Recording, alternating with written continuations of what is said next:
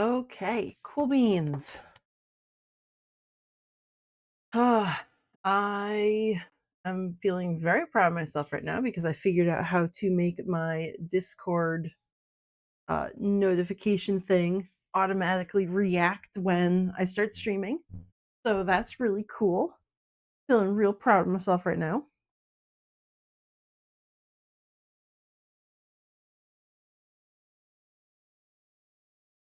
Oops, hang on. I got a text I have to respond to.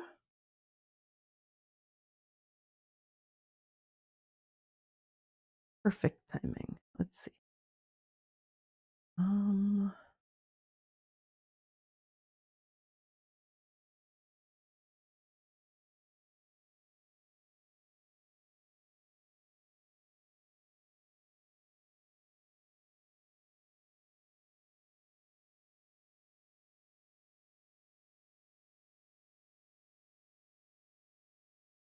and send.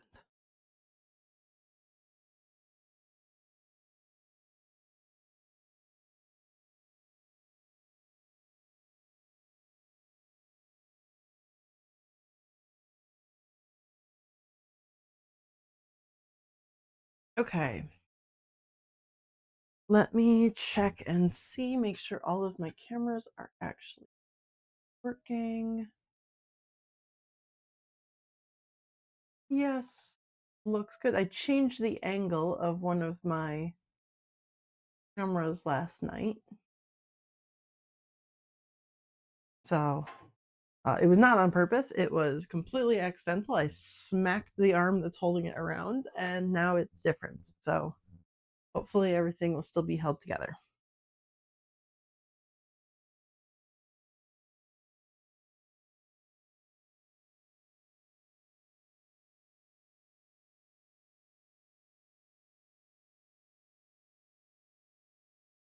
Okay. So I'm continuing on from where I was yesterday. My goals for today are I need to just stuff this crown, which is not going to be difficult. I washed it out last night, so the eye no longer has any of the stabilizer in it. And now I just need to stuff it so that it is ready to go. The magnets are still good. Everything is good there. Uh, the next thing I'm going to do is just finish up this pig because I've got everything cut out and it's just ready to sew. And I think for the rest of the day, I'm going to work on this cat. I did get my scanner working last night, which was just a pain in the ass because me and technology do not get along. So I did scan in the cat faces. I need to take them into Inkscape basically first to create these smooth vector lines around my drawings. And then from there, I can use those drawings as backgrounds for my embroidery. Because I'd like all of this to be done as an embroidery. And I think the size of the cat is going to work for my embroidery machine. So I can do up to a 360 by 200 embroidery. That's my largest hoop, which is covered in dust. Okay, covered in fuzzums, but that's my hoop there. So I think that I can probably fit both of them into the hoop. I might have to make them a slight bit smaller to fit, but if I can cut one piece of fabric the shape of both the cat heads, um, if I can cut one piece of fabric to the size of both cat heads, put it into my hoop, and then just let Thomas or Bernard, one of my embroidery machines, just kind of stitch out everything, and then I cut them out and sew them together, that would be a huge time saver. And I might be able to make lots of quick and easy cats. So we're gonna see. That's at least my hopes. If I do need to make them a little bit smaller, I can do that just in the scan before I do anything. I'll just resize it down so that it fits my 360-200 hoop. Um, but first thing I'm going to start with actually is just stuffing the hat because I do want to get that done and be able to offer that up to the person who wants it.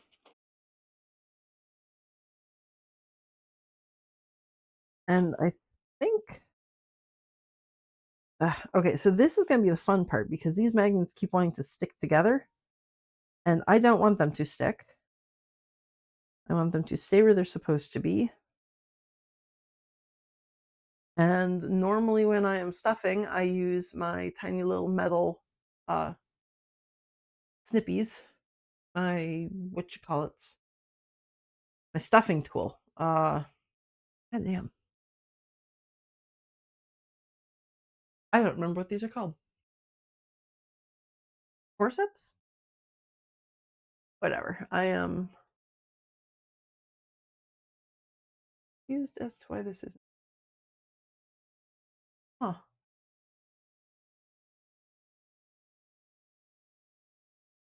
Okay, well, whatever. We're fine. But I can't really do that with this because there's the magnets in there.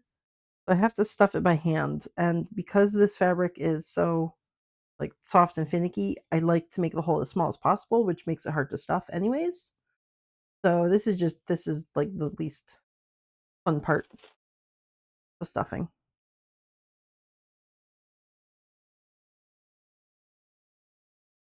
Because it fights back.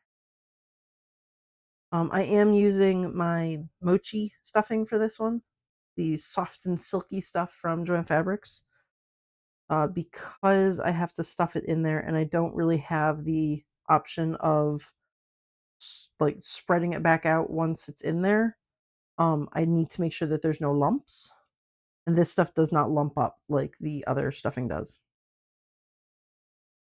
I don't need as much precision and like carefulness when I'm stuffing with this one.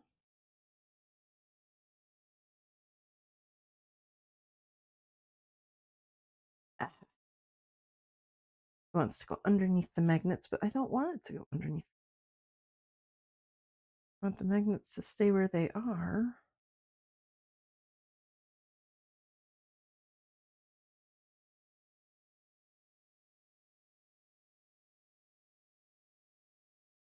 Maybe. Oh, see, they flipped over in there. Ah, they got twisted up. We don't want the magnets to twist because then they don't stick properly. Please don't twist. No twist. You good like that?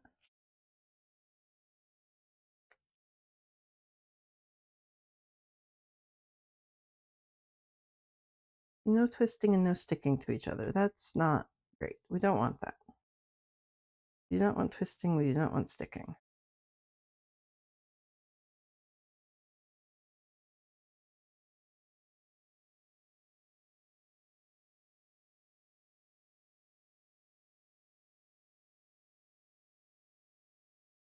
Nope, see, you're twisted again. We don't want twisting. That's what we definitely do not want. Okay, we want you guys to stay just like that. Stay in place. Do not twist.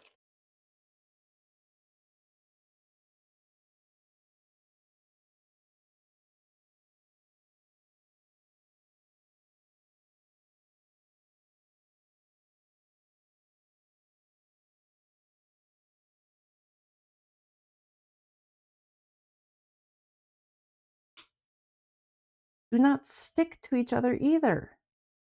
No. Oh my goodness.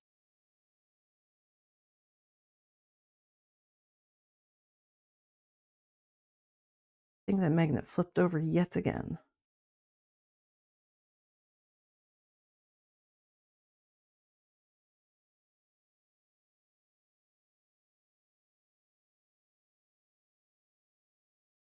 Something got twisted up in there.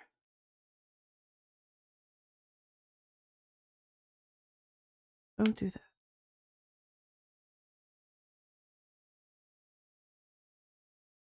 I think I'm going to try and pin that down in the center. Where's my pins at?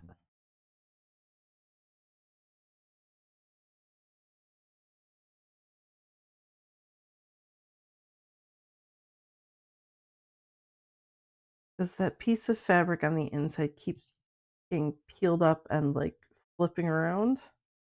And I really don't want that. I want it to stay flat on the bottom of the crown. I want the stuffing above it, not below it.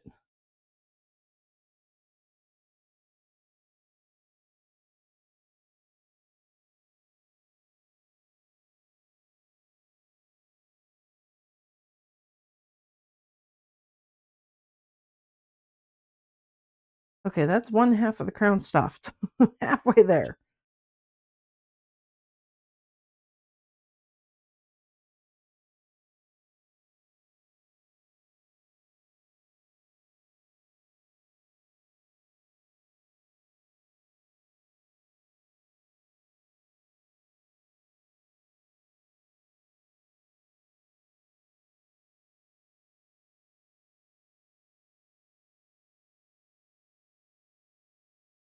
Okay, let me put that there.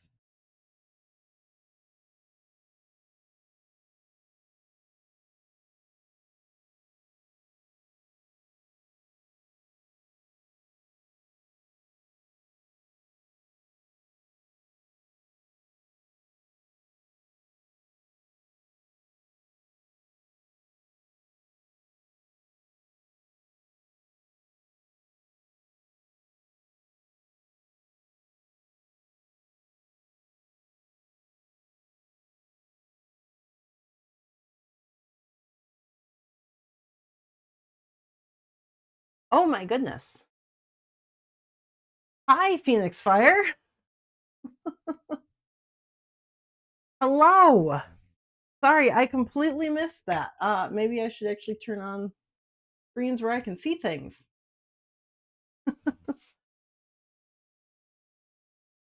Hello, everyone. I just started for today. I am still fighting with my technology, making sure everything is set up. But I am making plushies. This is my full-time job. I sew plushies.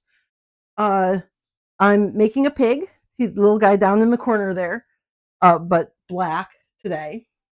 I probably will not be making the spotty guy today, but I am going to work on this gray one.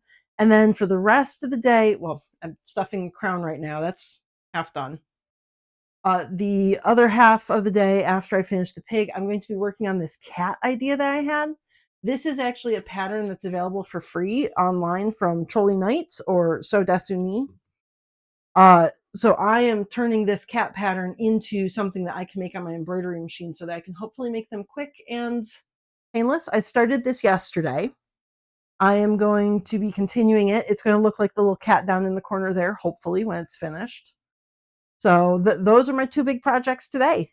So if you guys want to stick around and watch me sew and fight with technology, I'm probably going to be streaming for most of the day today. Next 5-6 hours ish. Like literally just started my stream, so you guys are here right at the morning.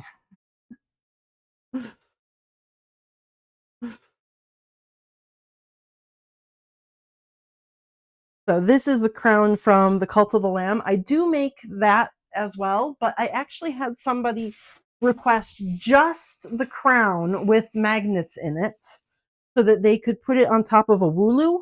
So that's what I did. I created, they're pinned in place right now, but I created a little thing of magnets that attach to the magnets inside so that they'll be able to sew the magnets into the wooloo and give the wooloo an evil crown. Hydrate, yes, thank you. That's actually out in my kitchen. Hang on just a minute. Pull my stuffing back. I made myself apple cider and then left it out there.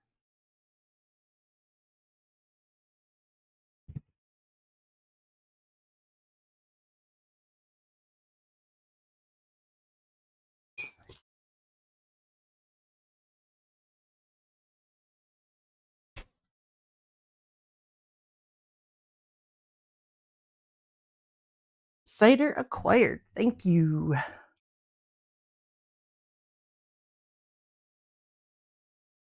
Yeah, absolutely. Enjoy your lurk. I will be here.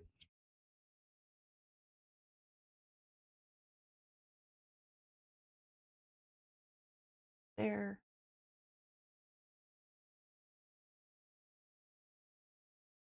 Now I can see people chatting. Enjoy your lurk as well, princess. This is a good channel for lurking because mostly I'm just talking to myself and arguing with the plushies I'm making. If you do have any questions about what I'm doing, let me know. I look up at the chat every minute or so. I will probably notice. Otherwise, you can just kind of watch what I'm doing and listen to me argue with myself.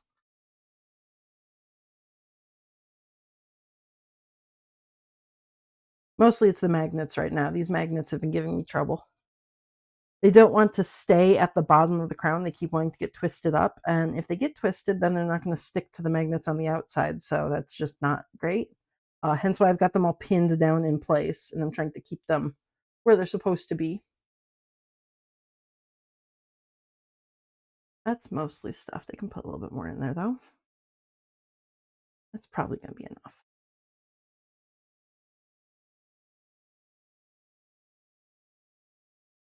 I don't like overstuffing these crowns because then they get like warped out of shape because this is just such a stretchy fabric.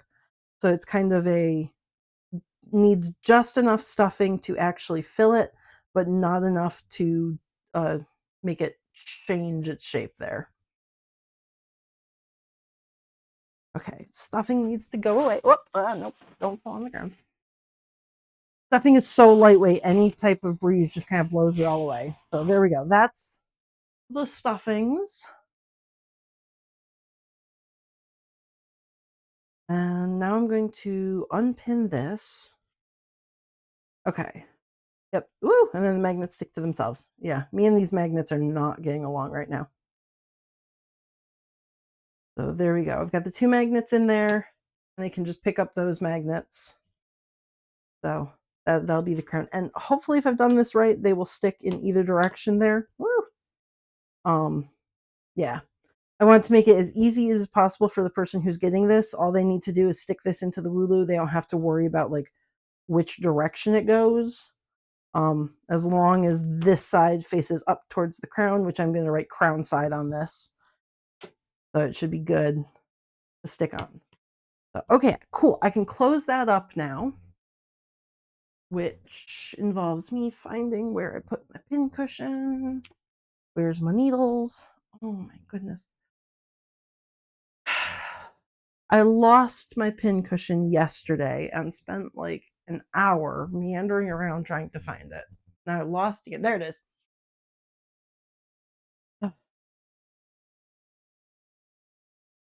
Like my craft room is not that big. I should not be able to lose things in it. Everything has a place. I should be just putting things back where it goes, but I don't. And then I manage to lose them.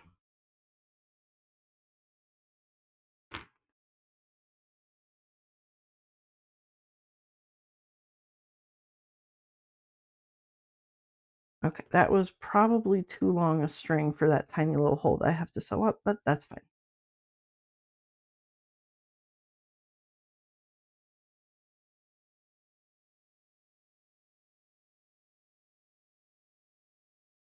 Me arguing with myself will distract you from arguing with yourself. Fantastic. Glad I can be of service.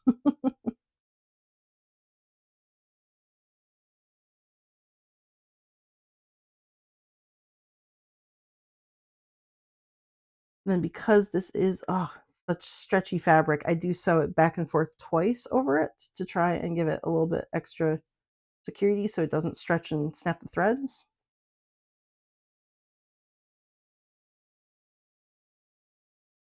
And very, very tiny stitches for it.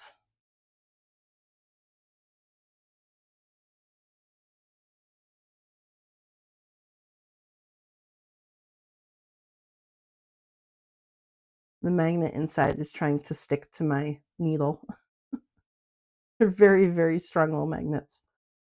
Because this crown has to go through multiple layers of fabric and a Sherpa layer, which is just super fluffy, it needs to have super strong magnets, so I use the rare earth ones, but unfortunately they stick to literally everything as well. I've also managed to magnetize most of the metal tools that I have in my craft room just by like sticking them on magnets, either accidentally or on purpose. You know,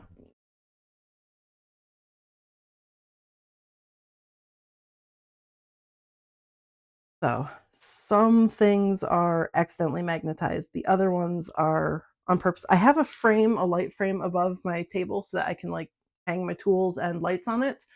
And I use these hooks to hang all my tools.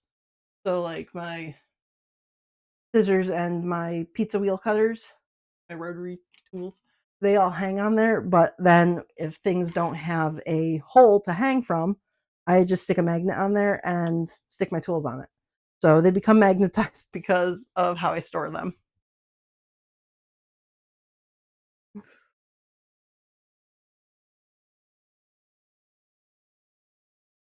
Okay, that looks good. Now I'm going to go back the other way.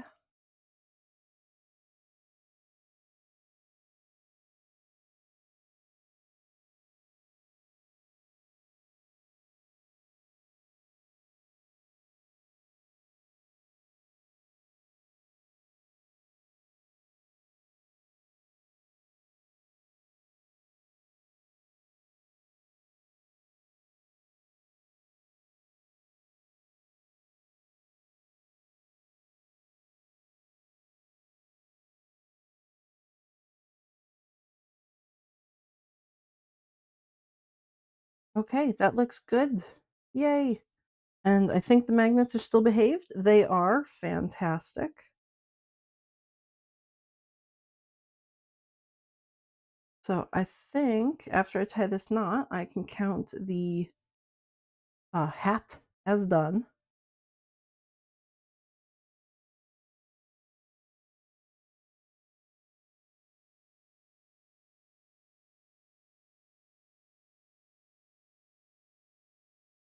And yep, it's trying to stick to my needle again. Okay. And I put my scissors away and I can't find them.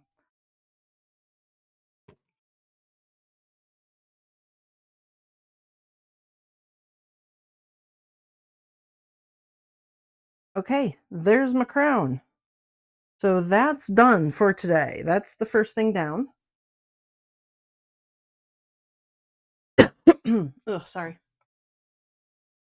So I can say finished crown is done.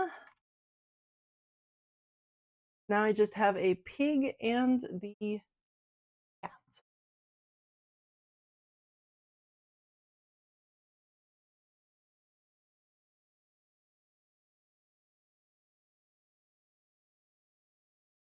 Okay, pig is up next. So I cut all these out last night. This was like one of the last things I did there. Ah.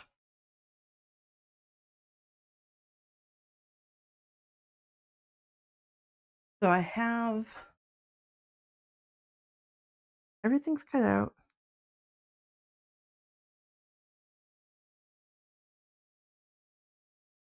Okay, so everything's cut out.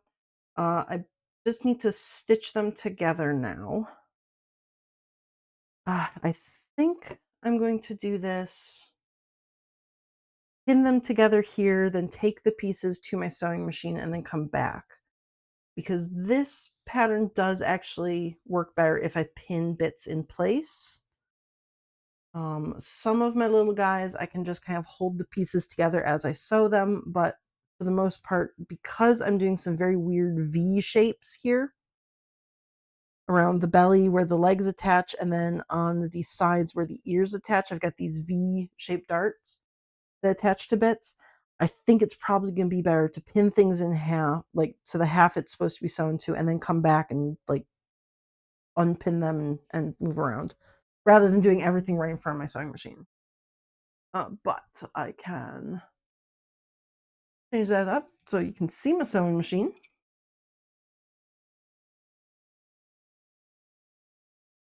This here is Bernard, my sewing machine. sewing and embroidery. I've got 3 main machines that I use. Bernard is good for sewing and embroidery, but I mostly do my sewing on him. I've got Thomas for just my embroidery work, and then I've got Emmett, who is for heavy duty or things that might destroy a machine, and therefore he's kind of my sacrificial lamb.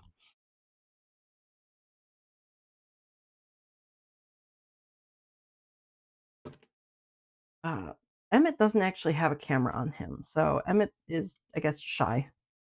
He's fine though. Okay, there's my faces. Oh, I do need my pattern bits. Chunky pig pattern.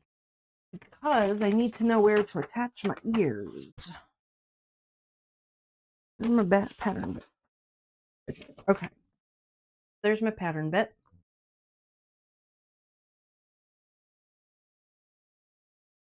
And marker.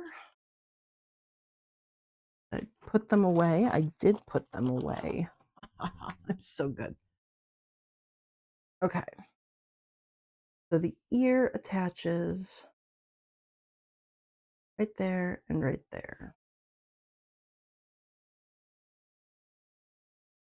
Oh, well, let's see it on one side of the pattern.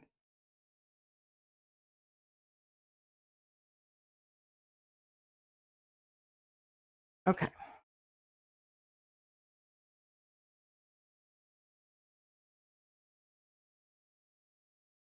There we go. So now I know where to put the ears. I think that's the last of the marks I need for this pattern.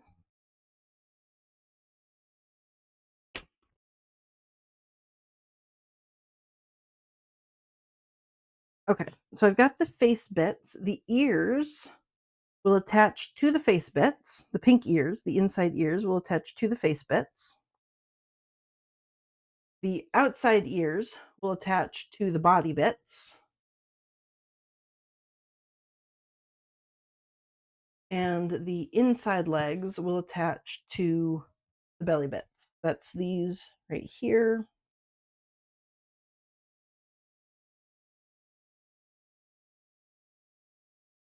Okay. The outside legs can stay where they are for now. I don't need them. I can sew the nose bits together. Let me get the fuzzies off of that. Everything is so fuzzy. The upside of Minky is that it is super, super soft. The downside is that I have a robot vacuum specifically for my craft room and nowhere else because I get so many little fuzzy bits all over that this is like a daily needs to be vacuum situation. Got my ears. The tail can be sewn. The tail is just sewn in half together. So this is going to be the tiny little tail. It just gets folded in half. Technically, I don't think I need to pin this one. I am going to just put one pin in it though to hold it where it is. Okay, so that tail's ready to be sewn. These top points will be attached to the snout. They get sewn here first, this top bit. I don't want those pins. I want my blue pins. When you're sewing on the sewing machine, you should never run over your pins. So I use the blue pins and then run them over because these are very fine and thin. And if my sewing machine hits them, it's more likely to break the pin than it is the sewing machine. But still not a good idea. So don't do that. I'm bad at that. Do not do what I do.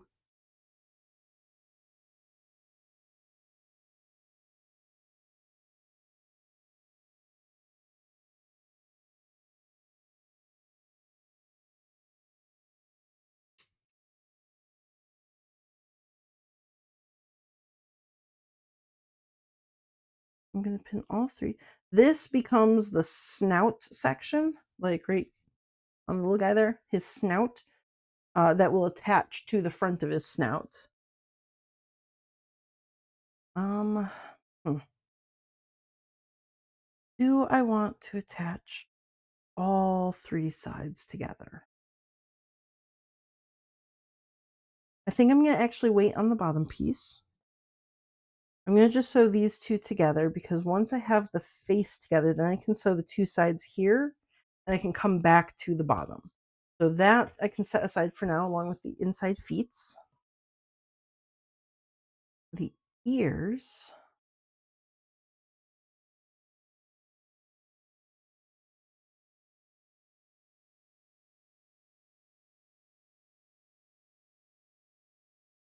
The ears are technically combining a convex and concave curve so that kind of have to stretch them and attach them, but it's not a very intense curve, so I don't have to cut any ease uh, spots in the face or anything. I can just kind of mash it into place.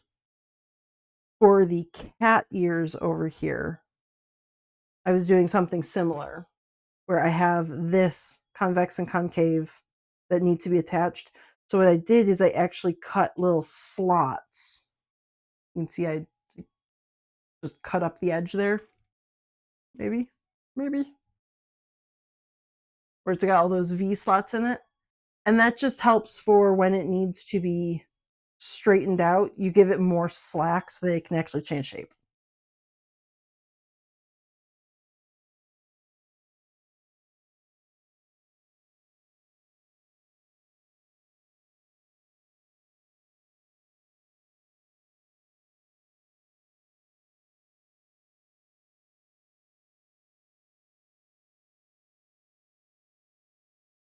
Okay, one ear on.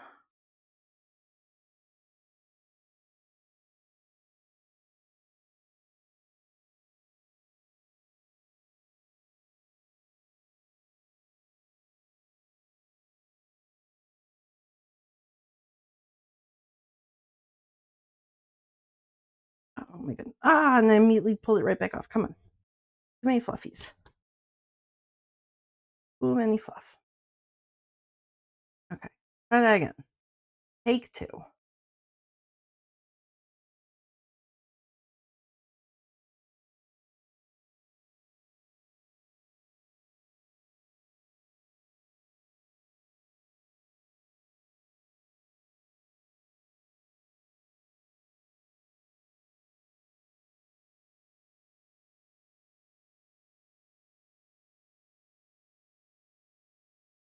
Nope. I don't want the yellow pins. My yellow pins are more heavy duty. Um, I really don't sew over those ones. And they also don't bend. When I'm putting the blue pins in through multiple layers of fabric, sometimes they get bent, so I lose them quicker.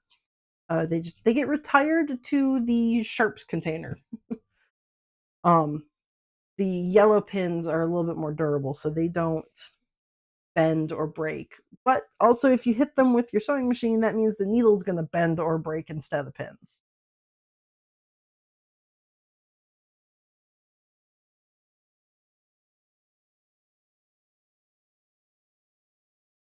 Okay, for these here, the flat edge of the belly is the front. I did write a little F on each of these feet because I've made a couple of these pigs where I sewed it on backwards, which is really, really dumb of me because, like, this is my pattern. I should know how to make my own pattern. This isn't something that I bought from somebody else. I made it myself. I should know how it works.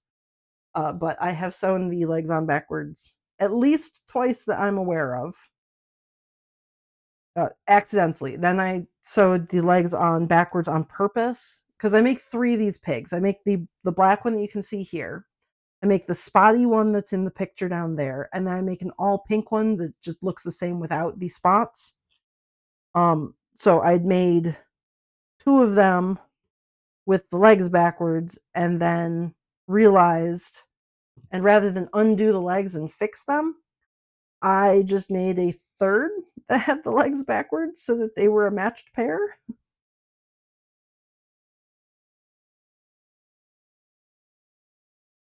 So that was a whoops. Okay, 2 legs on. Front goes towards front. Front.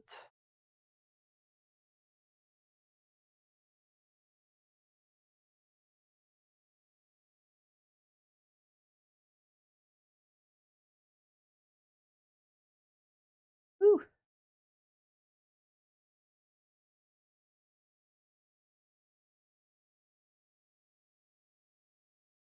Okay, one more. And front.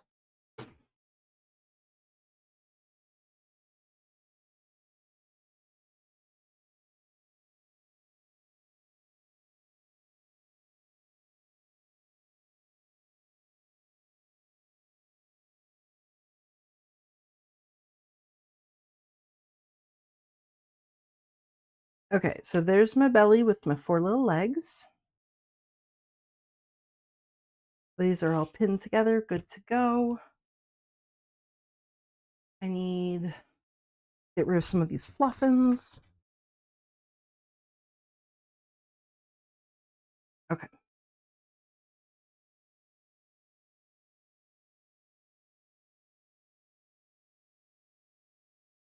And outside ears for these sides. And set those aside. Back up there. Okay. Let me see. That is the wrong ear. It is this ear to this side.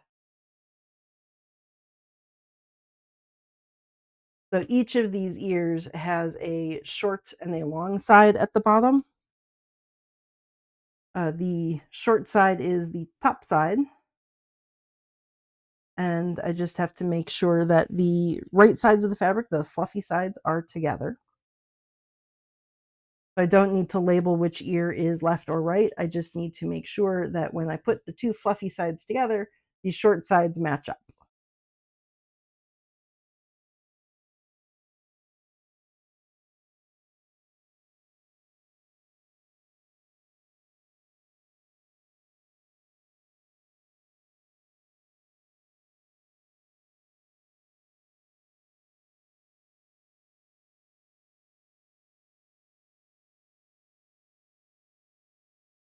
Okay, everything is now pinned, at least the beginning parts.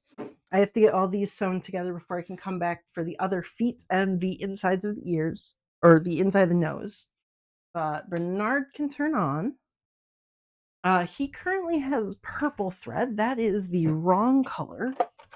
He needs gray or black. Oh, I have a gray bobbin.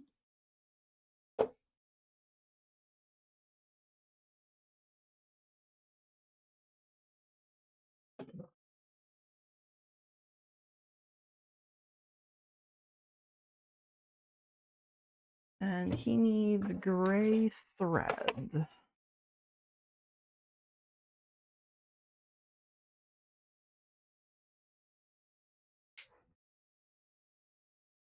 My purple away.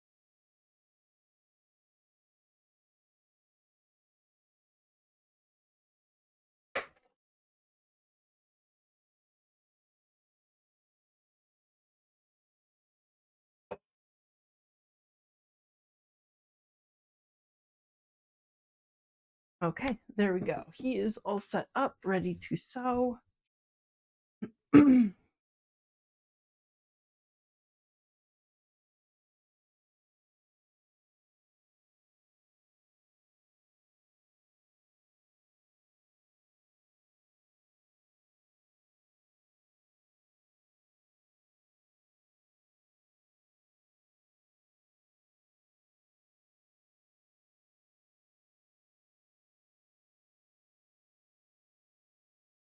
Okay, let me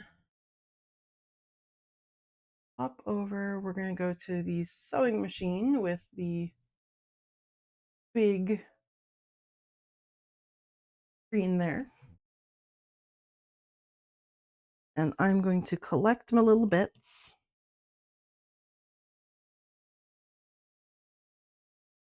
And take them over.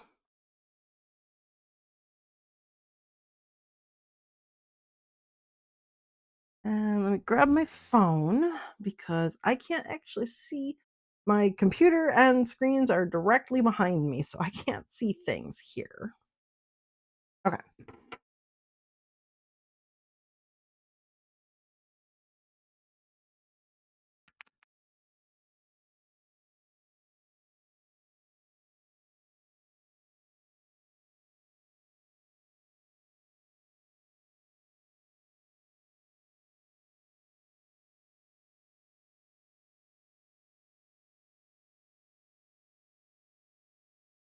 Okay.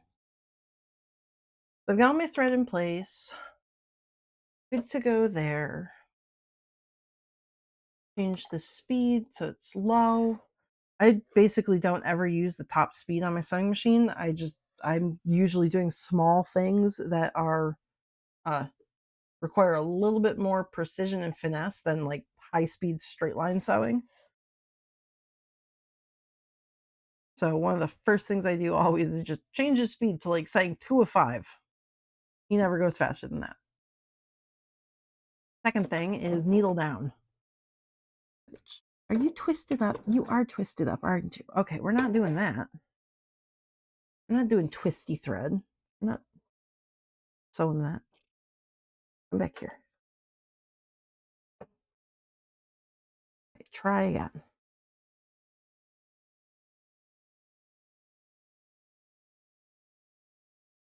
Okay, nothing twisty now.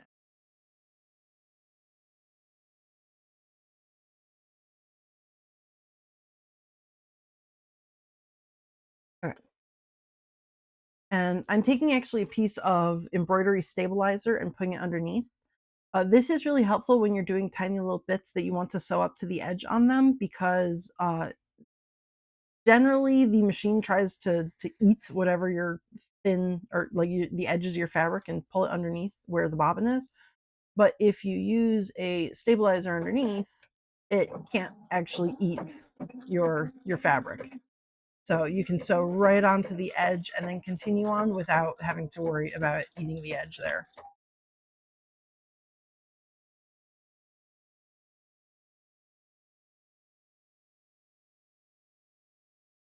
And then you just have to rip it off, which is generally easy if you use a tiny stitch.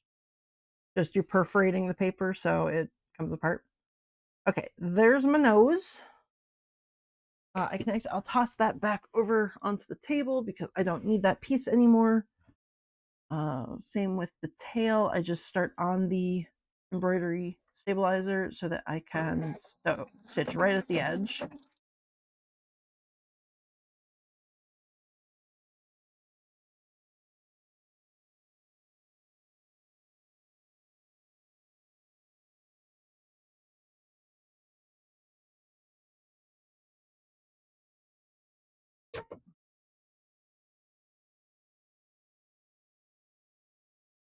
There we go. There's my little tail. That gets tossed back over onto the table as well. I don't need that anymore. Ah. I'm going to do these little guys first.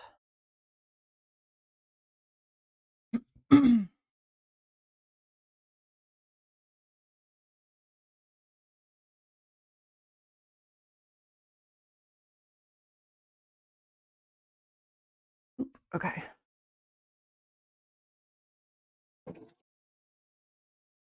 This one, technically, I don't need the stabilizer under because I'm not actually sewing on the edge, but I still like starting it there usually. Like the extra support is not a bad thing. Okay. There's my ear. Now the piggy has his ear. Very nice. That gets tossed over on the table.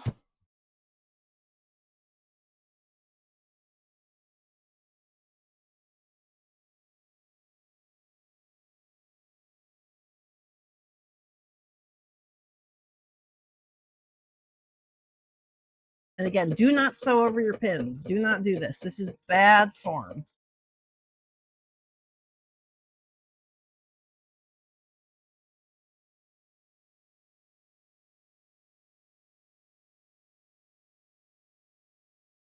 There's another ear. There's my piggy face with his little ears.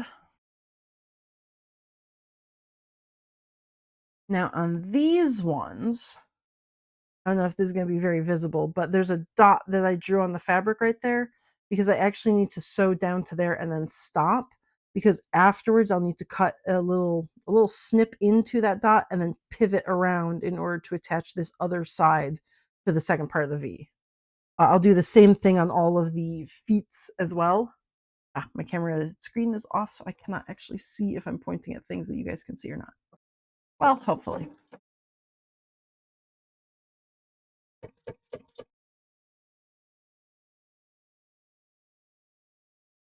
Okay.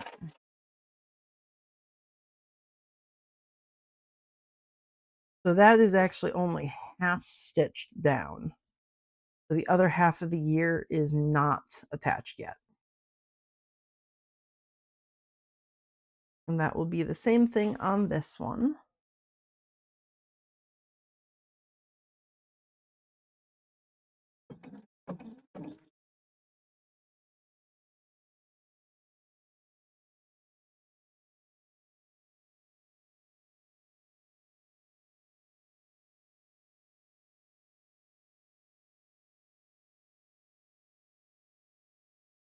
Okay.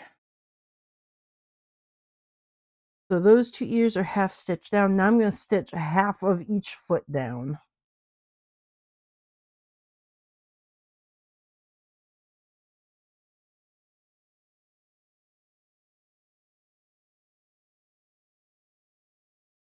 I could really be using my pokey stick right now. But I put it away too. Is my pokey stick. Yes. Okay. There we go.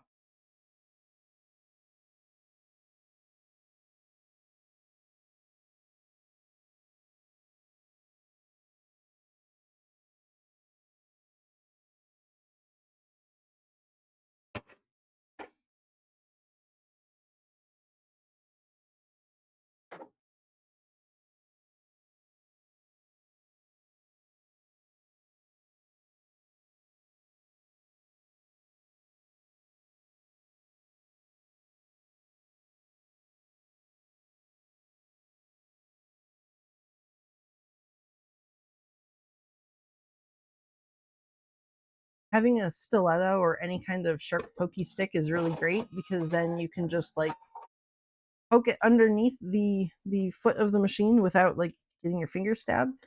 And generally this is going to be smaller than a finger is.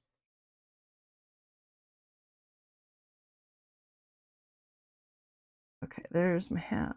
That's 2 feet half sewn on.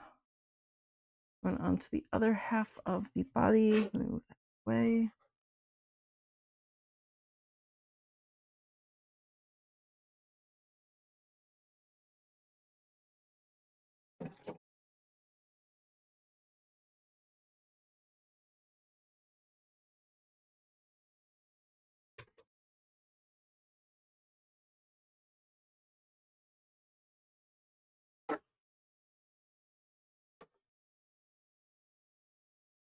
And last foot. Why are you not laying flat? That's very annoying. Don't do that.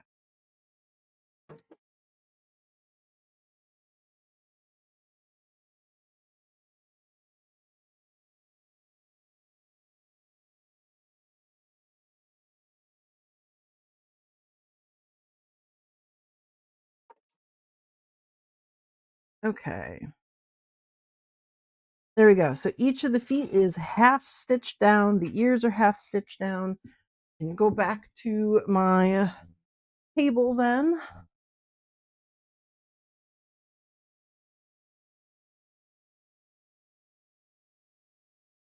I don't actually need my stiletto right now. Okay. So my face, first thing I'm going to do is just pin this top section down. I'm gonna just connect that forehead line right in between the eyes. Once the oh, that pin is super bent. That's not a good pin right there. That one's getting retired.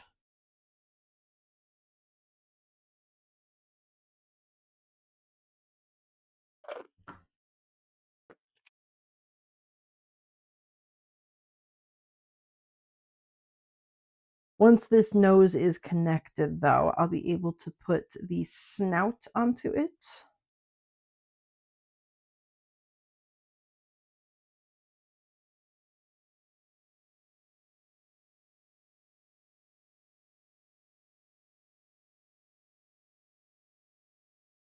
There we go. So the curve that will result right here will have this part of the snout attached to it. Ooh, that's not staying up very well. Anyways, it'll have that snout attached to it right there. And then this snout will attach to the pink bits there. That's what he's going to look like. For a fancy pig. Okay, the tail can be flipped. The tail is actually done. I'm going to trim down a little bit.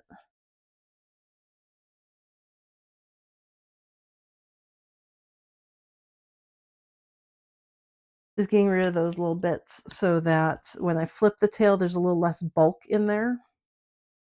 It'll just keep that tip a little bit flatter.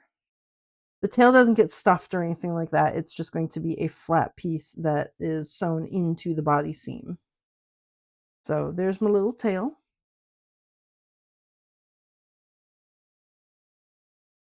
And then these bits, I'm going to make sure the ear is out of the way on the bottom, and then on the body,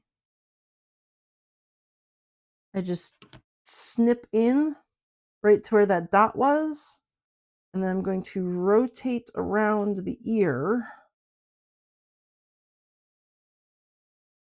and pin everything in place there.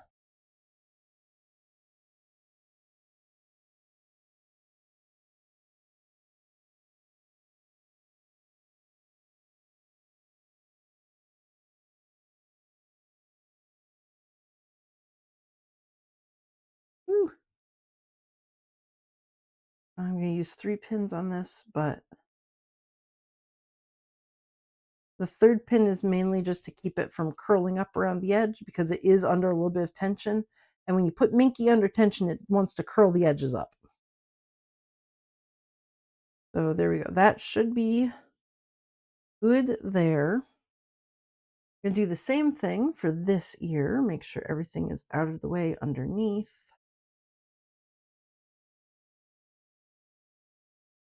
And then trim to the dot.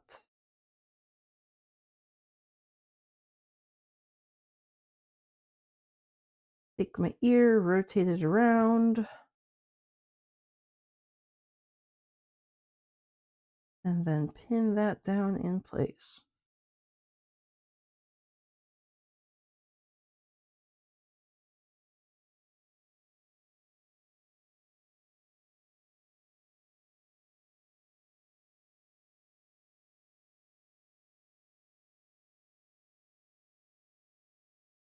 And then I'm going to just put one in the middle to make sure that there's no curling issues. Okay. So both the body bits are ready to be sewn together. Now I have to do the same thing for all 4 of the little legs.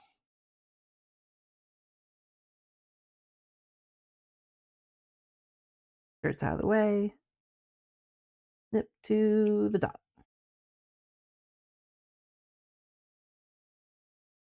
Sure it's out of the way. Snip to the dot.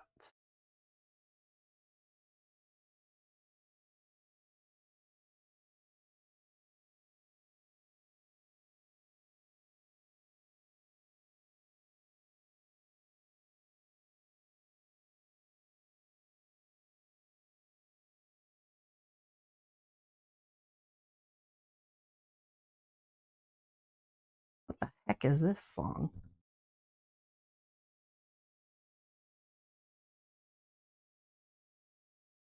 I don't like that. We're moving on.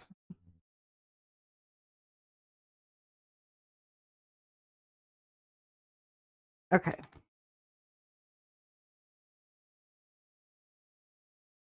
And then the legs also get pinned the same way.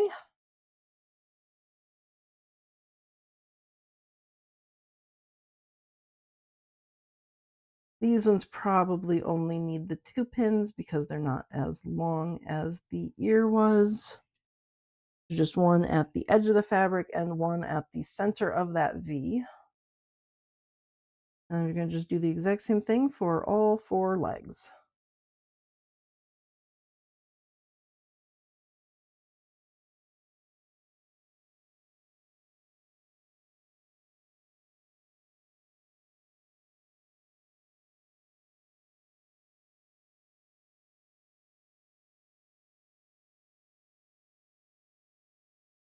So many phasms.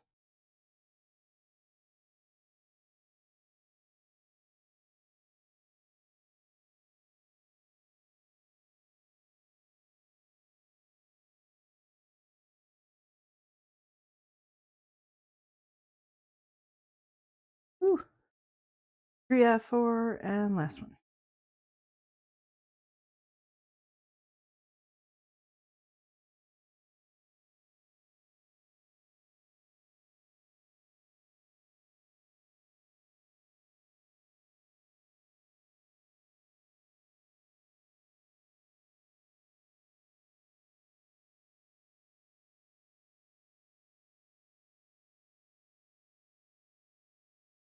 Okay.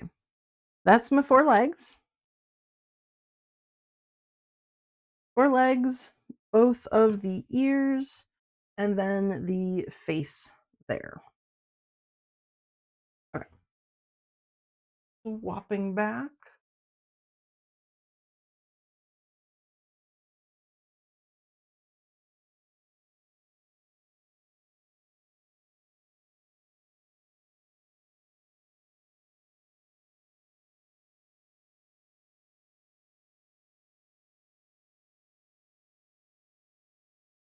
And again, I'm stitching around the edge. I'm using a stabilizer.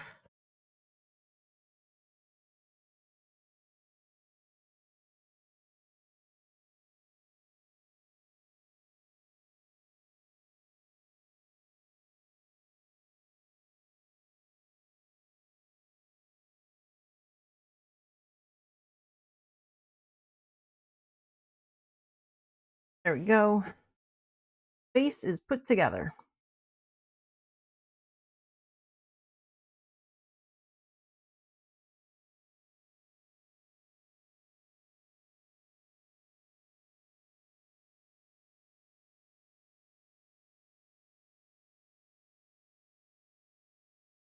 And then on these ear bits, or any of, I guess, any of the V's, I'm just going straight forward to where that original snip is, where that dot is, and I'm getting as close to it as possible.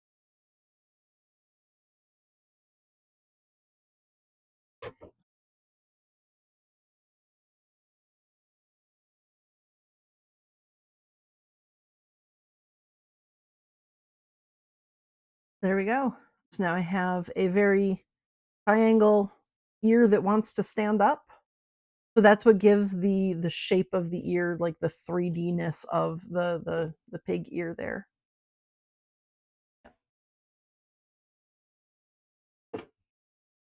So I'll put those back over on the table. Here, that looks better.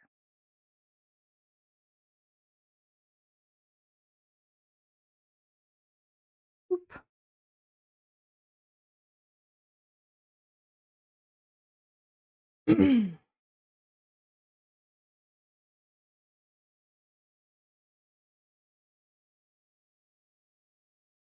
And same thing on this one.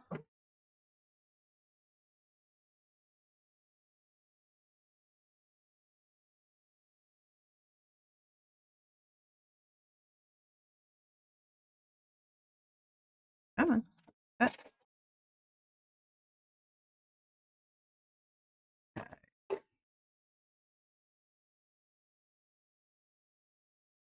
And that ear is good as well.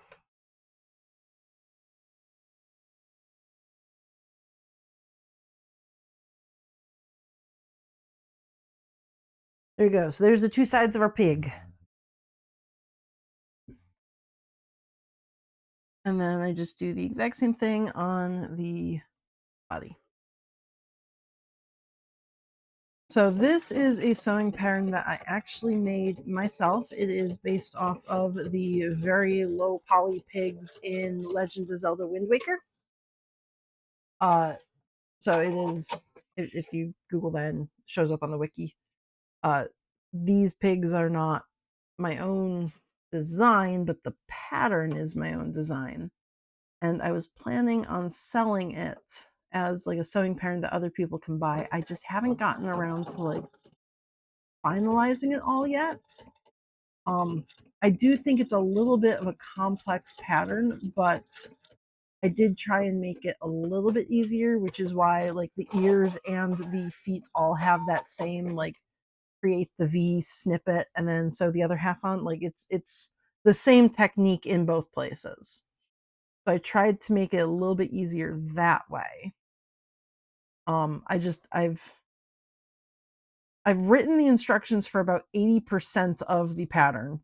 But I did it in Microsoft Publisher, and I'm swapping over to using a free version of publishing software called Scribus. And I haven't quite taught myself where all the tools are yet. So I think what I need to do is teach myself Scribus a little bit better, and then following that, redo the pig pattern in Scribus instead of it half done state in Publisher.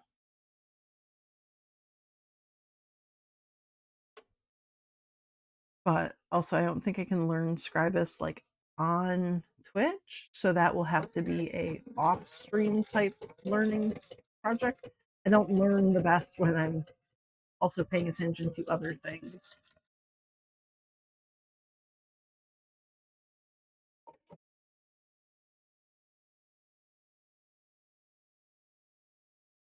Okay, there's my feet.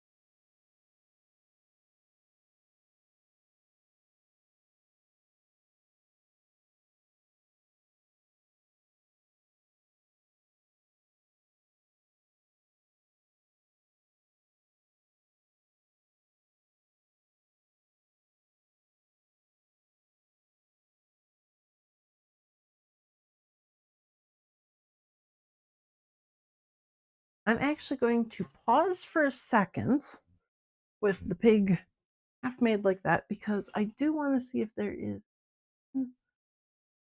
to the transition with just my quick buttons. Settings, maybe? Hotkeys?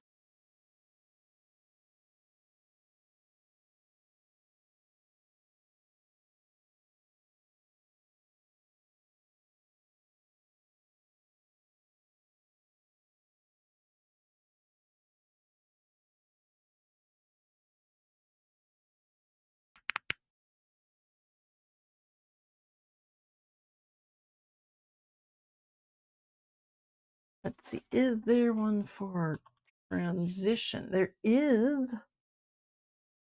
for transition. Interesting.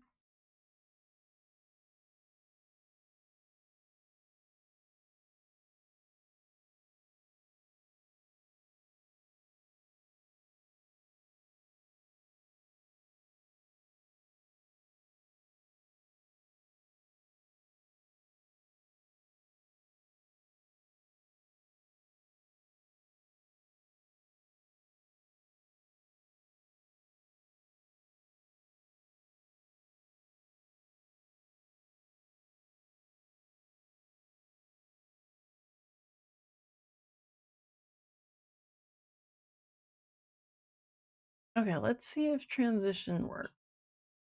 Okay. Ha ha ha. Okay.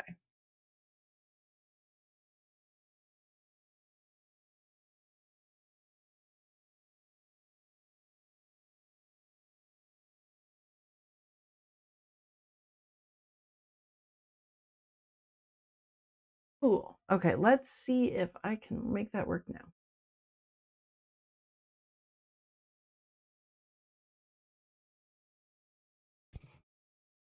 So that'll just transition back and forth between where I am. But if I'm here, the next stage is going to be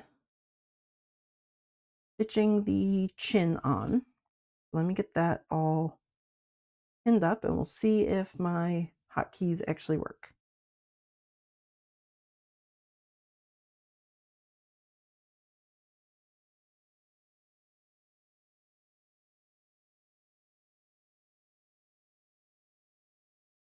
Okay.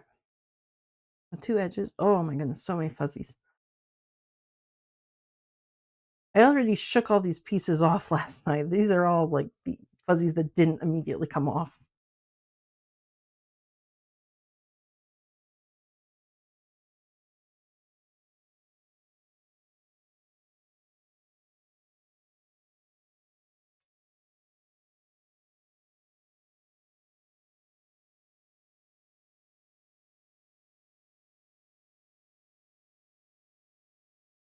Okay.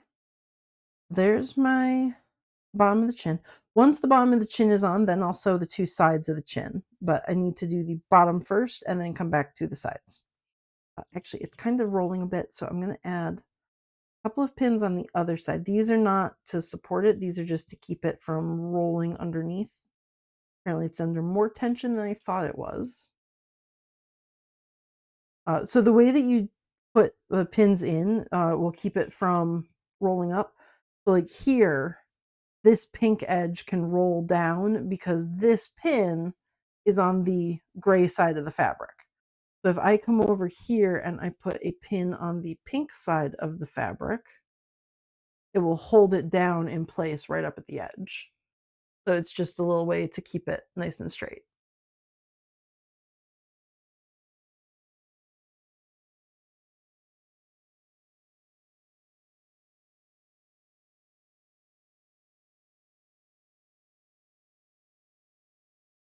Okay, let's see if my hotkey works. Maybe not. Oh. Okay. Why didn't that work?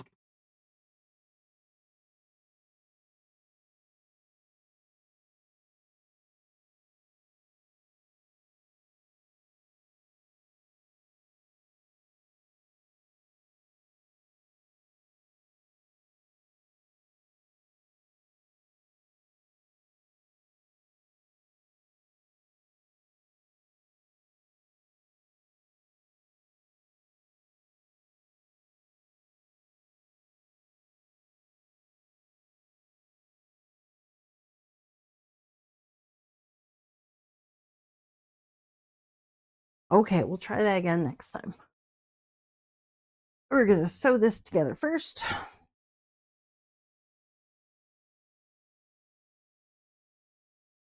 And I'm sewing with the pink side up because on the pink side I can see where my stitches began and ended last time. And I'm gonna go right up to them, but I don't want to sew over them. So I'm starting right on the last stitches I had and then going across.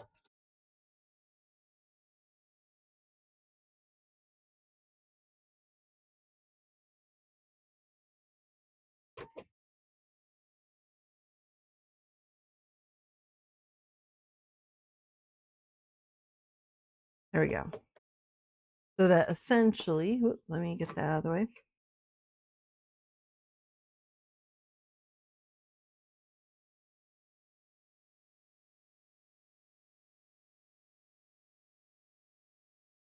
Camera.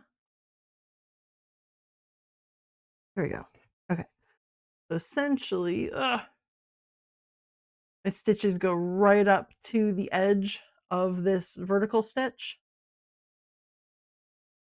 Same here, they go right up to the edge of the vertical stitch, but they do not go past it at all.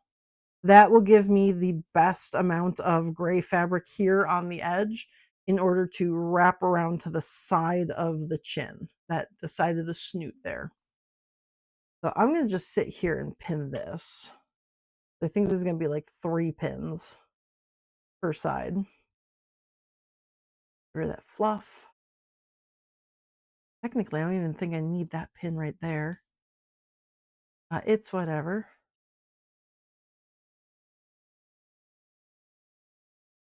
There we go. And then I'm going to come around to this side of the snoot.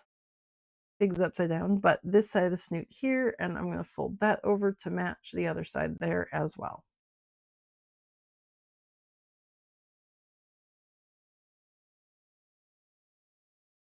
In there. In there. And then I'm going to put 1 pin in the middle, but on the other side of the fabric.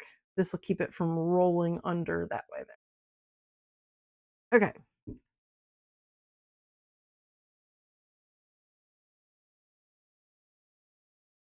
And as before, I'm lining it up right with the last stitches.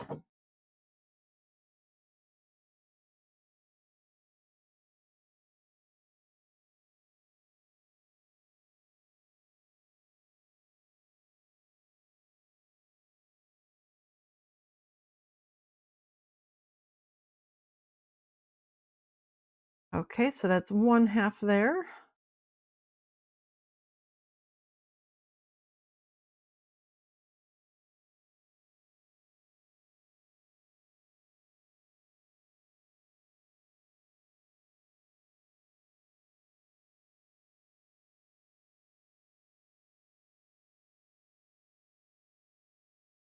And there we go.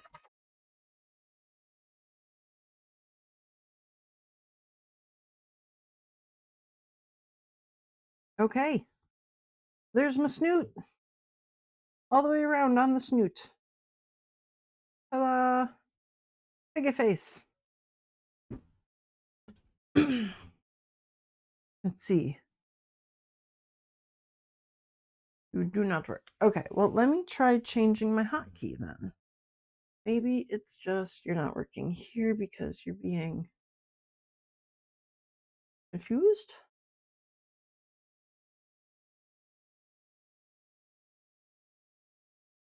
File settings, hotkeys, transition. Will just be that.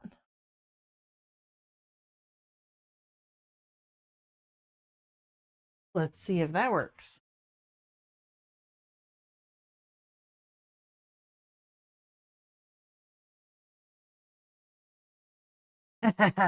Okay, so now I at least have a hotkey that I can swap in between my 2 scenes. That's pretty cool. Okay. Big face. Close that.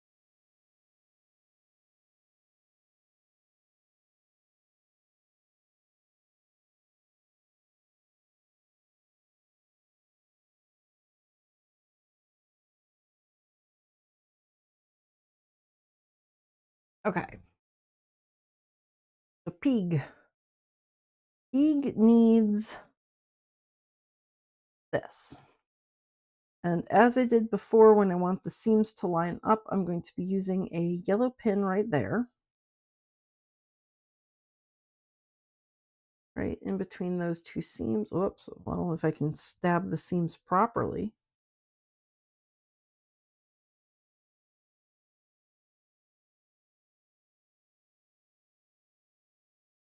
Okay, so those are lined up. The next part is lining up the ears. These ones are also going to get yellow pins just because that's another seam of like where two seams match. Come on, dab.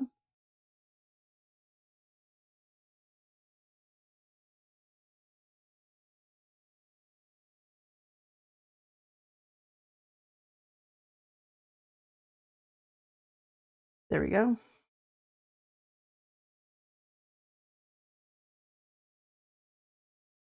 And I need more of my yellow pins. They're all on the wrong pin cushion holder thing.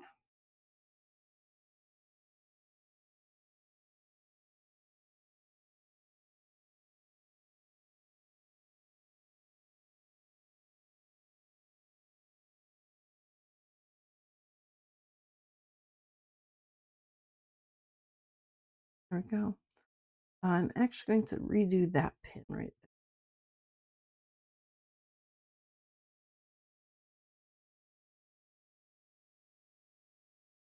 There's my edge. Okay, that's right where my stitches are. That does not line up properly. Try that a second time. Nope, that didn't work either. You need to go through the seam. There we go.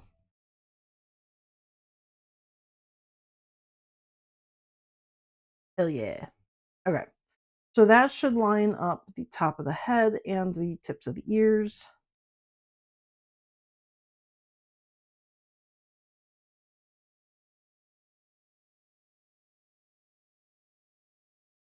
The ears itself, ears themselves, are going to be blue pins.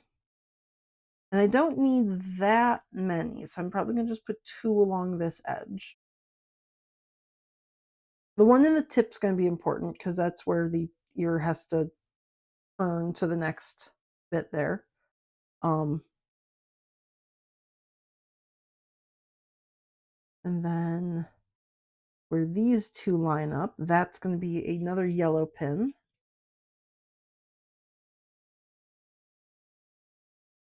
Yes.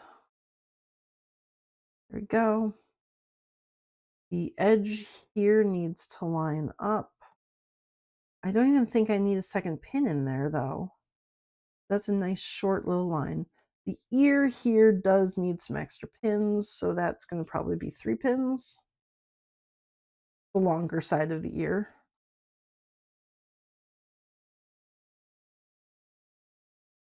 2, yeah, I'm going to put 3 pins in there.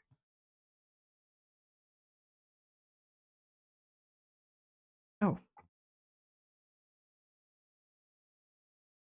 There. Okay. I forgot I was playing around with the transitions. Okay. So there is the one side. Then I'm going to do the exact same thing for this side. I'm going to start by pinning the tip of the ear. And then going back in between. This side of the ear probably only needs 2 pins.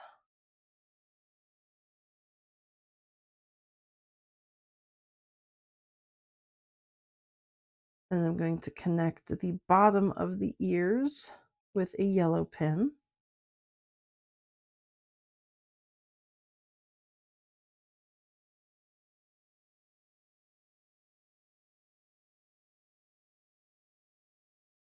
Whoops, that's not a yellow pin, that's a blue pin.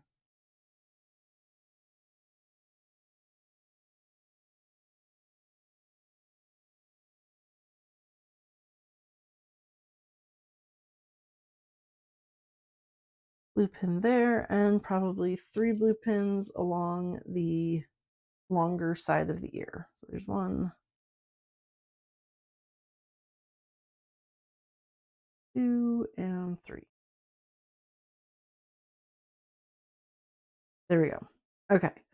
That will be face attached to the body. Get to sew that part now.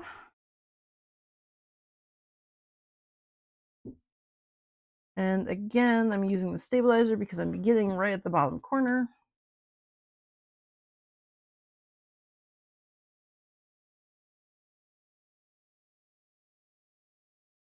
And I am pausing before I get to the yellow pins to actually pull them out because those ones will break my needles.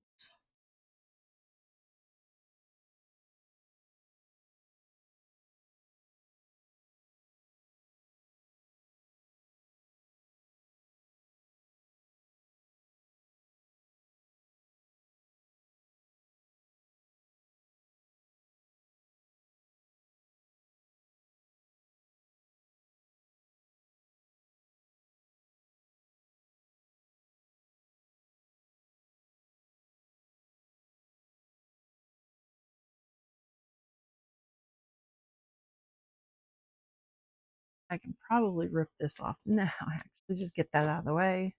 There we go. And then go back down here.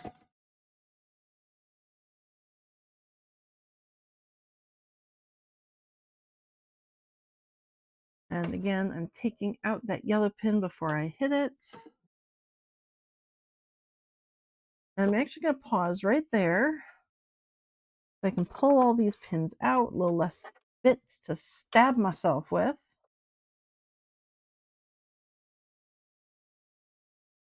Hello, hello. You didn't get the Discord notification? It should have worked. It posted something for me.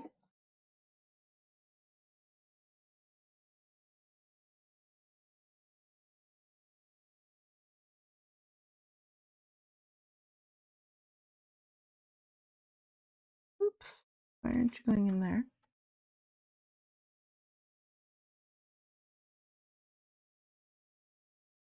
And whoops, whoops, right up to that yellow pin, but I'm not going to sew over it because they break needles. Flatten you down. Okay.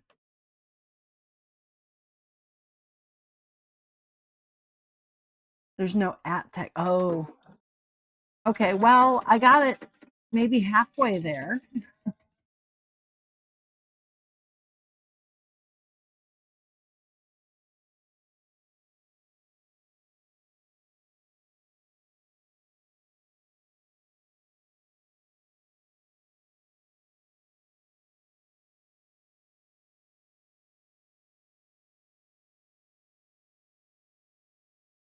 And there we go.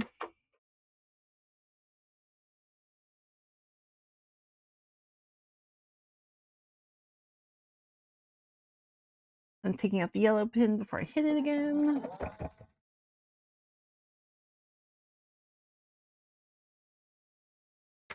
Okay.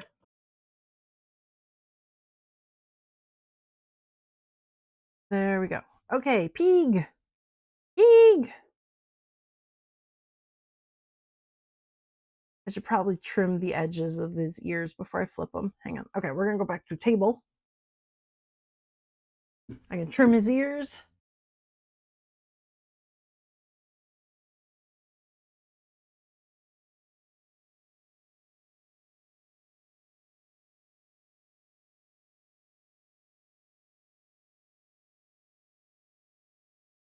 Pig. I am feeling somewhat better. I'm still not 100% from recovering from flu. That it took me out.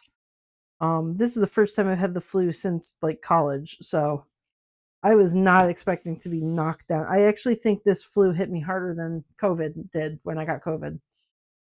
Um, I still have a bit of a cough, but I also have a like hotkey to immediately mute myself so I can try and not cough on like right on top of the microphone.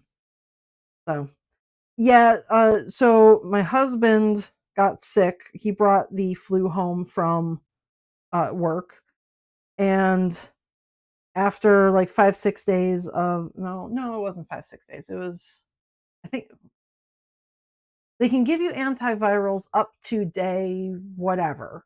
We were 1 day past that when he went into the hospital to actually get a flu test to make sure that it was just the flu and not something worse. Um, and so yeah, they took him, they swabbed him up.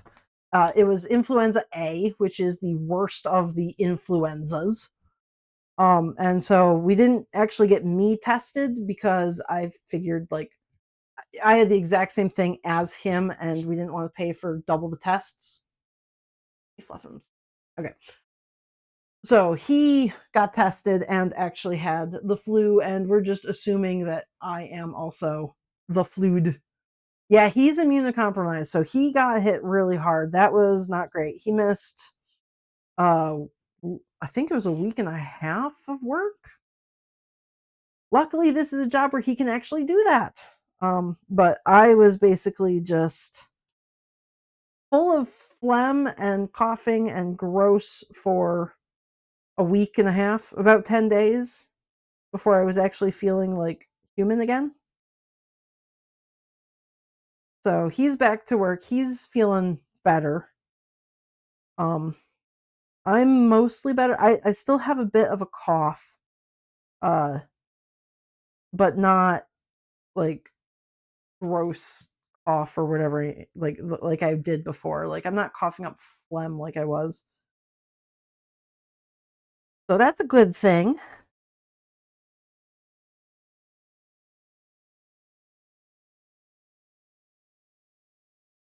Yeah, I'm hoping that we're gonna be okay and not get sick again. Like that was enough for this year. We don't need to do that again.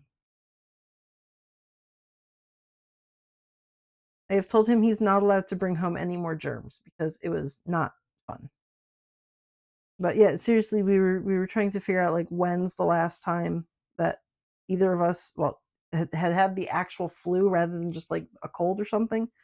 And the last time I had the flu was back in college, so that would have been 2011 at the latest. It was not fun.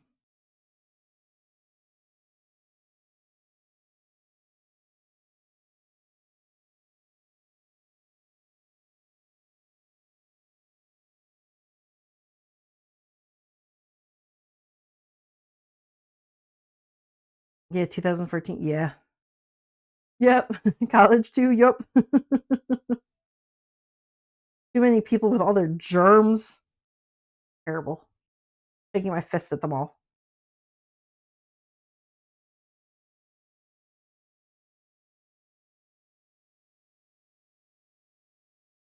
I mean, technically, because my husband works at a college, does that mean we also got flu from a college this time as well?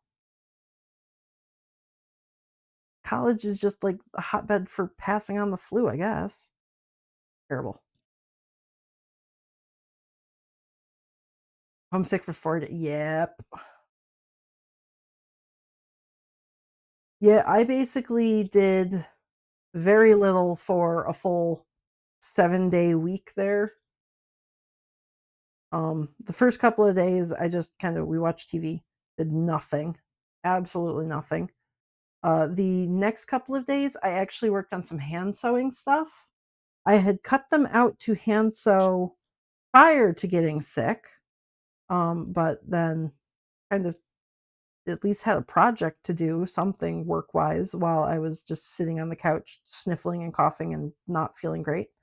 I got some brown Sherpa, the same stuff that I used to make the lambs. Ugh.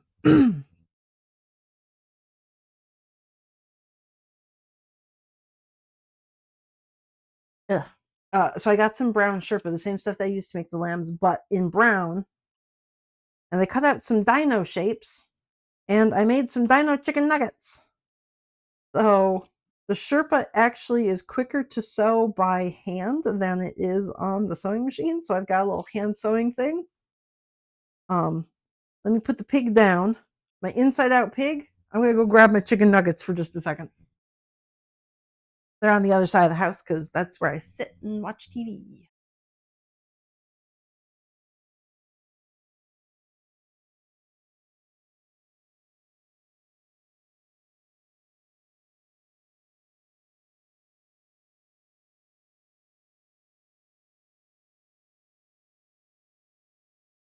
Dino nugget.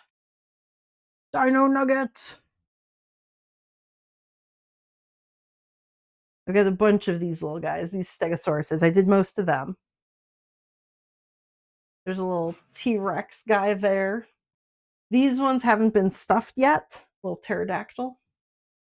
But I did at least stitch them together. There's another stegosaurus. I think I have a triceratops as well, but I haven't gotten to him in the pile yet. So there's my chicken nuggets. Yeah, the big problem with the Sherpa is because it is so fluffy. If you're machine sewing it, you have to take the edges. Let me grab my actual leftover bits over here. You have to take the edges here and all of this fluff that sticks out of the edges, you have to tuck it underneath and then sew really close to the edge. Because if you don't, what happens is at that, take the pin out, at that edge, all of the fur gets like pinched inside. Here, let me actually probably. What are we listening to? This is not. What the heck?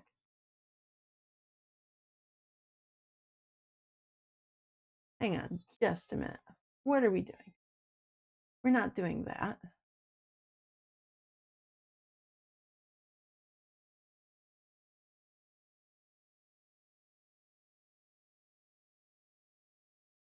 That's what we're doing. Okay. I don't know why that was in my lo-fi Animal Crossing mix, but whatever.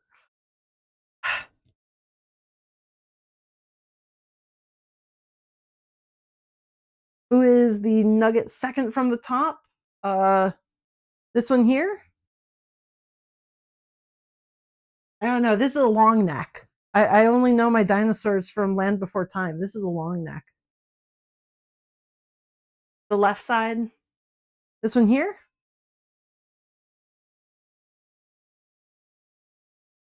That's a pterodactyl. It's my least favorite. It's not super distinct. But he's got his two little wings, his two little feet, and then a big long head.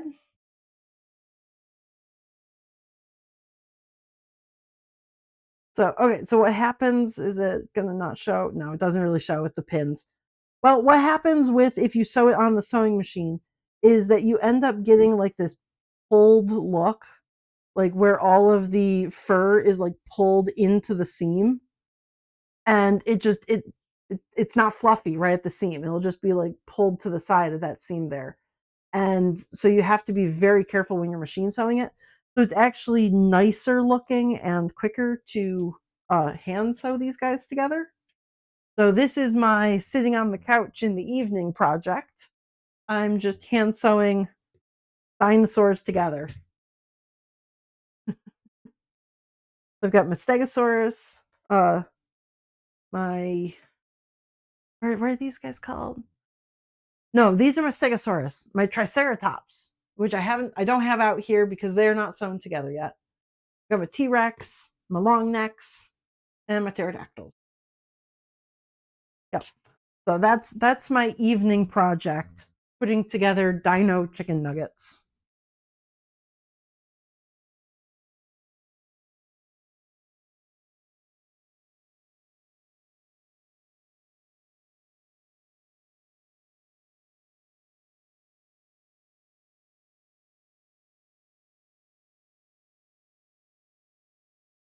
I have not done the resin stuff. Nope. That was I had everything set up and the next morning I woke up feeling like shit. So I did not do any resin stuff. And then I had someone request a crown with magnets so that they can put it on a wooloo. So I just finished that one today. This is my second day back to work after like feeling like shit. I did some small little things, but not a lot. And I had someone request the black pig. So I figured I'd have that one made as well. Um, Cult of the Wooloo, yeah. I thought that was great. um, yeah, so then I've got this pig, and then I've got a craft fair for Mother's Day that I was accepted into. And so for craft fairs, I need things that are small and less expensive because that's just what people are willing to pay. Um, so like my bats are just about $40. That's at the top of what people want to pay. So I have to have things that are a little bit cheaper, whereas most of my things are more expensive. Like this pig is 50 some. Um, so I need things that are cheaper. So I figured the little chicken nuggets are going to be super cheap. I'm debating in between $15 and $20 for them. They do take me about an hour to make, so I try and usually price about $20 for each hour of work time. But the fabric was also super cheap, so I might be able to like price it down to like 15 and see what people think. Yeah, the bats, you when I started making the bats, I was making them for I think 32. Um but also I was paying myself less than minimum wage for my time. So I did raise that up to now I'm paying myself slightly more than minimum wage. And my fabric has gone up in price from it used to be about $15 to now I'm looking at like 20 to 24 after I put in all the shipping costs and everything. So price of fabric has gone up, and I also am reevaluating the time I spend on things and how much it's actually worth. So yeah, I price the bats now at I think it's 37 at craft fairs or 39 when I put them at 39 in like the craft markets and things where I have to pay uh for my space. So that extra $2 goes straight to the store, not to me. But yeah, basically I have to raise the price on them. I have been to Joann's. I got some fabric. My mom and sister both got me fabrics as well that they're going to mail to me from theirs. Um, I'm kind of waiting for things to go on further sale. Some of their fabrics are like at the 60% sale, and that's really nice.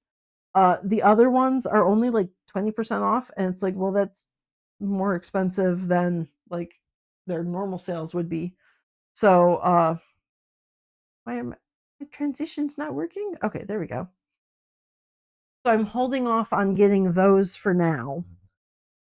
Because I have a lot of fabrics that are like the things I want. I don't have many that I need. So I grabbed more fabric that I'm going to use for the Cult of the Lamb, the capes. I grabbed more of that fabric so I can make more capes there because when Joann's is gone, I don't know where I'm going to get cape fabric from. Like that's going to be something I have to resource somewhere else. And I also tried to find some purple fabric for the goat capes from the Cult of the Lamb multiplayer where they've got the goat character.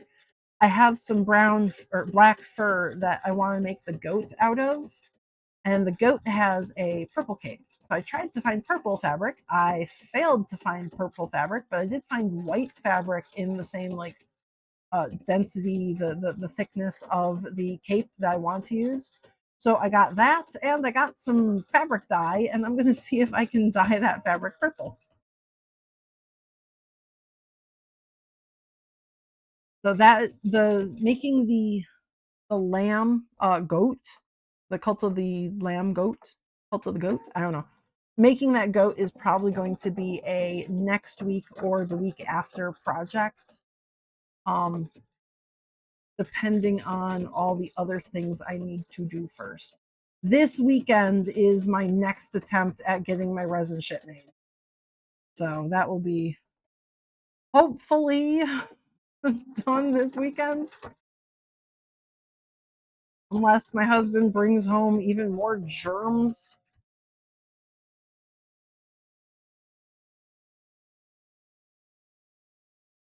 Which he would be highly illegal. He's not allowed to.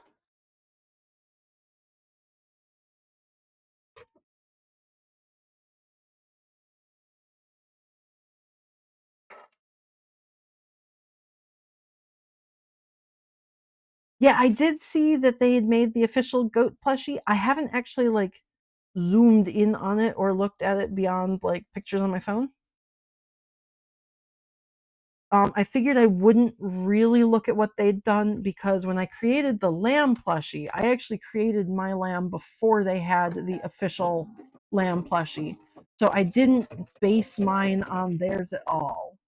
So I don't really want to base any part of the goat on their goat. I want to just take the sprite from the game and make make it based on that sprite. I also picked up some silver bells for it because that one has a silver bell on its purple cape.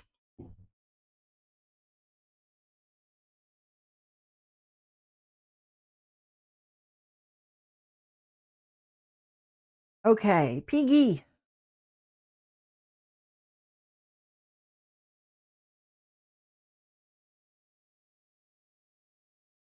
Pig. Him's stuffed. Or him's turned right. He's unstuffed. Him's unstuffed, but done. Do do do. Pig.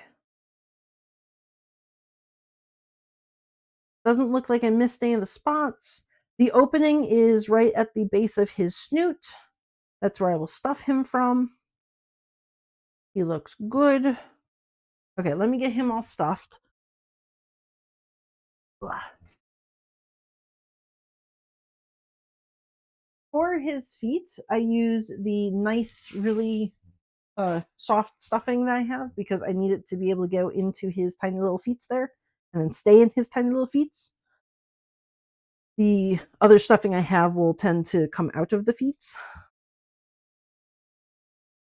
But then the rest of the body will just be my standard polyfill. Enjoy your lurk.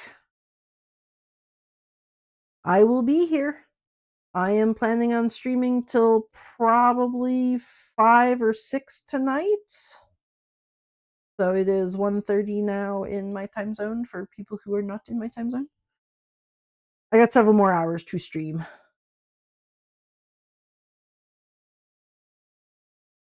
There's his little feet. That's 2 feet.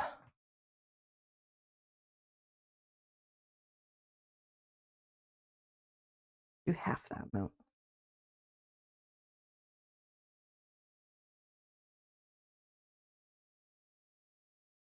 Oh, he's got a thread sticking out of his leg. You don't need that there.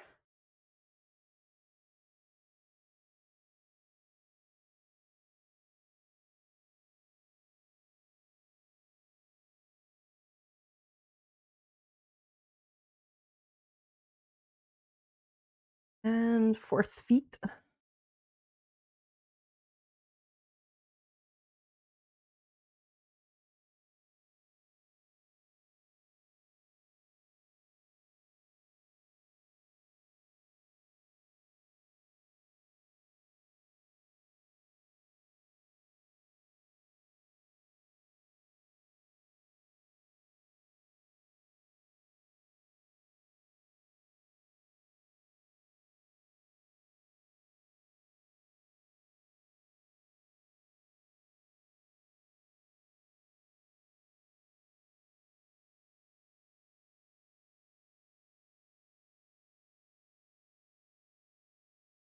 Okay, there's his 4 little feet. I'm going to actually put a little bit in his ears as well.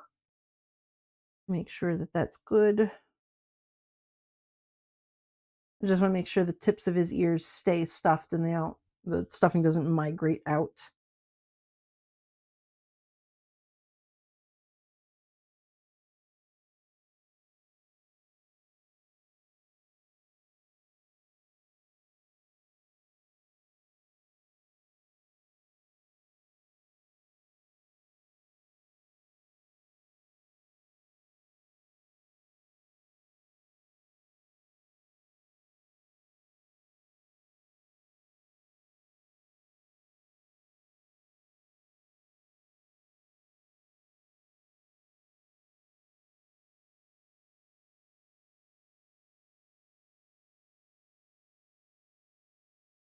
Piggy is almost done. He's been put together. He's got his little feety bits. His ears just got stuffing. The rest is just stuffing up his body, which I need the different stuffing for. He gets special stuffing in his ears and toes because his ears and toes are very small. He gets normal stuffing in the rest of him because the rest of him is not as small. So he gets normal stuffing, but he is almost done. You came back just in time.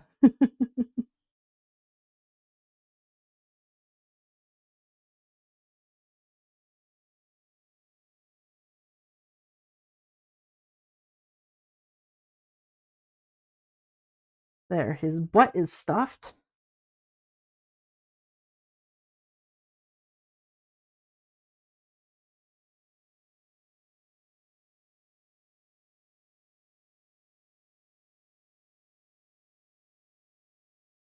Stuffing involves a lot of manhandling. I feel so bad for them. But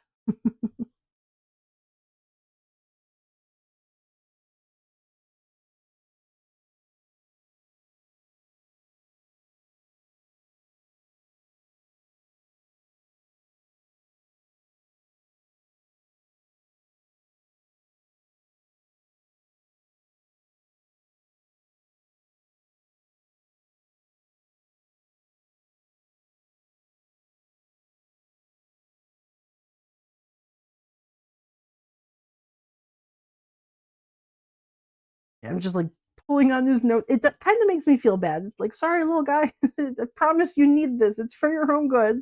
It's like, yeah, I'm just yanking on his nose to get him all stuffed together.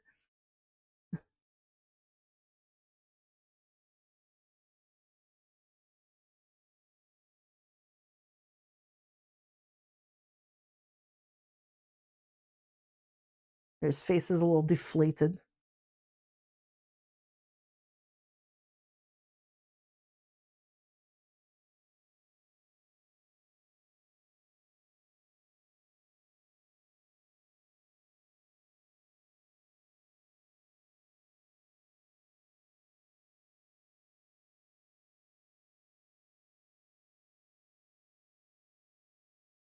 There we go. There's his nose. He needs a little bit more right where that and the hole is.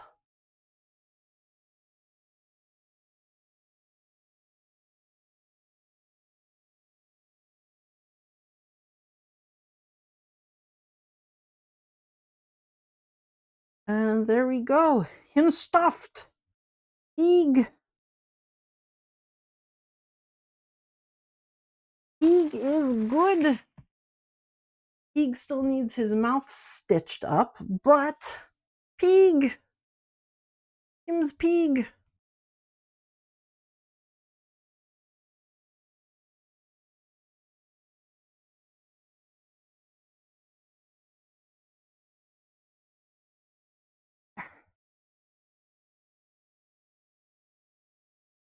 So that's my Legend of Zelda pig. So, yay. Needle thread, yes. I'm gonna just use the black thread I have. I'm not gonna go with the gray. He is good as is.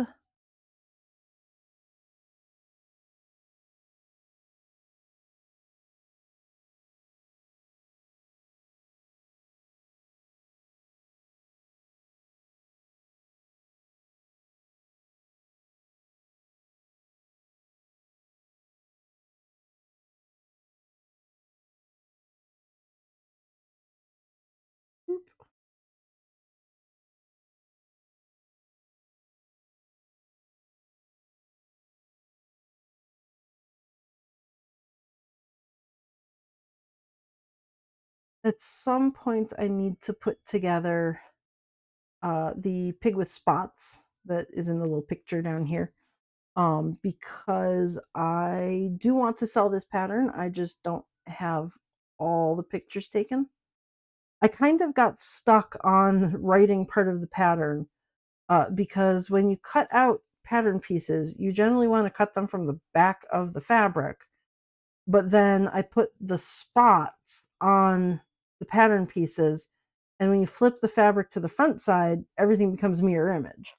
So the spots on the pattern pieces, you have to trace on the front of the pattern, but they'll be mirror imaged from like where they're supposed to be. So I'm trying to figure out how to like explain that in the writing. Like you need to like cut left and right side body, but then use the right side pattern piece on the left side body to place your spots. And I can't figure out a nice, concise way to write that in the format that I have for my patterns. So I did the thing where I got stuck and frustrated about it and I gave up entirely. And then in between then and now, I swapped from using Microsoft Publisher to make my patterns to the free version, which is just Scribus. And while it looks like it has all the tools that I need to replace Publisher, I'm not entirely positive on that. So I still need to teach myself Scribus before I can then make the pattern to sell the pattern. Um, but I will need to take some more pictures of specifically the how to put the spots on the pig, because I made the pig and I took pictures as I made him, but then only when I was writing the pattern afterwards and like dropping the pictures in did I realize like, oh no, this doesn't work with, oh, I broke my thread, oh no, like this doesn't work with the description I have. I'm gonna need to rewrite this, and just got frustrated and gave up.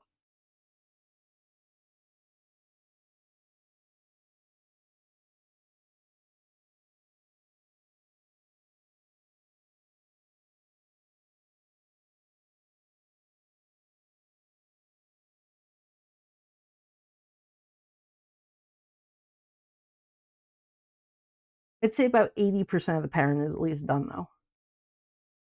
Like I got all the way to the point of like you've got the top half of him finished in the pattern and then the bottom half finished, and you just need to like then stitch them together and then stuff him and sew them up. Um, and that's when I kind of gave up because of the whole spots issue.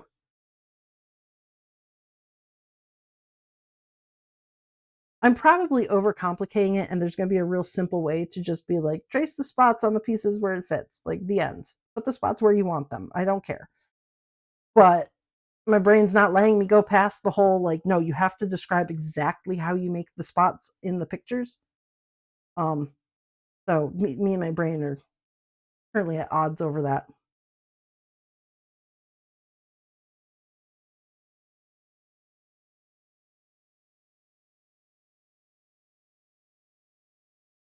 So the thread broke before I got actually to the end where I could knot it. So I'm just going back over the other direction, using that to hold it all in place. Come on.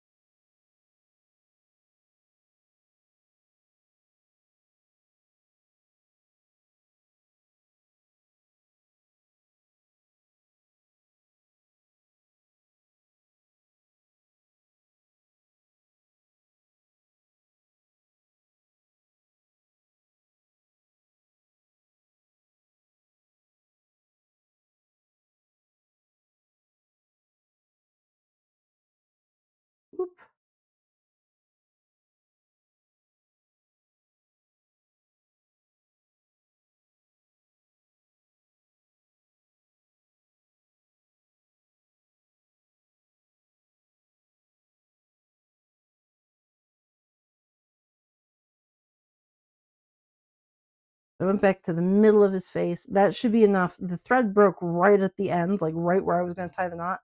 So I went back about halfway. That should be enough to hold it in place. I do not think the thread from this end is going to unravel through that halfway just to fall apart. So should be good. I'm going to just tie the knot here.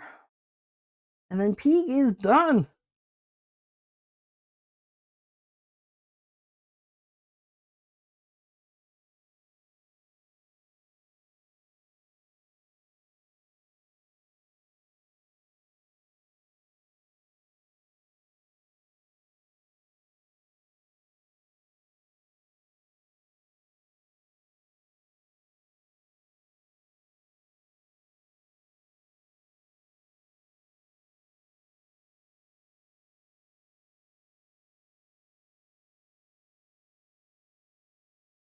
Okay, there we go. Peeg, Peeg.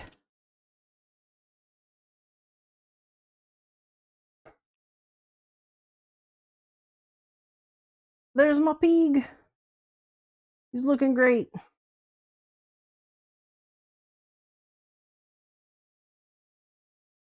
Okay, I can cross him off of my to-do list for today. Let's see. Pig. No pig. Perfect.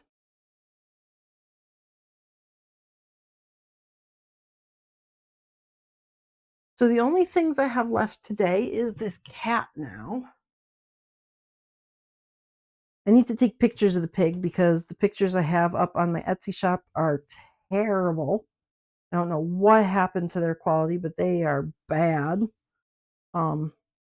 I need to take pictures of him before he goes anywhere. You can face the camera. I need to take pictures of the crown alone. The person who wants that one for the Wooloo can get that. And then I'm gonna start work on the cat. I already scanned these in yesterday. I'd run into an issue with my scanner, so it took me a bit to fix that, but I did. I'm gonna go wash my fingers first. I've got a little bit of the Crayola marker that I use to draw the lines on the pig on my fingers. So that's great. But then after that, I think I'm just going to work on cats until I've got a nice prototype of cats.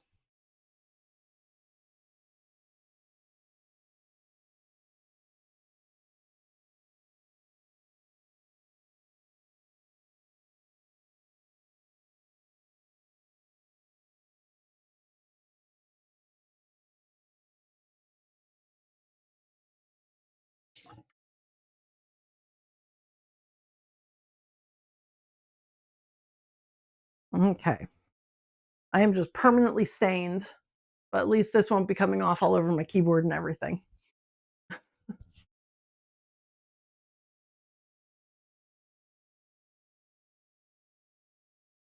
Okay, so let me get my computer set up.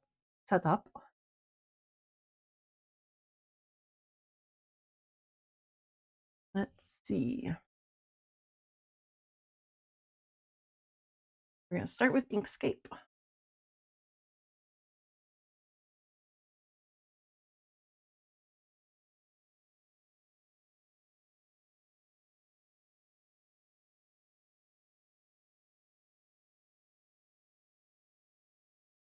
Okay.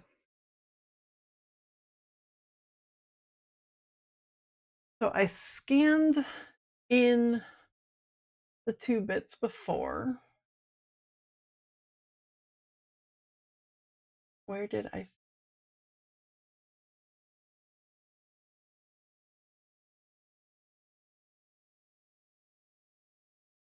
import? Okay.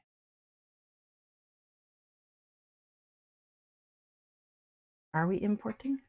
Can we? No, we're freezing. That's cool too. Okay. Oh, it's huge. That's why. Well, shit. Okay. We're gonna make that nice and small, and then we're gonna get rid of this second page. We do not need something that huge.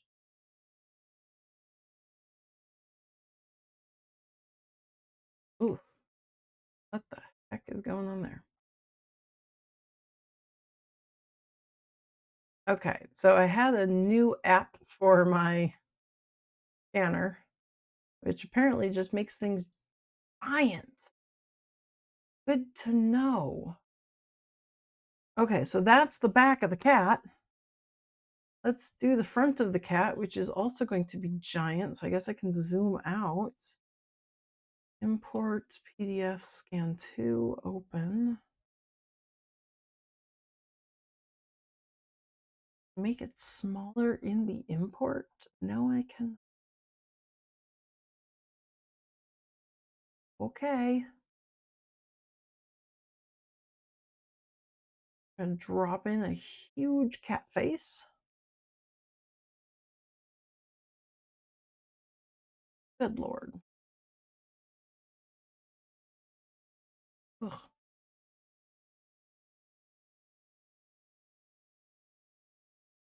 Move you over there. Resize you, be the same size. Again, we can get rid of this giant paper. Don't need that one.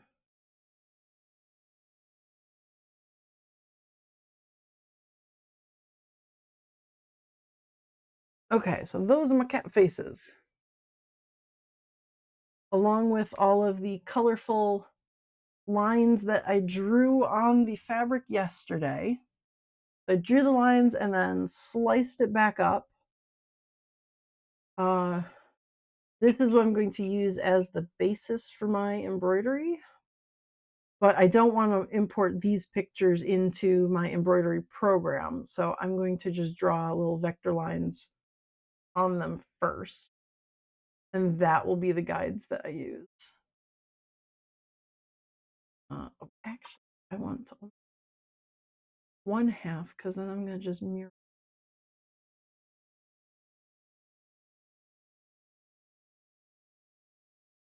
No, why are you, where are you jumping to? Object rotation center? No, go away. We don't need to jump to that. Okay, perfect. That is exactly what I want. Yes. Fill none, outline, black, lines, stroke paint, I want to be black, style, nice and thin, 1 millimeter. That works. Okay.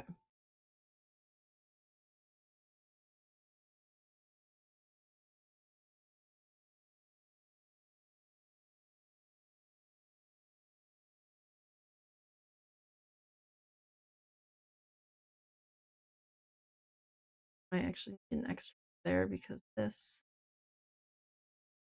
go right there. Cool. Okay.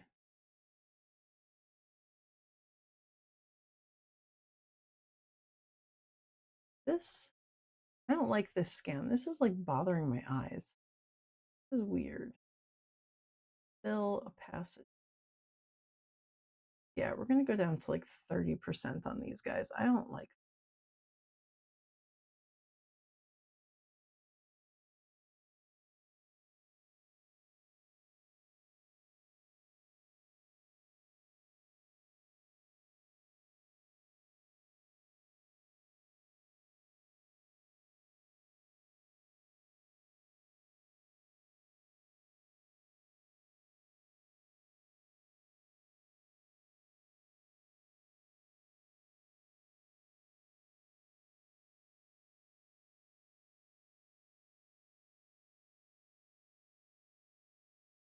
Okay.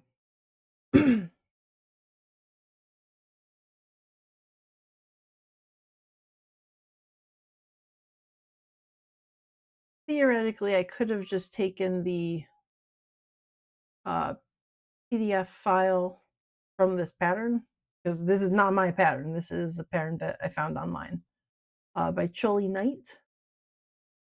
I could have just taken that PDF and like taken her lines because generally her patterns come as like vector files in a PDF, so you can just pull them apart very nicely. But I already like cut this myself and everything, so I kind of like it. It's good. Make a copy.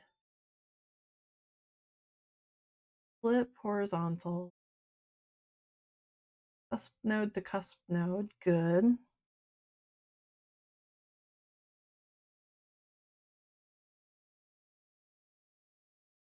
I'm going to zoom in because I want to rotate around the cusp node. And let's see. Yep. Okay. Cusp node links there. Perfect. Magneted together. The two of these need to be combined. Those two nodes become one. Those two nodes become one. Okay. No, I don't want you to link. Okay. No magnets.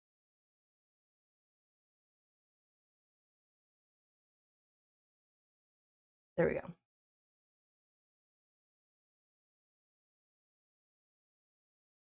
Fantastic.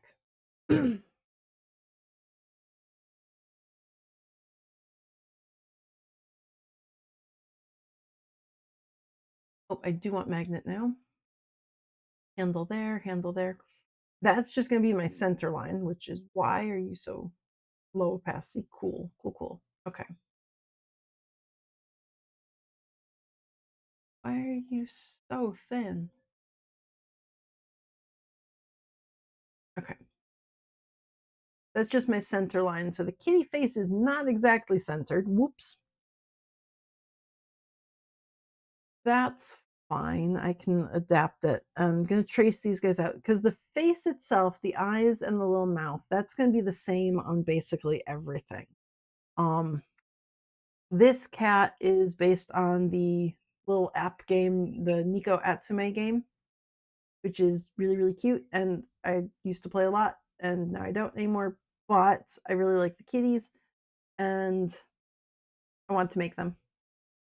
Um, I think that would work.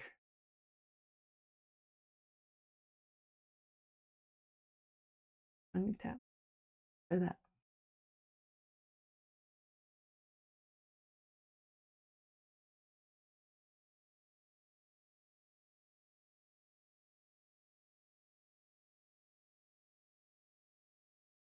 Yeah.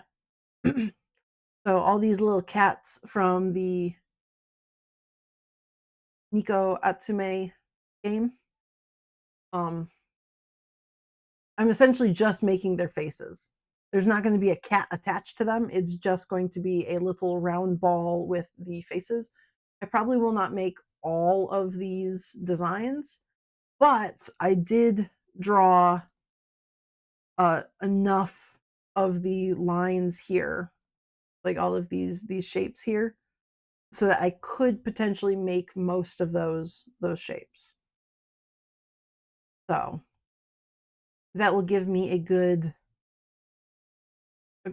start to making customized cats or anything like that. And hopefully my hope is that these are quick and easy to make, that I can price them fairly low. And then when I go to craft markets or craft fairs, things like that, I can take these with me and they won't be a super expensive thing on my table. Because I found out that like, well, a lot of what I make, because it takes me so long to make and because like fabric is really freaking expensive, I have to price them pretty high and that's more than people are willing to pay. So I need the cheaper things on the table that they can buy, and then they can look at my very expensive things and go, "Wow, I can't pay that much." And I'll go, "That's fine." And then they walk off. And yeah, at least they will have bought a less expensive thing first.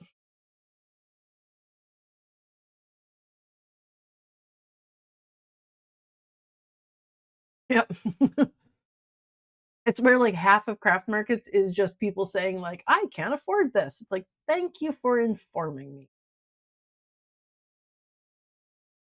Okay, that's going to be my halfway point on the face. Escape because I I do want you to link together, but I don't want you to be the same piece. There to there. Oh, do I want to trace it? I do not want to trace this. That seems like it's going to be a lot of work. So what I'm going to do instead is I'm just going to make it a big chunky line, and then I can trace the big chunky line.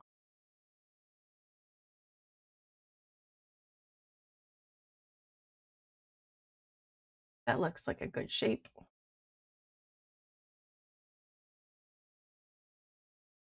Yeah. And I'm going to just make it big and chunky. There we go. Okay, so now when I draw, oh, I don't want you to connect. Click here.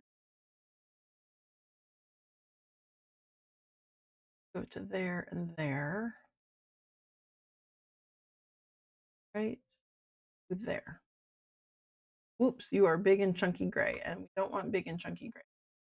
We want hairline. You're going to be very, very thin.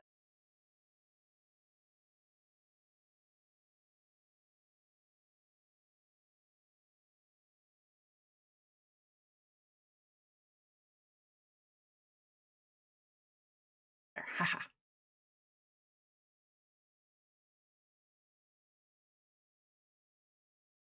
Woo!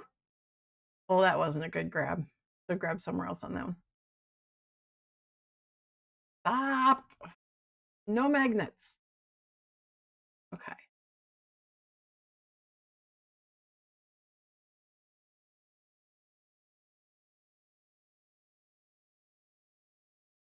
Okay, there we go.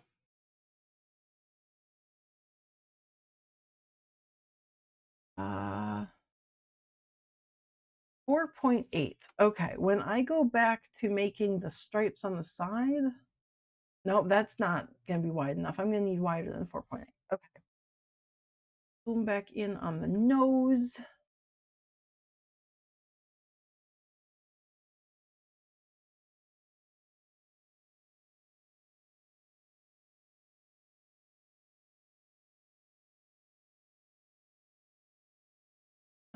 I actually want the nose to be a little bit round, squarer, I guess. Yeah, I like that. That's a good nose shape. And then I can get rid of my guideline because that was just for where's the center point of the face. Now I can duplicate that, flip it horizontally, bring it back over here. Now I do need my magnet because I want to attach. No, not bounding box. I'm gonna zoom in real far. Okay, cusp node to cusp node. Yes. Zoom back out. Grab my rotation center and put it on cusp node because that will let me rotate maybe. Will you not let me rotate? Gosh.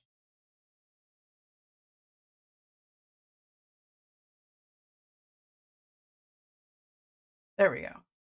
Cusp to cusp that attaches. There's my little face. I can select both of them, both sides of the face.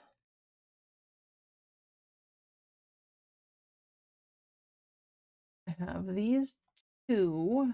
That is two nodes turned to one. Two nodes turned to one.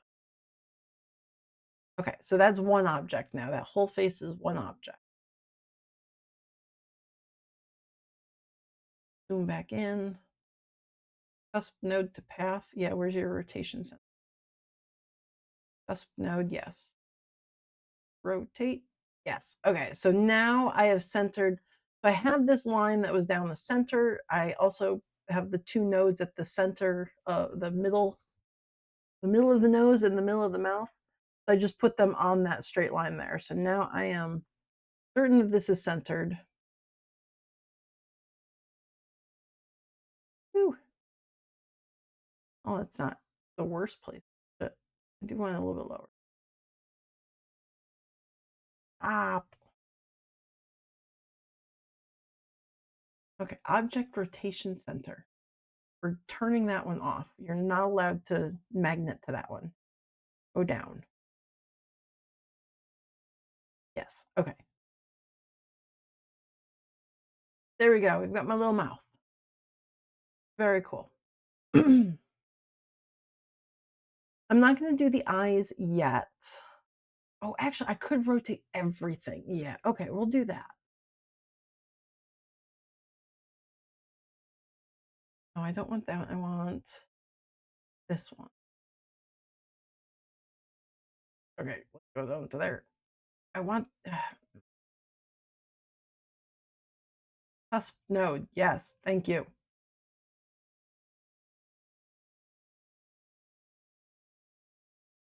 So everything here, I want to rotate. Yes. Thank you. To there. So now that should be perfectly equal. Maybe it's not. Wait a minute. Why are you lower? Because you came off of there. Oh.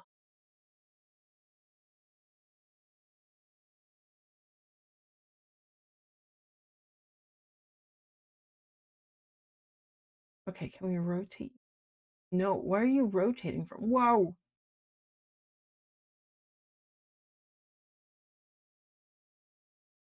There. Okay. Now we should be perfectly vertical. We're close enough that it won't matter otherwise. Okay. There's my kitty face. I can put the eyes in now. We just have to rotate across this line. So I'm going to just draw a circle.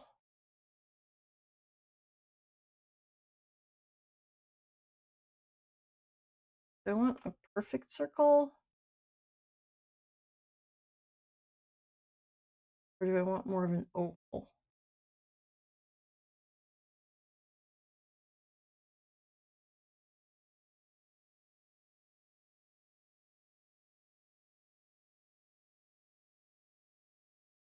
Paste.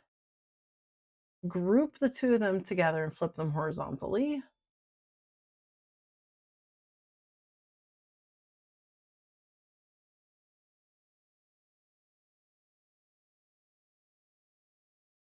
Right, you don't magnet to rotation centers anymore. Okay, I want you to go back to magneting rotation centers.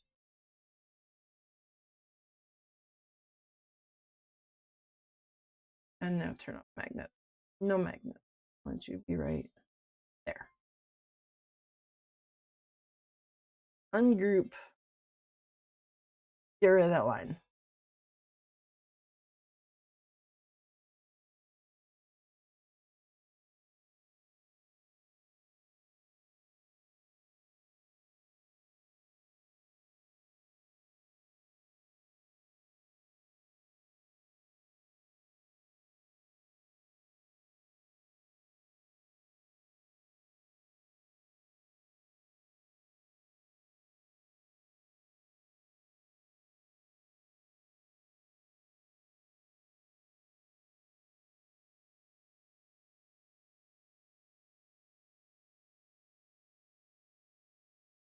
Okay. So we have my cat face. With this one, I'm actually, so that's my outline I've got selected. I'm duplicating it. And I don't have my path effects up here. Swapping to a new computer was great, but also I need to put all of my bits back together. Live path effect? No, that's not what I want.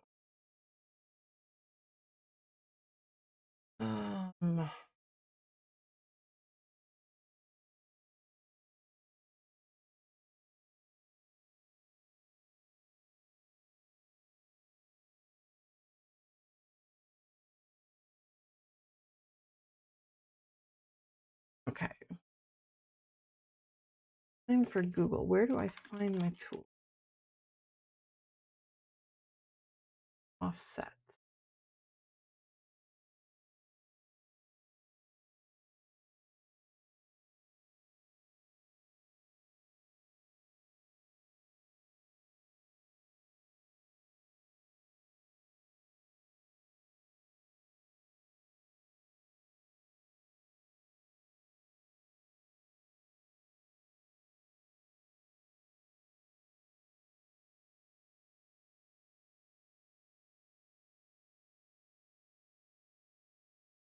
I don't want to watch a video. I just wanted you to show me where that tool is.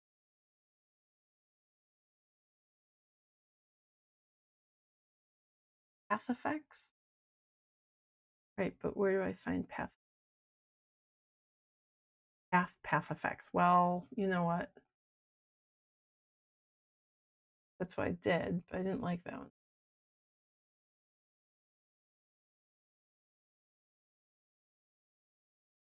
Oh, they changed things? Inkscape updated on me? Well, how am I ever going to find anything?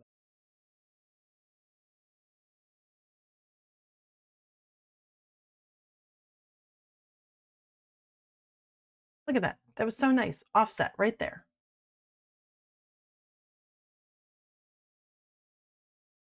Uh,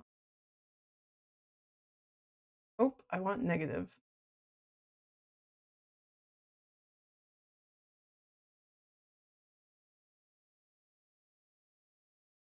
Yes, inch. I want negative. I want negative 0.25. Quarter inch allowance, and then I want to do 6.35. Okay, cool. So that is my seam allowance. When I'm actually stitching, I'm going to be stitching on that inside line, not the outside. So whatever lines I make on this piece, they have to align. They have to align with the inside line, not the outside line. Yeah, this is going to be for an embroidery machine eventually. So instead of doing all of this by hand or sewing it in place, I want to eventually create an embroidery file where I just drop it into my hoop and it will stitch out all of the shapes on the face. It'll like stitch around the outline, and then I just take it out of the hoop, cut around the outline, and sew the front and back together basically. So to do that, I've drawn a whole bunch of the different shapes. This is going to be I'm basing them on uh, the little app game Nico Atsume. So these little cats here, they're essentially going to be those faces. So I put together like the different like I've got stripes for the top of the head, I've got the white underneath, the spot around the mouth. Somewhere somebody's got stripes on the sides of their faces. I don't remember where that one is. Yeah, like these little guys down here have got stripes on the sides of their faces. So I'm putting that together so that I can just kind of pick which ones I want. If I want stripes on the side and also a spot around the mouth, and then I'll just have my embroidery machine do it. So I'm outsourcing all of my work basically. And hopefully this works.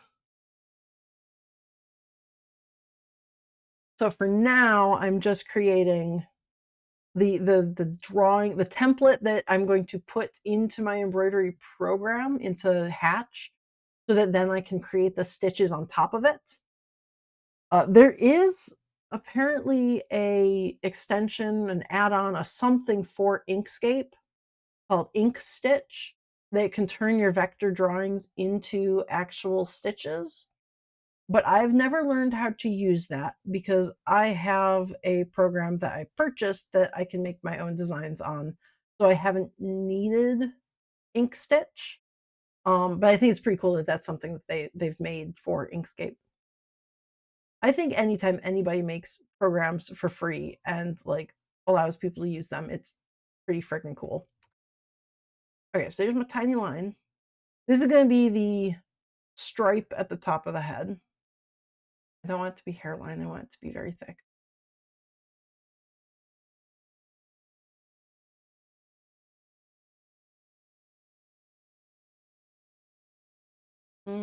16 millimeters? No. Yeah, I'm going to try 16 millimeter. That seems like a good thickness for that. Try there. Oh, ooh, that's nope, that's too close. Okay.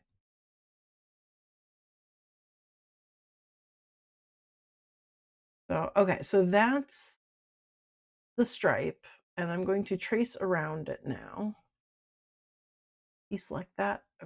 Now, oh, but I'm going to be tracing it with the wrong. Okay, well, this is going to go interestingly. Because this one I want to be hairline, but my current settings are going to be a really thick line. Yeah. I'm going to turn it black and then make a hairline. There we go.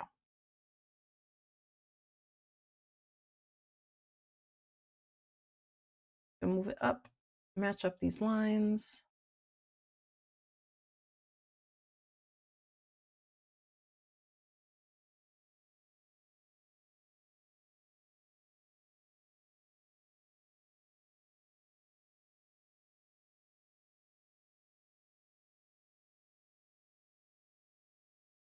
Okay.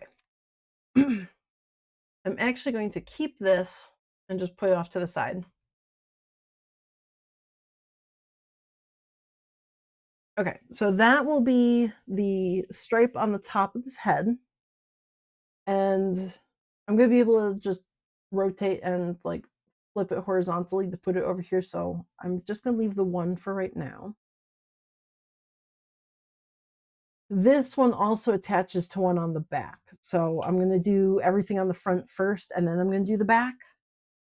This is actually going to be orange. I think that was my orange one. I did orange and purple. It could be either one. I had one stripe here.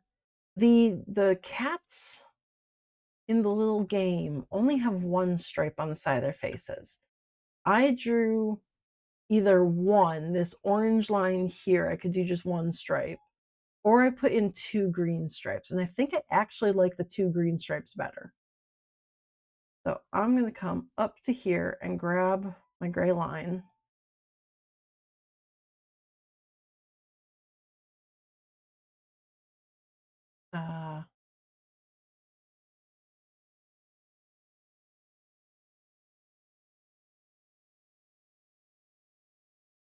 I'm going to just do right there.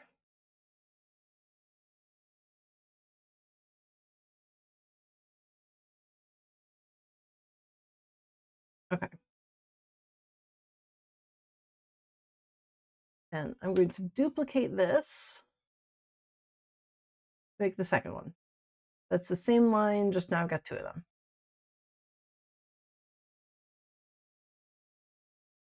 Cool.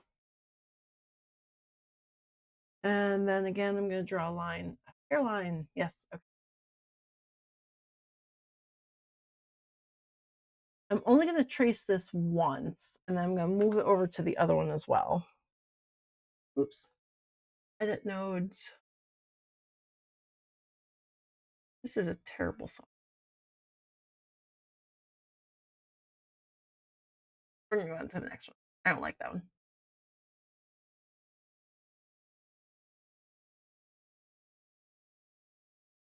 Okay. So there's that one. I'm going to duplicate that one and move it over to here.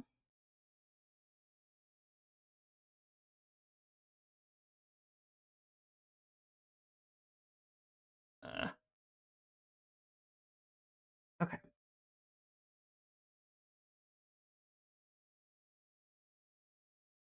Then I don't actually need it to go past. So I'm going to put new nodes in here and delete the ones at the other end.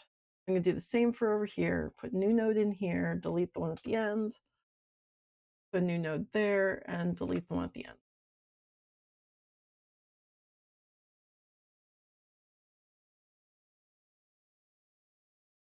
Select both of them, and I'm just going to move those stripes out of the way as well.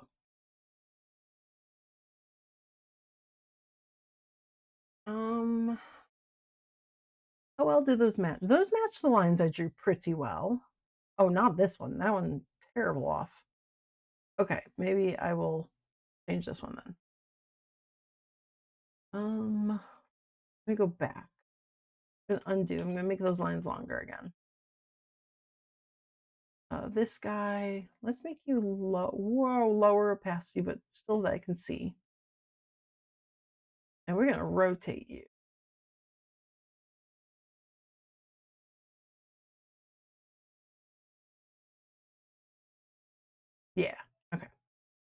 raise your opacity back up and get rid of both of you, put you up out of the way, zoom back in, and now I can get rid of that extra line. Whoops.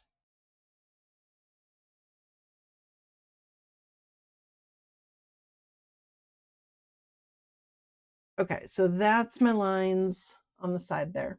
I want to kind of keep them where I drew them just so that they match up more or less with the lines on the back. But I will be kind of fixing up everything and making sure things align as I draw the back once the front side here is done. Okay, so the next part I have, I think I'm going to do this spot. So this is just a spot on the cheek.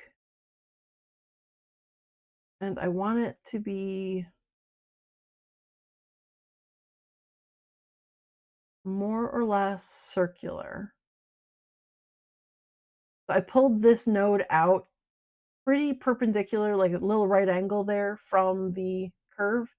And when I put it back here, I'm also going to try and, whoops, wrong way, keep it perpendicular there. That means when it connects to the other piece of fabric, they will both be kind of square. Pull you up to there. So they'll come together at a straight line. If you come in at like an angle like that or something, you're going to get a point when it attaches to the next line. If you come in as straight, like perpendicular line to the edge, then you get more of a just a straight line that goes through, no points there. So more or less, that's where I'm going to keep that spot. I don't really want that one to be orange. Let's make that one red. Oh, it's basically the same color, whatever. Okay, orange and red look very similar.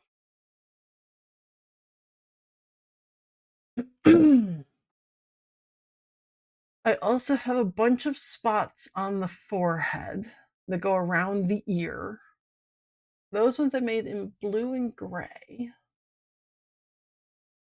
I'm gonna start here. Yeah, we'll do the stroke in blue, hairline still. We're gonna come in from here. Again, I'm doing the try and make it more or less 90-degree angle. And that one, a 90-degree angle as well.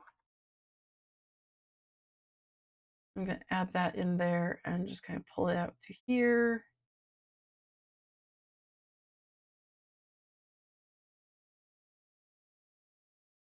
Okay, so that'll be one of the curves. Other curve is all the way down to there.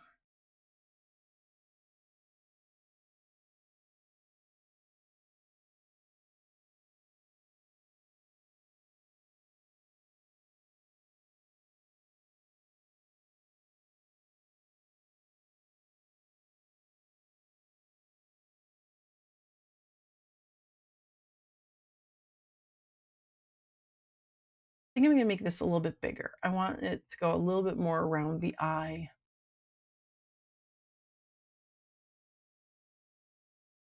Okay, so that one will be there.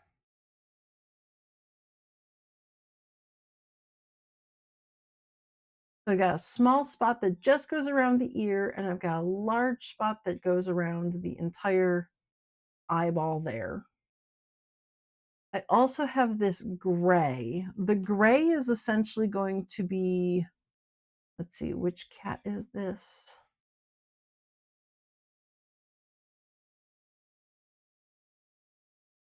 Whoop.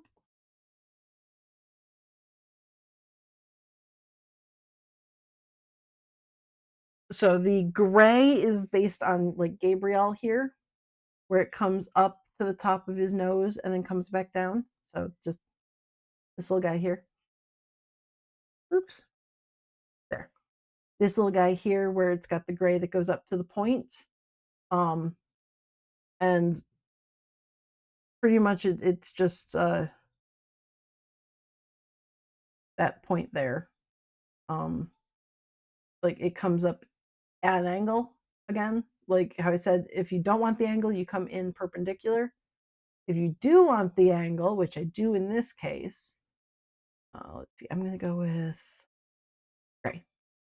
I do want the angle, so I'm not coming in perpendicular like this. I'm coming in at a pretty extreme angle, and then I'm coming out here perpendicular because that will attach to the back. I missed where it's supposed to be entirely. Oops. Supposed to be right there.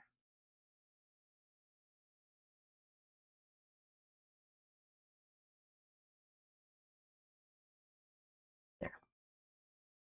So this will attach to the back in a straight line, but this will attach at a pretty steep angle. So I get that nice V shape. And this part will actually attach to over here. Like this is the forehead right here. So it will just attach to itself. I've got my gray, my blue, my red that doesn't look red, my oranges. I make these a different orange. Oh, now they're just light orange. Okay, maybe. I've got purple that goes around the mouth.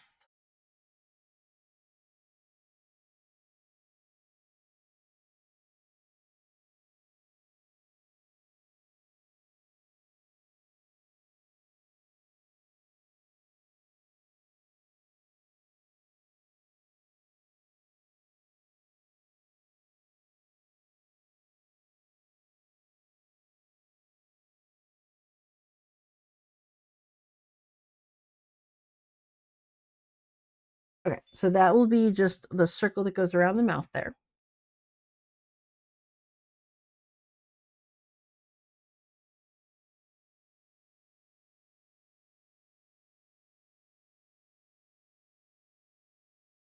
I actually think I like it when it goes under the eye a little bit. So I'm going to do that. And I'm going to actually step away from the computer for 2 seconds. I'm going to go make myself another drink. Yeah, it's cold. I need warm water.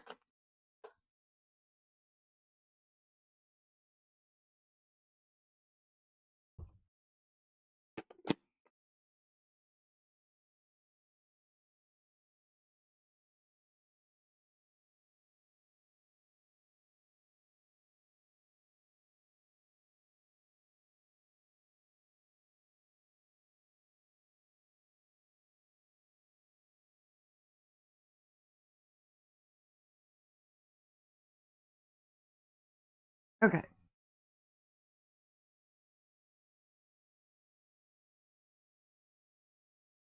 Okay, so we've got my purple bits. Oh, I should save this. Save as Dapper Moose Files, My Plushies. New one. This is going to be Nico Atsume Cat. That's kind of redundant. Ball. Oh. This is going to be Cat BG4EMB, my background for embroidery. Save. I try and use standardized names for the files I make because I am guilty of every single thing I draw is just a key smash, or it's like Untitled 1, Untitled 1 copy 2, Untitled 1 copy 3. So if at least I'm organized with saving my files with the same names, then I know if I'm looking for like a background for the embroidery, I can just search for BG4EMB. And I know that all of my background files will be named that. Usually, some of them still get weird names, but I am trying my best. Oh, that I pulled out way too far. Okay, we're going to have to adjust that.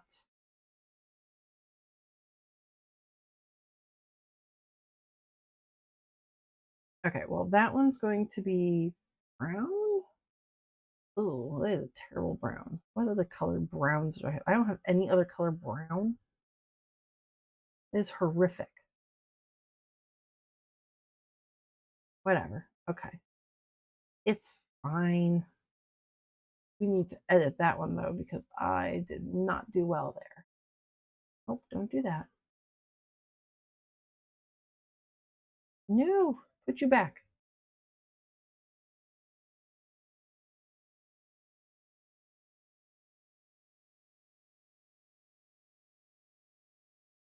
Okay. So this last line, which is theoretically brown but does not look brown, that one is going to be for if it has white all the way around its muzzle and around the like bottom to the back all the way around. So this purple one is just a circle on the face. This one goes all the way around back. And the way I kind of did it with the stripes is it goes underneath one of the stripes. So I could potentially put stripes on and just kind of cover that edge as well. And I think that's kind of cool. It will not work, I don't think, with the spots on the ears, but that's just a different design. So I don't know, maybe it'll work. Maybe I can get a neat little calico look with the spots there. Okay.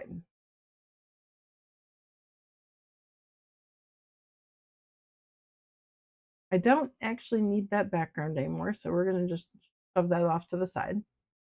And there's my captain. I'm going to actually hairline everything, I think.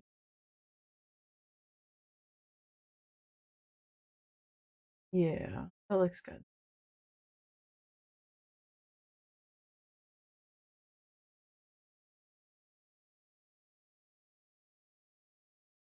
And I grouped it all together, so this is now one image. So if I just pick it up and move it around, everything comes together.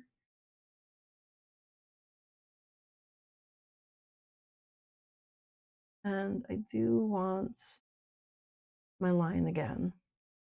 I turn on my magnet tool. And yeah, we're going to do that there. Oh, we're not quite lined up right. Okay, well, we're going to rotate to cusp node.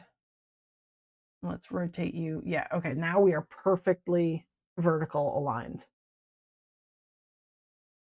And I can get rid of my alignment tool or alignment line.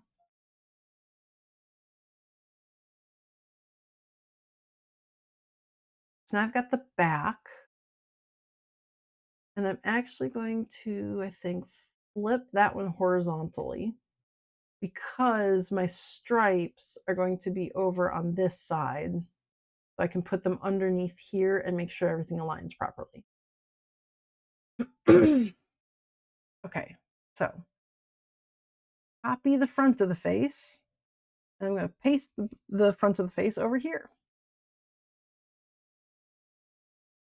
Make that super. Ugh. We're actually going to move everybody off of that paper.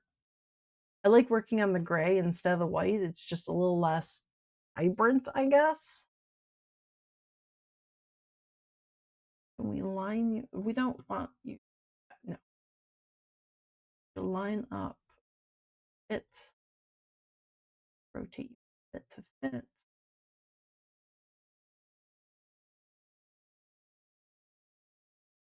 You like that alignment. That's good. Okie dokie. There we go. So for the back of the face, I'm going to go into the group. I'm getting rid of the actual face because we don't need the actual face. The purple line I can also get rid of because that is only on the front of the cat. That does not reach the back.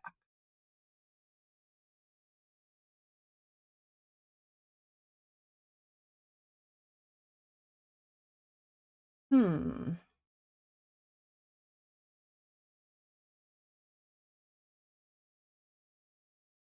Did I draw two lines here for this cat? Put you back in place. Maybe?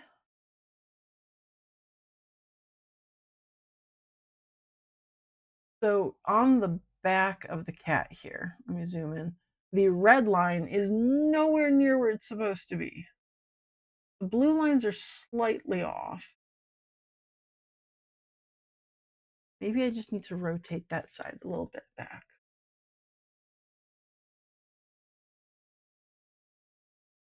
The red at the bottom looks where it's supposed to be. The blues are somewhat touching. That one looks a little bit off.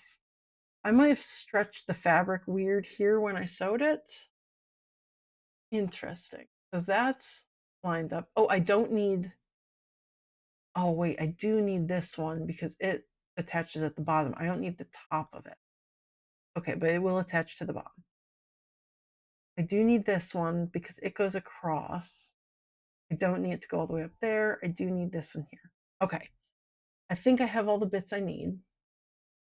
So I'm going to take this piece and ungroup it. So now everything is individual again. This one is good where it is. I like that. That's going to be like a very perfect ovally shape around that ear. This one, it does need to connect here because that's where it's going to connect on the front half. But I only have it going to like here.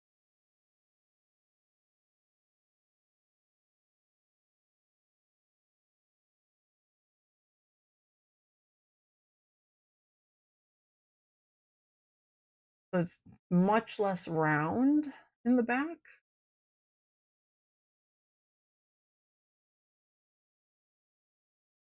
This line here, I don't need this here. It's going to come to the center. Oh, I need magnet.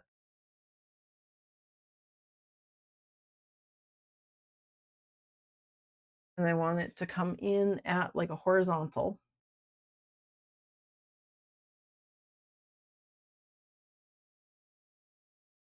So essentially that line there is this one here. So it's going to have the point at the top of the nose, and it's going to come into the side of the face, go all the way around. So the underside will be like white along the back, and the face itself will be white all the way up, both around the ears, and the top half will be like gray. This one is the one that goes above the nose. That's this line here.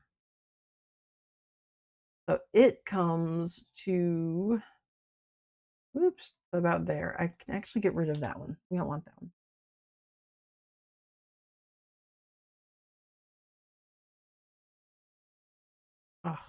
Oh, no more magnets.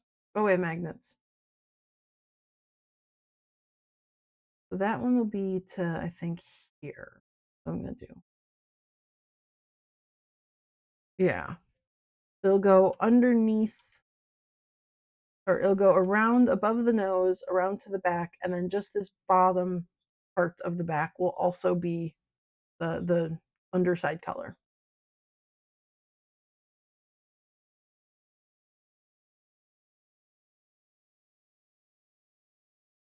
Okay. For the stripes, these are looking good, but I might actually take these. I'm going to add in a little bit here. And I'm going to take these 3 bits and make them longer in the back. And I want you to be a square, not a diamond. Okay. So that gives them a little curve rather than a sharp angle. The diamonds have the sharp angles, the squares do not, and I don't understand why, but it is what it is. So I want you to be squares as well. I want you to be squares. I want you 3 come up and be longer.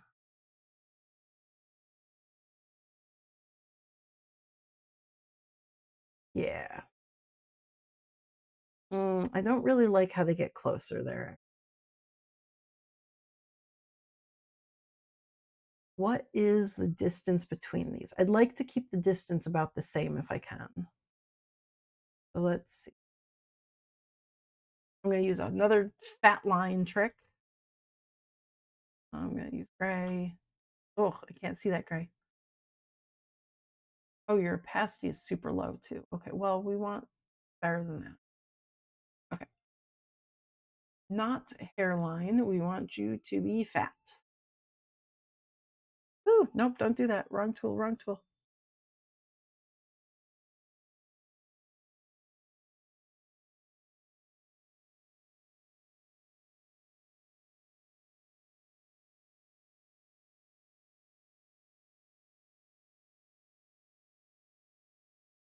Oops, that's too much.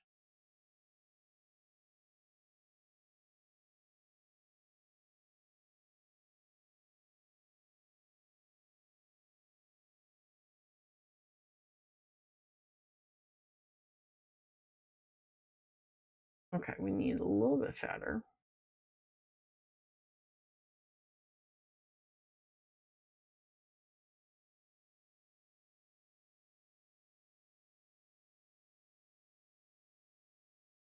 I'm going to go with that. So there is the tiniest bit of a gap there, but it's very small. I'm going to pull you up to the top layer so I can actually see you.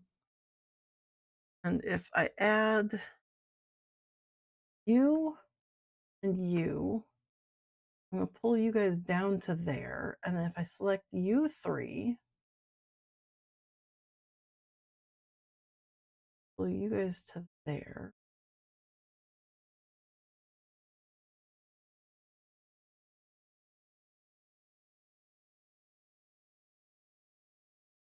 Maybe I want you to be circles. I can edit you afterward. That I think looks good. Yeah, so they begin and end at the same spots as they did on the front, but now they extend further back and they're still the same distance apart. I think it's okay that they get closer together at the front because that's like where the eye is, but I want them to be the same distance or maybe even farther apart in the back. I wonder if I could do just even farther apart so they're kind of like a V shape. Yeah, we'll try that.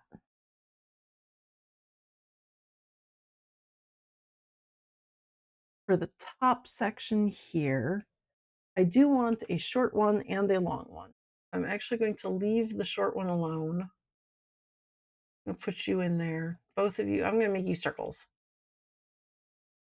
You, woo.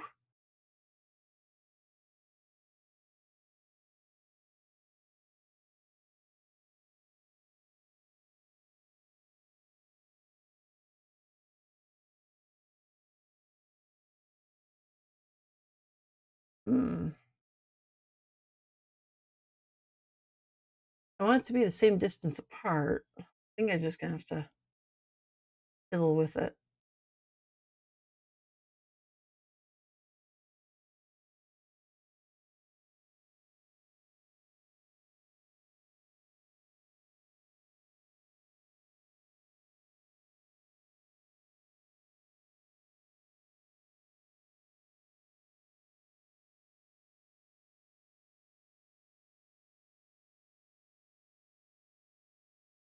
Yeah, how's that look?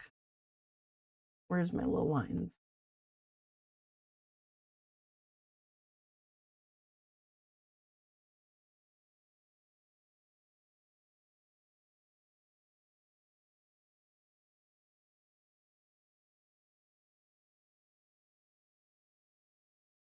Okay. Oh, nope. I want you to be circly.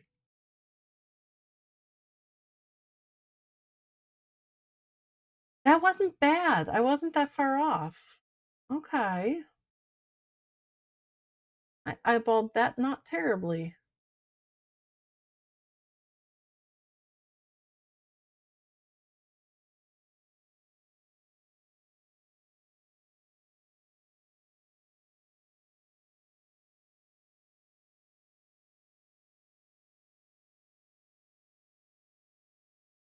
Okay, now if I get rid of that line, Okay, so I now have a short stripe for the back and a long stripe that goes all the way down the back. I think that's all the shapes that I needed, right? Okay, so let me move that out of the way. Move all my bits out of the way. Save again.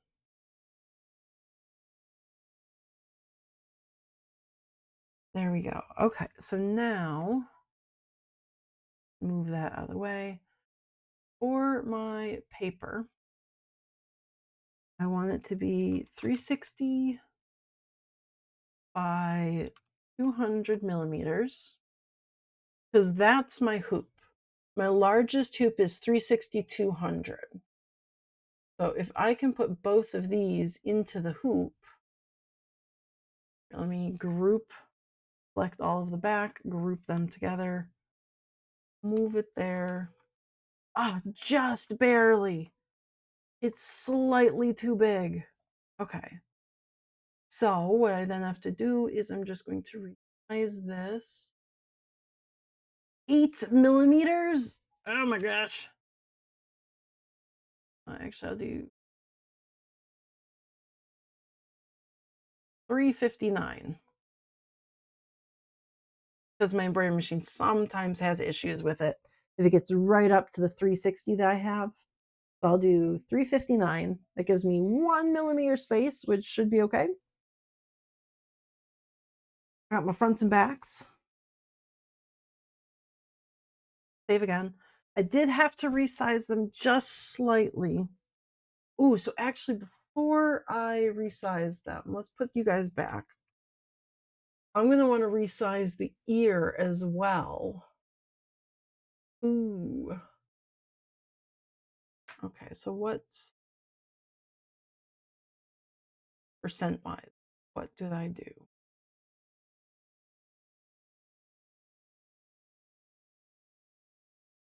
97%. Let's see. Can I import? Oh, I don't know if I had that cat file downloaded. Where did I put it? Is it just in my downloads maybe? File import from downloads.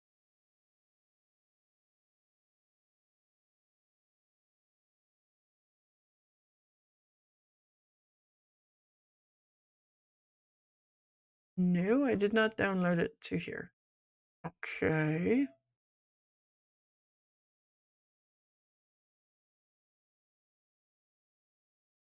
Well, we're going to go.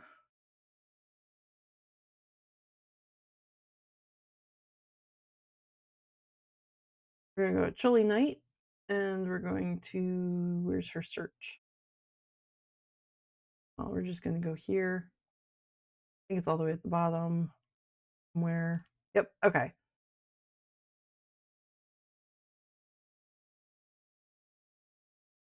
Oh, can you not see? There.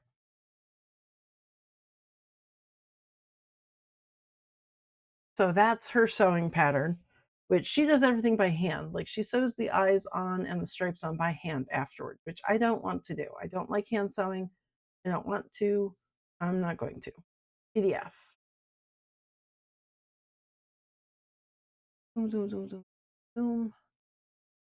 There's the ear. I actually download and save this one now.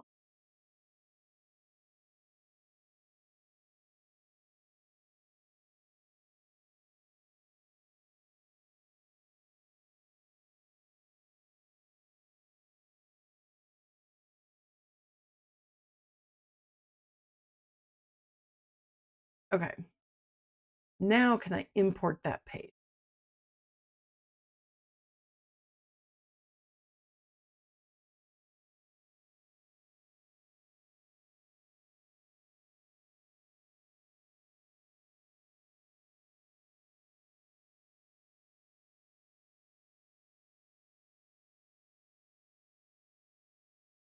I don't want pages all. On page just 11. Okay. There we go. So that's her pattern. Did she do it? She did. Okay, cool. So that is a vector file. I can get rid of that page. I don't need it.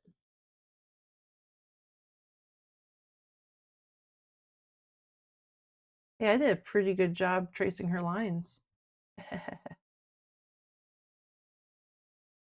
Okay.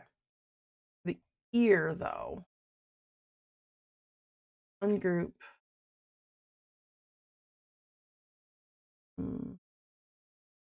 Delete all that stuff. Delete all that stuff. Delete your arrow.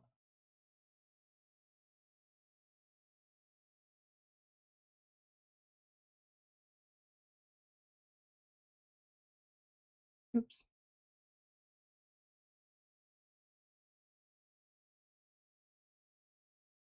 Oh, I think I made my stripes the same width as hers. Nice.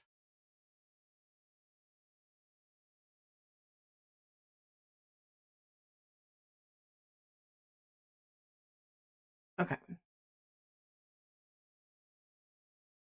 So there's the ear.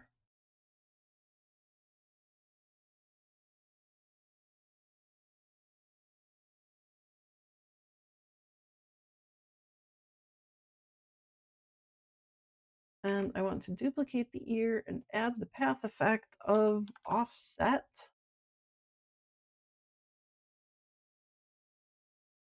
Oh, it doesn't have a saved that custom. Okay. Negative 6.35, I think is what I said the millimeters was. Set the defaults to there. Okay.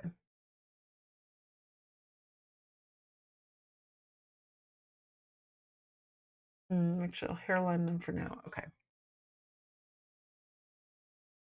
So there's the ear. And I want to change the ear to be what percent? 97%.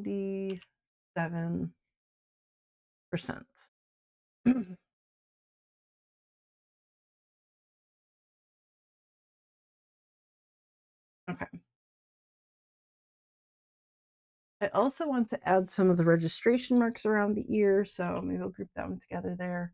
I can do that now. Okay.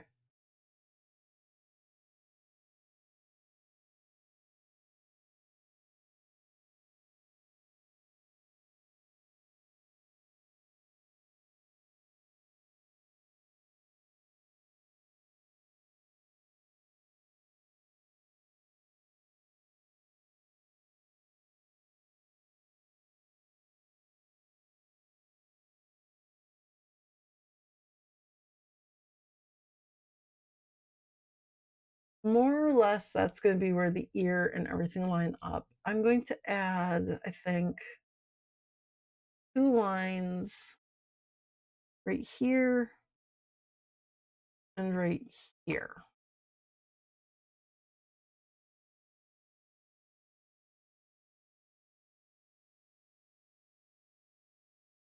So when I'm sewing the ear onto this hole,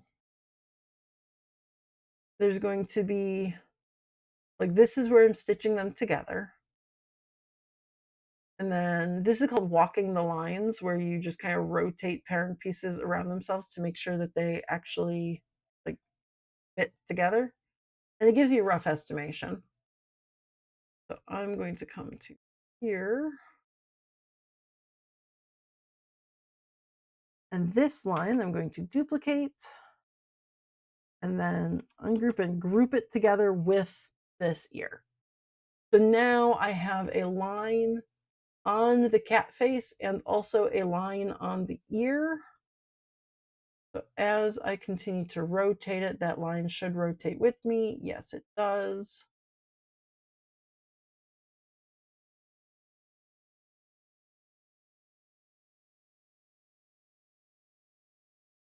Okay, get the second one.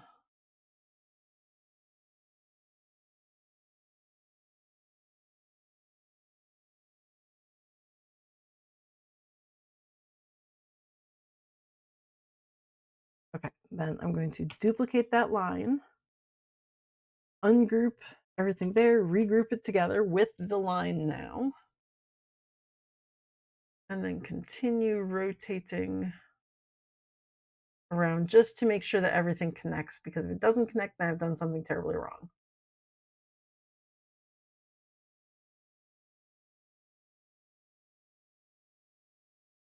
That's not bad. Okay, I'm off by that much right there.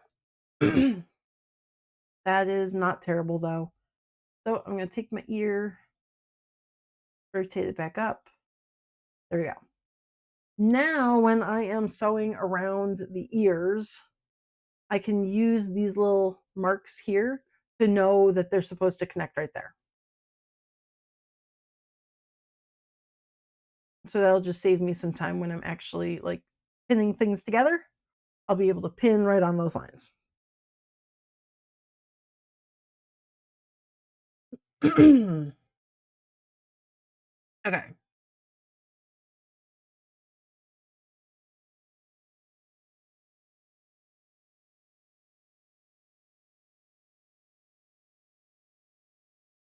So now so right now I've got stripes on one side of the face, I've got spots on the other side of the face. I want them both to be on both sides. So I'm going to make this cat truly chaotic by duplicating it and then flipping it horizontal. Fantastic.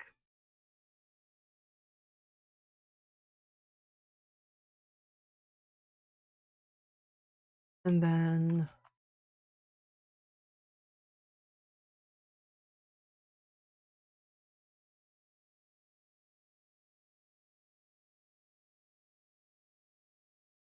okay, and then move the cat up out of the way because there are parts on here that we don't actually need to duplicate. Like we don't need that center line. We won't need the face or the eyeballs. They can both go away. We don't need the outlines. We just need these bits. Well, not this bit and not this bit. We just need these lines.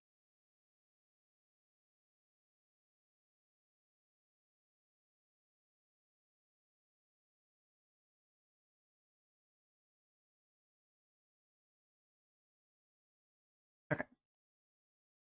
Put them back in place. Now we have a truly chaotic cat. The purple, let me see, we're going to select all of this and we're going to ungroup everything so it looks truly chaotic. The purple line here is actually connected at the nose. These are two separate lines, but they're supposed to be one. So I'm going to pick these two nodes, combine to one, and then I actually want to make this, what node do I want? I want it to be like that. No, I like it where it is there. Okay, so now that purple is just one line. So now I can select it and it's just the one piece. This brown line that does not look brown, can I make it a different color? I can make it green. Yeah, we're gonna go with green.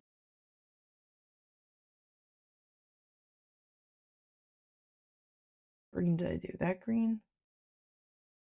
I do a bright green. Whoops. Okay, my bright green line. That's actually two lines. So I want to merge them together. I've got two nodes there, which it says down at the bottom, like tells you how many nodes you've got. So I got my two nodes. I want to merge them into one node. And I think I want to do that. Okay. Yeah, that looks good. Okay, so I have a truly chaotic cat. Very cool.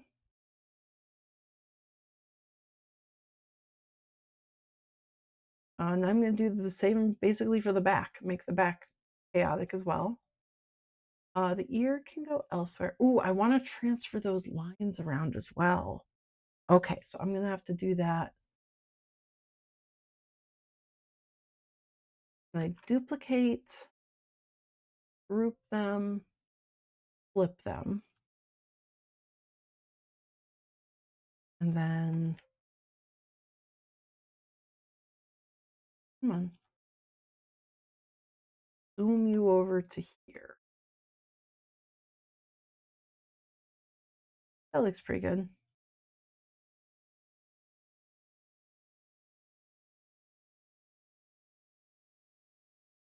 Okay. And then those and these are not grouped together. I'm going to just group them real quick. Grab those two. So I've got both of them. Duplicate them and zoom them over to the other cat as well. There we go. Now I have my registration marks for the cat ears. And now I need to make the back truly horrendous by duplicating that and then zooming that up and out of the way. Oops, moving these out of the way. And then getting rid of the things I don't need duplicates of.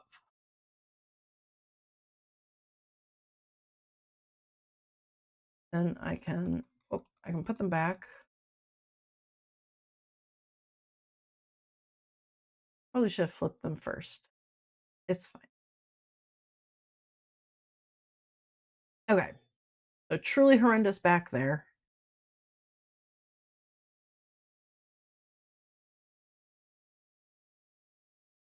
I'm going to select everything and ungroup it all, because now I've got this line and this line. These are two separate pieces that I want to just be one. So I'm going to do the exact same thing where I grab that middle node that's actually two and I turn it into actually one.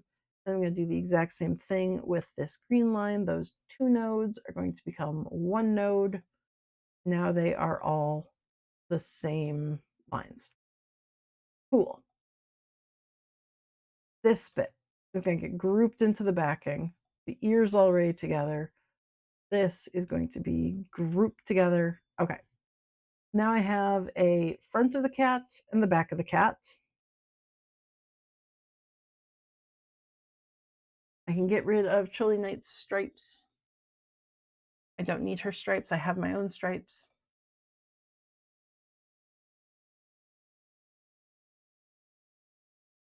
And I don't think I need the ear for the embroidery. There's nothing I'm going to actually embroider on the ear.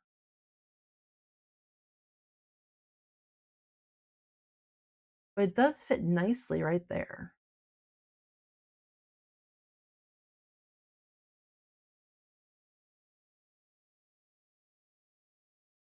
So I'm going to just keep my chaotic cat. I'm going to group the two of them together. Go to alignment, align to page, center in the page. Cool. I'll put the ear in, just have it there, but I'm not going to actually trace that as part of the embroidery. I'm going to just have that as a piece that I cut out by myself, by hand.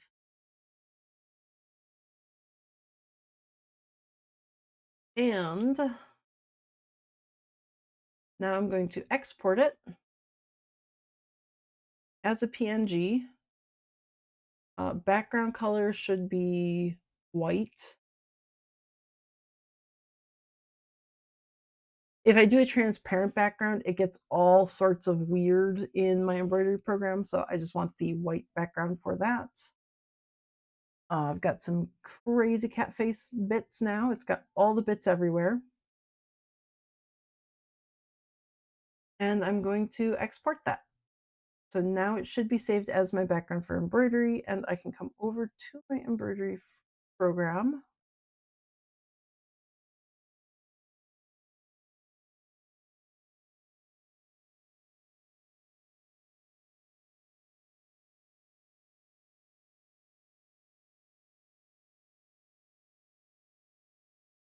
Okay, and this is going to be a new design.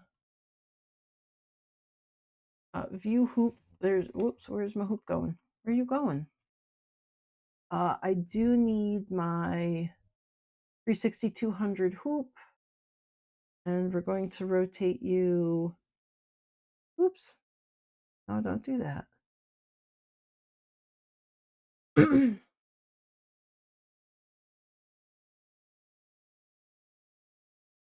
Oh, okay. Well, don't crash on me. I don't like that.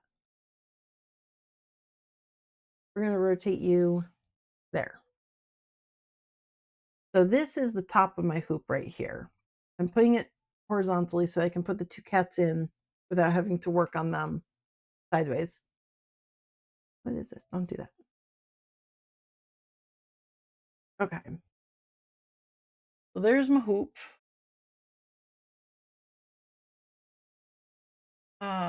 Put in a new piece of artwork, which in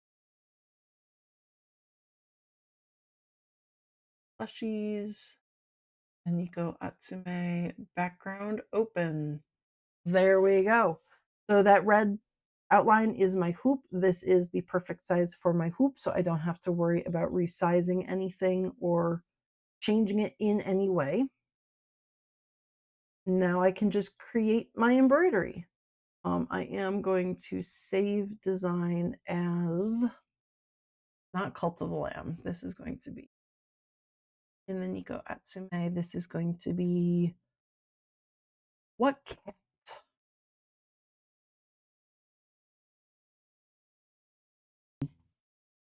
Um, what cats am I going to do first?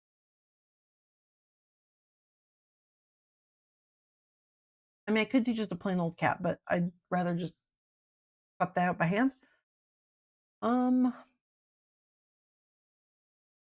Maybe I'll just do the two with like the stripe, or do one of them with the stripes on the top of the head first to just test it, make sure that they actually work. So I'm going to say this is Head Stripes. Head Stripes the cat. There we go. It's officially Head Stripes the cat. Very cool. Woo! Zoom in terribly. Uh,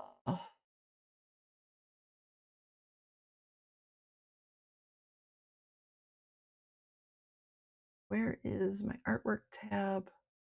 Dim the artwork. Just make it a little less vibrant there. Oof. Okay.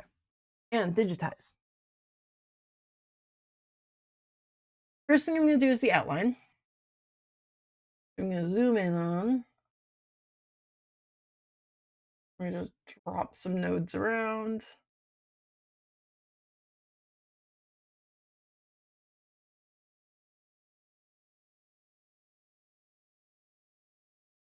When I get to this point, I'm actually going to have it stitch in and back out. So it's going to make a little sharp line there.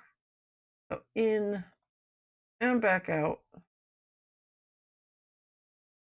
Here, there. Ooh, stop jumping so fast.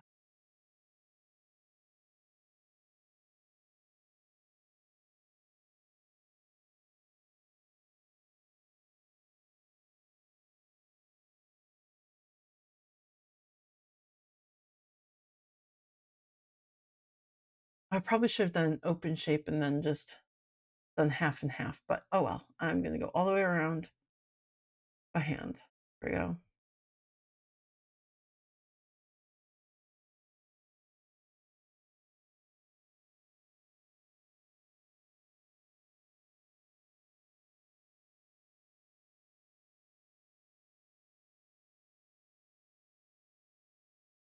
And again, when I get to this, I'm going to have it go in and back out.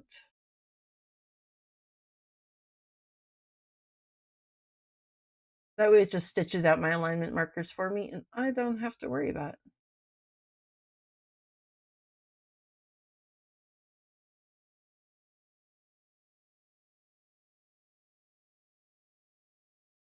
And there. Woo! Well, that filled with stitches, and it's not supposed to fill with stitches. I want that just to be an outline, not the full stitch. Pick my color is just going to be black. Okay, so there's my outline. I can copy and paste that one over. And then I will move that.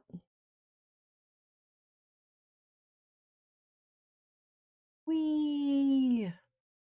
Zoom, zoom, zoom, zoom, zoom, zoom, zoom.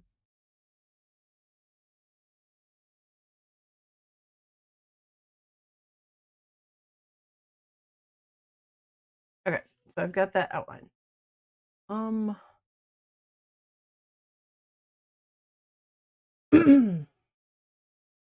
Okay. The eyes and the nose and the mouth are going to be all the same on every cat. So let me do those next. I click in the center, go out to the side, go up to the top because it's not quite a circle. I did a little bit of an oval there. Pull that out to where it's supposed to be. That looks pretty good. Duplicate that. I now have two of them. I am going to mirror it because it's slightly off. And then I'm going to go up. For some reason in this program, if you zoom out, it like moves things faster. Like when you're trying to use the arrow keys to move something, it moves it the same number of pixels per second. So if you're zoomed out, it zooms across the picture faster. So Tabitha. Tabitha is so good. Tabitha is such a good name.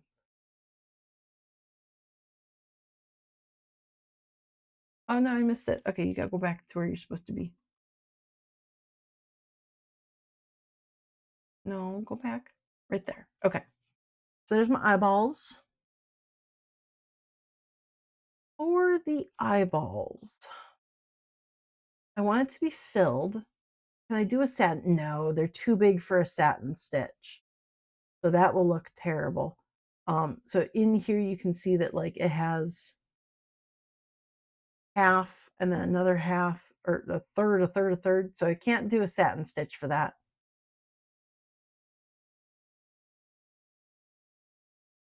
I'm going to save as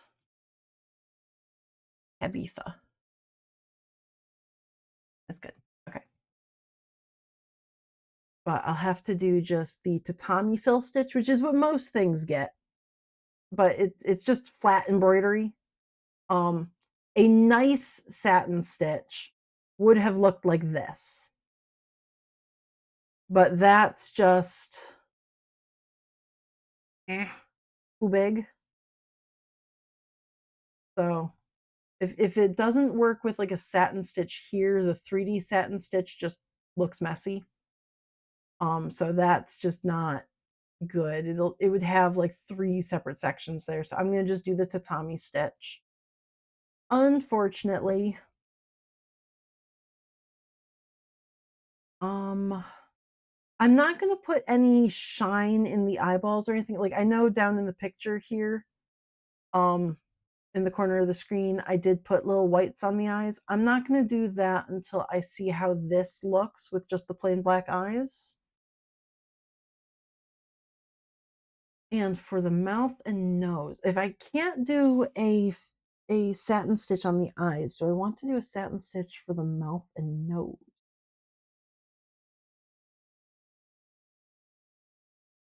Let me see. I'm going to just do a line. This is just going to be like a quick trial to see how this would look.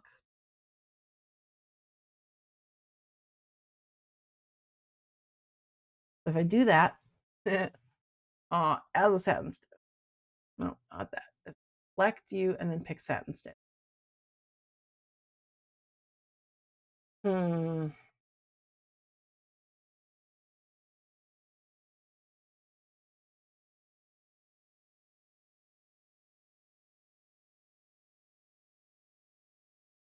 Let me going up so slowly.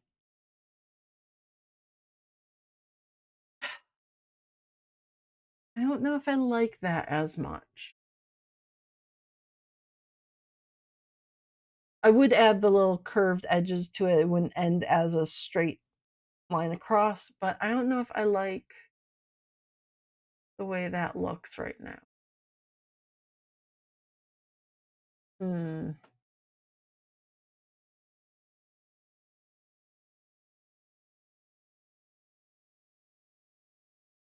Okay, well, that's one option. I'm gonna move that out of the way.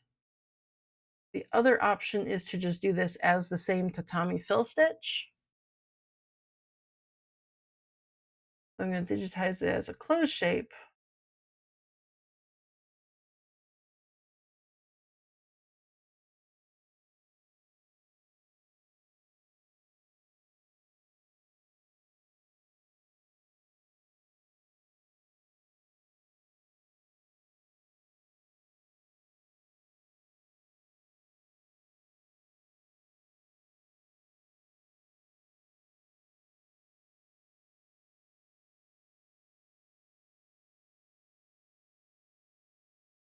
Okay. Woohoo! Well, not that. I actually want you to be a fill. And I want to add some stitch angles to it. This just changes the direction of the stitches at certain points.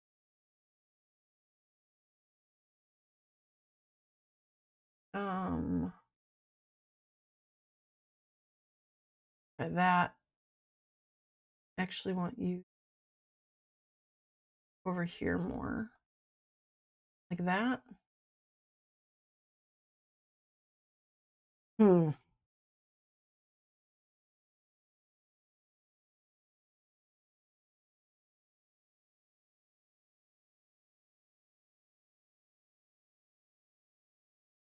No, for the mouth, I might go with the satin stitch still, like this one here. The nose will cover over the ugly point, so that's not the issue. I'm just not sure if I like the way that this looked, but I like it more than this, I think.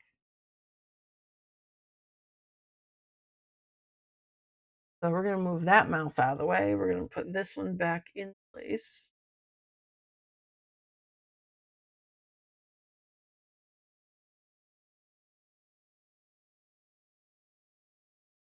And digitize a closed shape.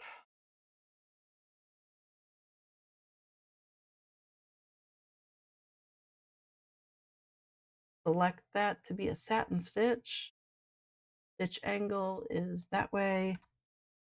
So there we go. I've essentially made the little round cap for the end of the satin stitch. I want this to actually be a little wider.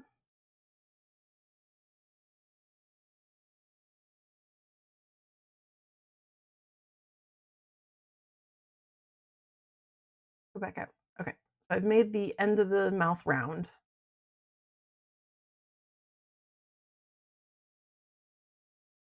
And I want to make another one of those, mirror it, then move it across the other side of the mouth.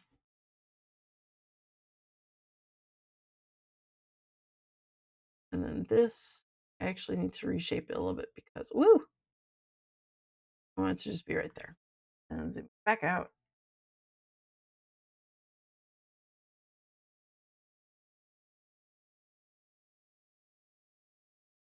Yeah, I think that's going to work better. So a tatami stitch is just like, well, let me see. So, oh no, it's not going to show the stitch marks. Okay. Well, each of these is just a tiny little stitch. So it just goes like stitch, stitch, stitch, stitch, stitch, stitch, so that you get this like flat look. This is the same kind of thing that I use on most of my embroideries. Like, oh, if we go back over to my table, like this eyeball here, the insides of the eyeball is all just the tatami stitch. So it's just super flat. The edge around the eyeball, light on it. The edge around the eyeball is a satin stitch. The satin stitch is essentially just like a zigzag back and forth over the line that you've drawn. So it looks a little bit different versus like being like full of stitches or just, I don't know, satin. I'm very bad at describing that, but that's just the big difference there is just the tatami is like that fill stitch that fills it all in with small stitches. The satin just goes back and forth, and there's nothing really underneath it.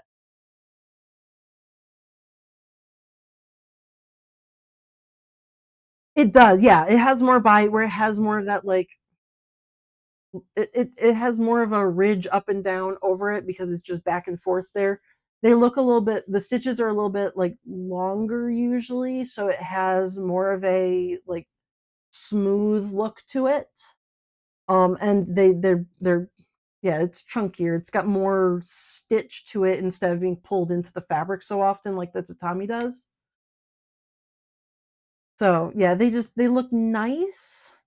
The problem with them is if you're trying to do something super wide like I'm doing, like this is a 4 millimeter wide stitch. Um, I think these guys go into the fabric every 2 millimeters or so. Oh, wait, I'm not even on this right screen. Okay, here we go. So the eyeball stitches are like 2 millimeters, I believe. Half a millimeter, maybe. Doesn't seem right. But they're very, very short stitches. So they get pulled down into the fabric and like flattened more versus the satin stitches, they just kind of loop over the fabric. Um, and the problem with making them wide like this is a 4.25 millimeter stitch, like from side to side.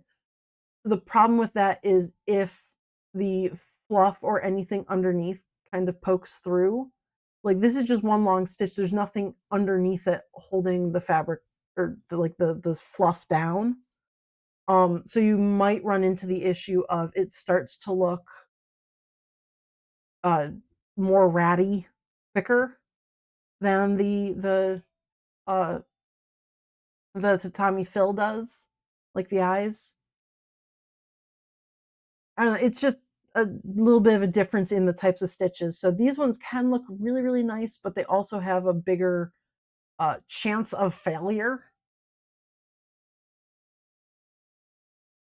So just from making enough of these stitches, this one has me a little bit worried if it will cause problems or not. Um, but I do like it better than the tatami fill stitches on the mouth. So I think I'm gonna go with it. I'm gonna try it, and if it fails, I can always come back and just redo that mouth bit. It takes all of 30 seconds. Yeah, satin can also unravel easier because again, there's less like every time the fabric goes into or every time the needle goes into the fabric and creates that stitch, it's kind of locking the other stitches in place because satin has less of those. Generally, if you have like embroidery on a shirt or something and it starts like pulling apart and unraveling, and you're like, oh no, it's just pulling out of the shirt, it's because it's a satin stitch that fell apart. Yeah, because it's only held in place on like this side and this side, nowhere else. Whereas this is held in place every single stitch that goes through it.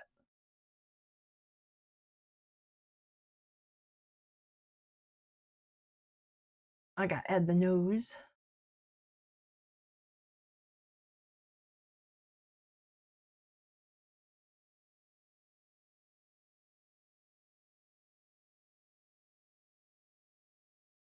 I think what I'm going to do with the nose, because this is another thing you can do with the satin stitches that sometimes fixes them.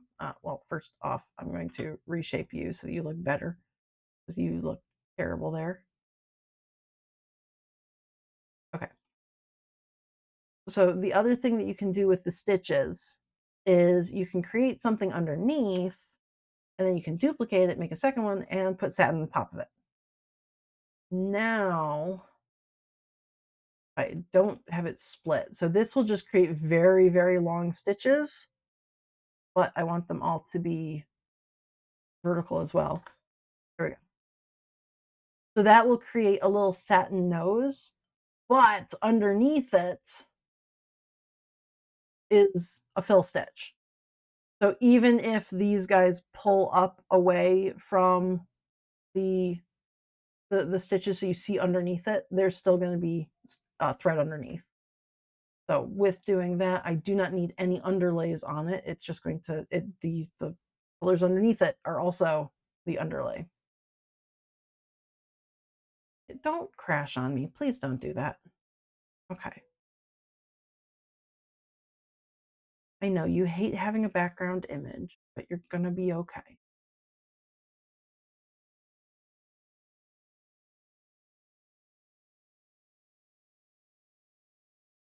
Okay, so I've got my eyes, I've got my nose, my mouth. Those will be the same on every cat. So that's been saved. That's gonna be my, I guess, face file. I don't need a face on that side.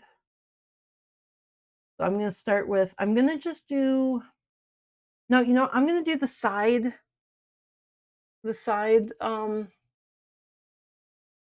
stripes as well as the top stripes. That way I can like test all the stripes at once. And I don't want to do a full satin stitch around the edge of these. I'm going to do this in the same way that I do frogs, which is just kind of stitch down the edges of the applique fabric. Ooh, do I want to do these as applique or do I want them stitches? No, I'm going to do the applique. So applique is when you put fabric on top of fabric and then you just stitch them in place. Or I could do them as embroidery, in which case those stripes would be all thread, but they're not going to be fuzzy if they're all thread. It would be easier on me because I just set up my embroidery machine and walk away, but they wouldn't be fuzzy. And I do want them to be fuzzy, I think. Again, I can come back and do, like, I can make a change as well later on. Zoom in.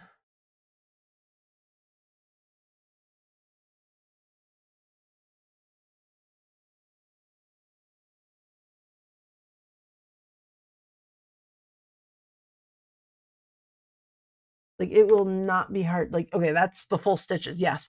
So it's going to be as easy as I turn this into an outline, a single run.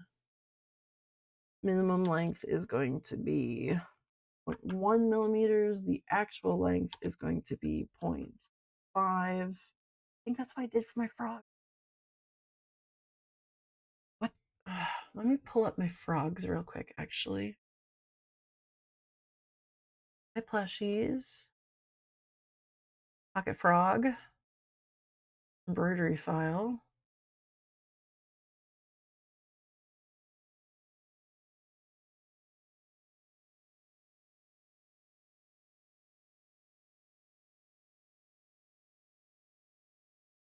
Okay. Here's my frog. For these lines. 0.75. Okay. I can close that frog. This, I want my length to be 0.75 millimeters.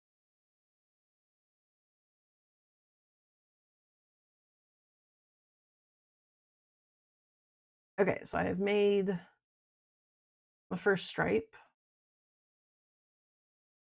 I'm going to just copy and paste that one over. Mirror XY. Yep, okay. And then zoom it across.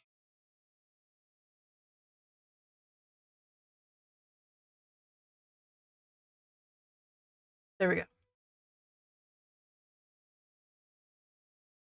So there's the top stripes.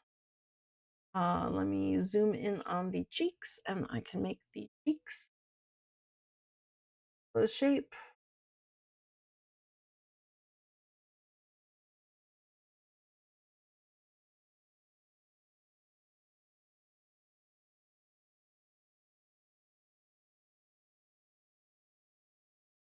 Oh, that's terrible.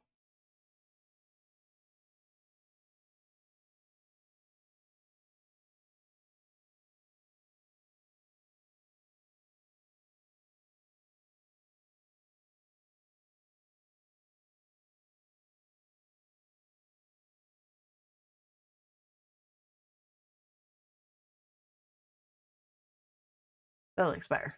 Okay. And that needs to be 0.75 as well. Okay. Another closed shape. Let me just change my settings right now. 0.75. Okay.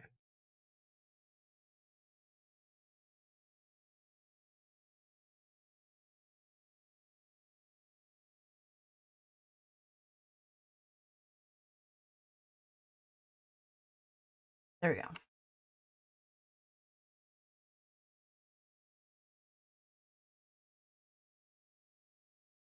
I got my 2 cheek stripes. I want to duplicate them and mirror them. Then again, come on, select, move them,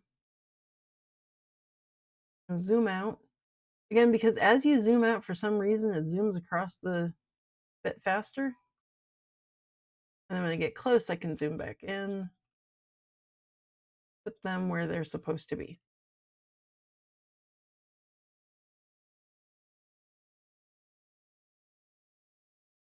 So there's my cat face so far. I will have to change the colors and the orders that these all stitch out because I want certain things to happen in order. But for now, having all the pieces is the first step in then editing them and putting them in place.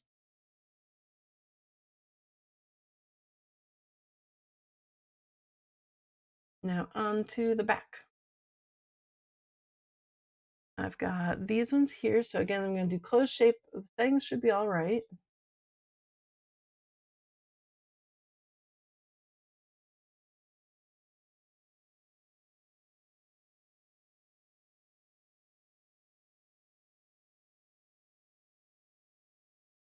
Okay, that's pretty good.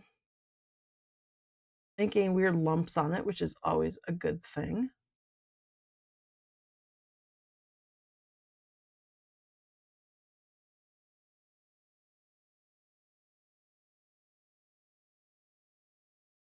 It's a little bit lumpy. I'm going to change where that goes. See that? Yeah, that looks better. That's less lumpy. I'm going to zoom in. I'm going to just do the short one, I think, for right now.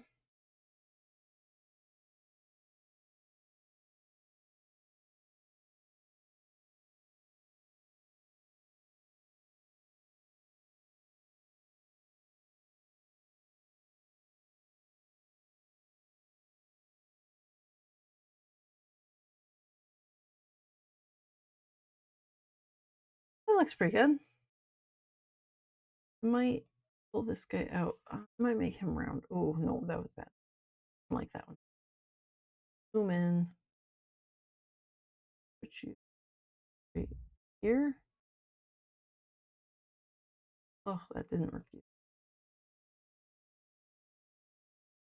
Here.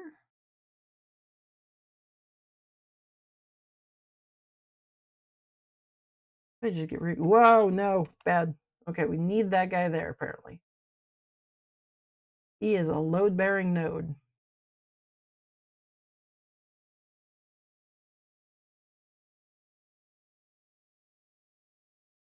I think that looks good. Okay, so I've got all 3 of those. Back down the list. These 3, I'm going to duplicate them, mirror them.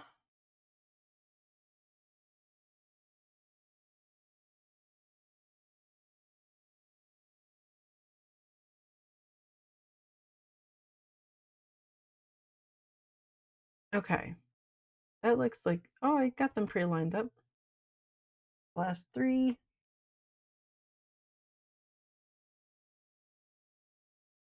Yep, that looks good. Okay.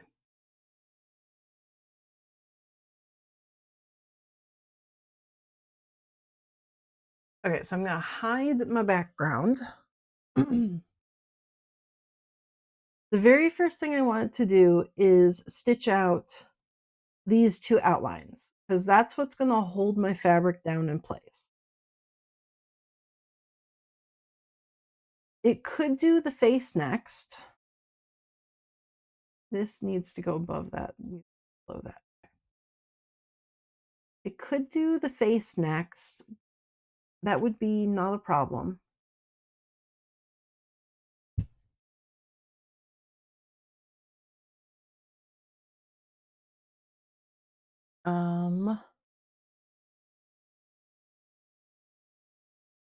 Followed by eye, nose, eye.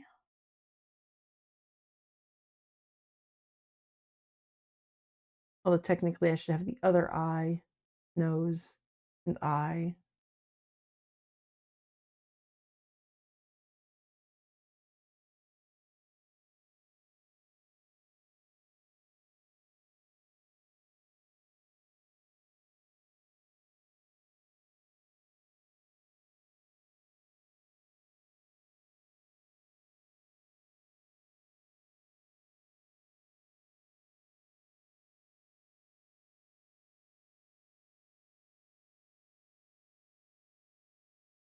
Okay. I'm going to go grab myself a drink because I actually failed to do that. Whoops.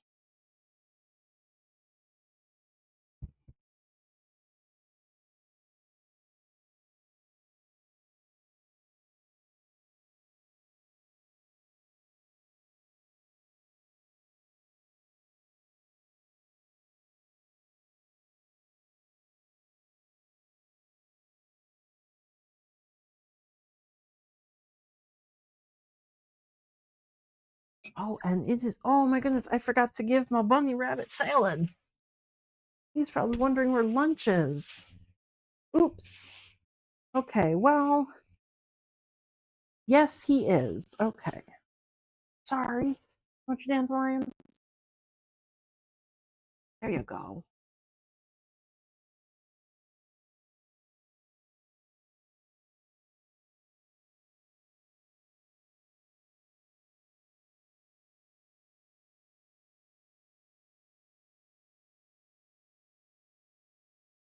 Can't believe I forgot to give my bunny rabbit his salad. Ugh.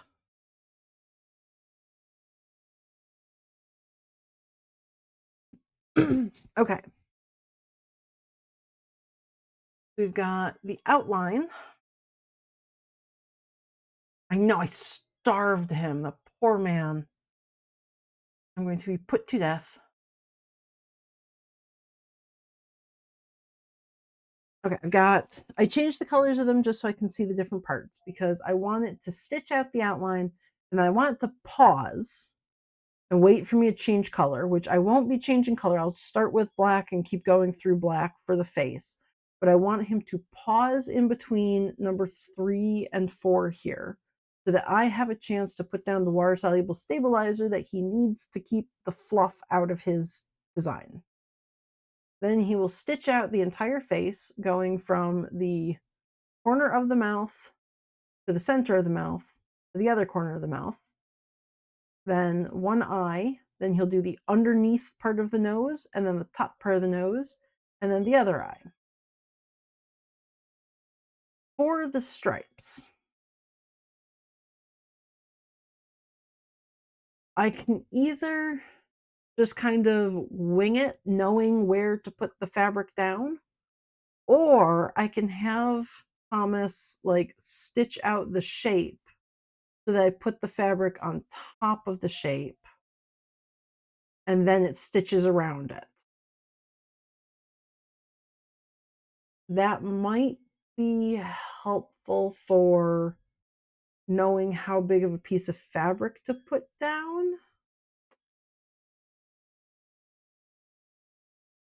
But it'll also increase the amount of time it takes to embroider this.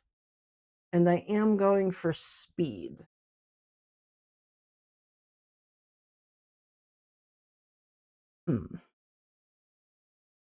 I'll do it without this time. And I'll see how good I am at actually putting things in place if I mess this one up. And then if I do, then I know I need the little guidelines. So this one will be stitched down first. And that's going to be, I'm putting that in color 3. And then this one will be stitched down. I'm going to make that color 4. And I actually want this one to come down next. So you have to move up in the order. This one's going to be number 5.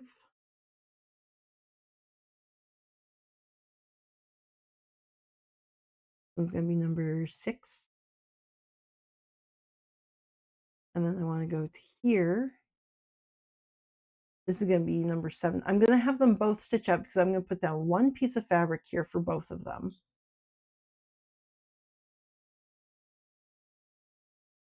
So this was color 6. This is going to be 7.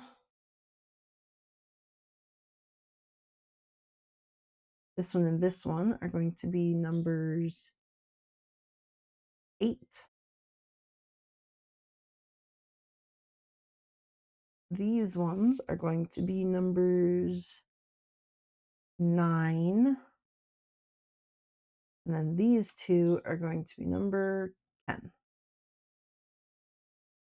Well, I guess 1. Why would you do that, huh?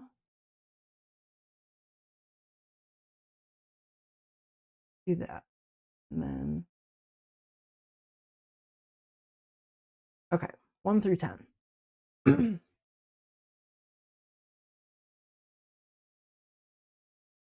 So each color, if I go to colors, number 1 will stitch out the outline. Then it will pause for me. I put down the water soluble stabilizer to protect the fuzz or protect the embroidery from the fuzz popping through it. And then I stitch out just the face, number 2. Then it pauses and waits for me to put down a fabric here. Then it pauses and waits for a fabric here. Pauses and waits for the fabric here. Pauses, waits. I do both of these at the same time. Then I do these two. I don't want to combine all 4 of these because I might want the fuzz to go in different directions. Let's see, the fuzz on the face goes from the top to the bottom. So do I want the fuzz on the stripes to go top to bottom, or do I want it to go from front to back? Because that's kind of what I was thinking. It would go like brushed this way, like in that arc, and then it would brush this way along that side. Although I guess if it's brushing the same way, like front to back there, front to back there. Hmm. Hmm.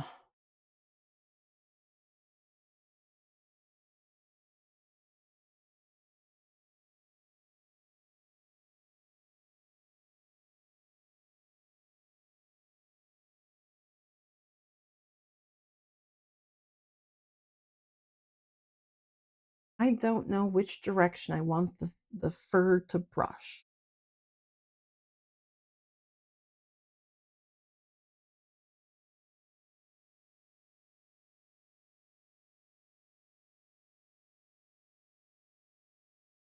I guess if I do these as 2 separate pieces, I can just have it continue on as soon as it's done. And then those 2 would be the 2 final pieces. So as long as it pauses in between each spot, I can have it all go on. Like, even though I'm using different colors, that's just to make my machine pause in between. I'm not actually gonna be changing the thread color. I'm not doing, well, I could do a crazy rainbow cat, but I don't think I'm going to. I was thinking of actually just doing some pastels because I got some really nice pastel mochi minky. So I could make like a light pink cat with like a dark pink stripes, or like light purple with dark purple stripes. I just thought that would kind of be cool. Um, I also have white and black, so I could do a white and black cat with that. But I like the pastel colors. I wanted to try them. See how well that fabric actually stitches out.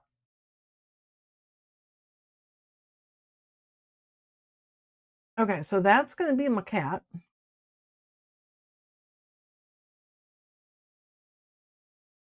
This is the print preview, the design worksheet. Oh my goodness, look at all those. Are you not cutting in between? Look at all these jump stitches. What are you doing?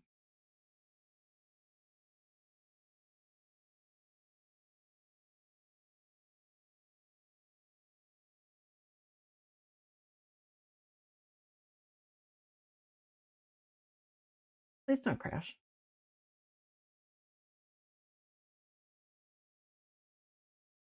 Are you done?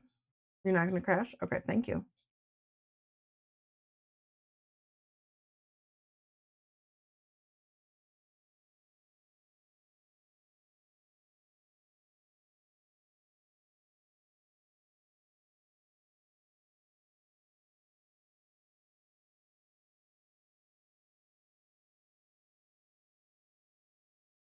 Yeah, I think that's what I'm gonna be doing.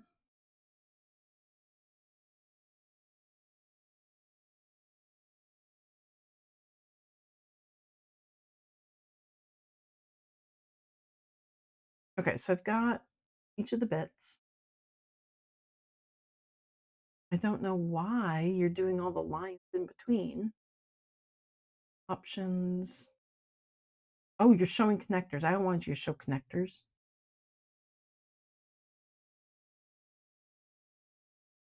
I do want you to show the hoop in the hoop template. Let's try that. Or is it grid? Oh gosh. Nope, that's not what I want. Change options. That's not it either. Okay, so it's not a hoop. I don't want to see the hoop. Oh, maybe it's hoop template without the grid? Yes. Okay, that's what I want. Oh my goodness.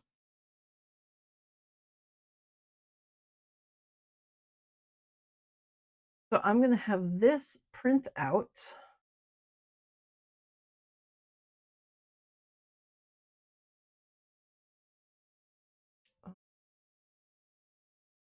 Maybe show in true view.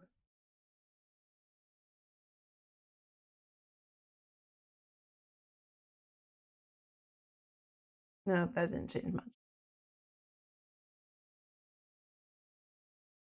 Landscape change anything? No, it does not.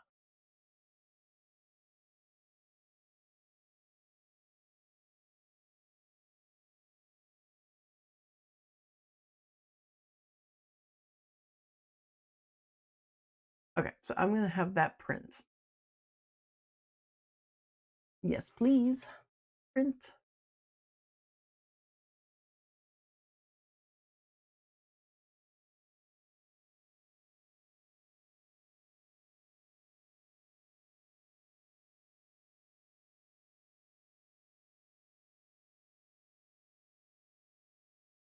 At this point, we're going to go back to my table.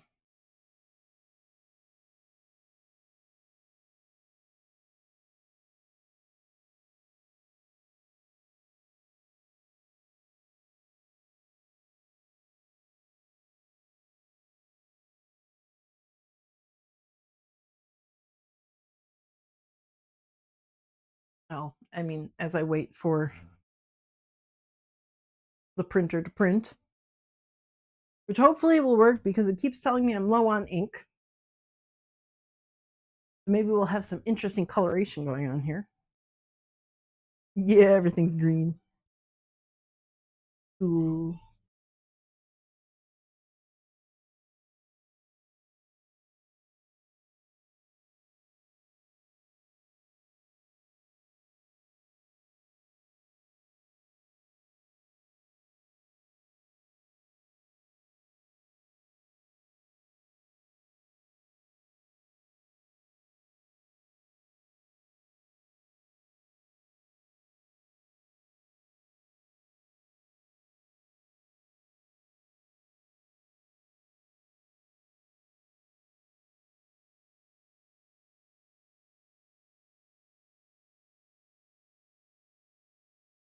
Okay, well, it's still printing. This is apparently doing it in like the highest of qualities. I don't know why, but okay.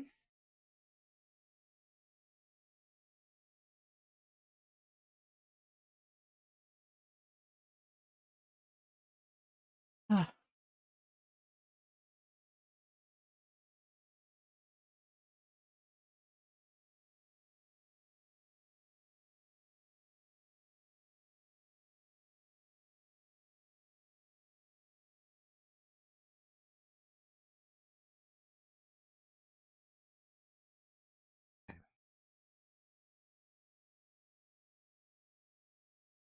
hmm.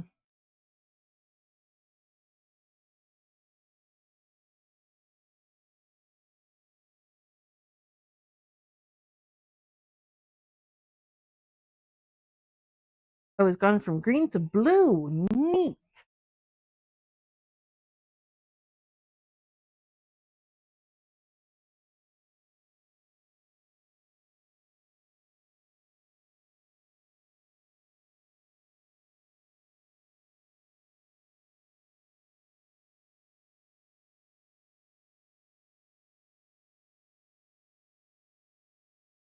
Okay, well,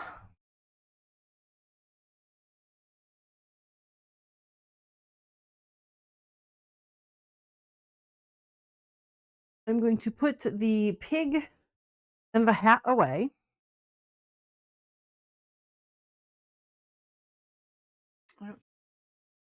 There, I can put my thread away.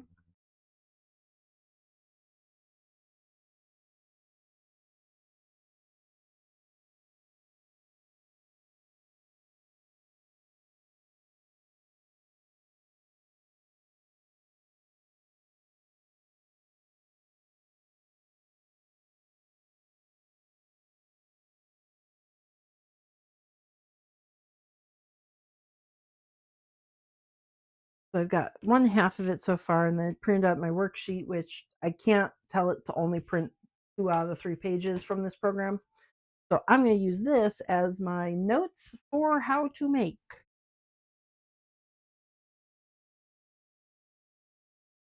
That other page is almost done. Oh my god.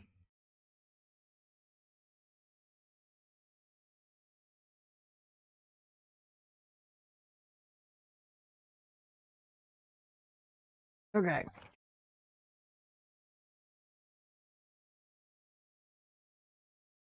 For some reason, when I printed it out, it decided to make one of these lines very, very thick, and all the other ones are very, very thin, like almost invisible. Whatever, I'll trace over them.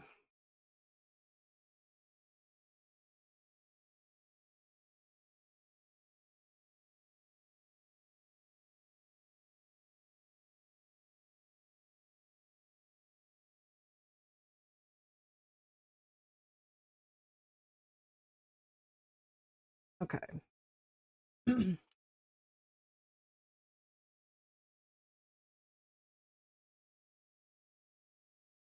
Where's my tape?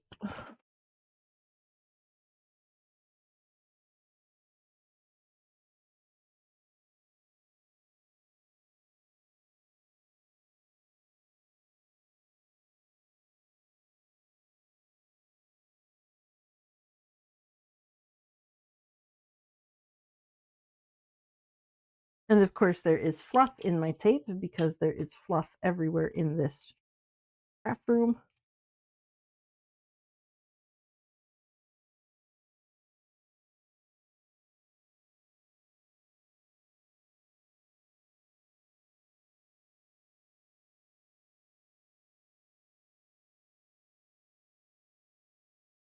Okay, so that's my cat, poop and all. So it's basically as big as I could make it.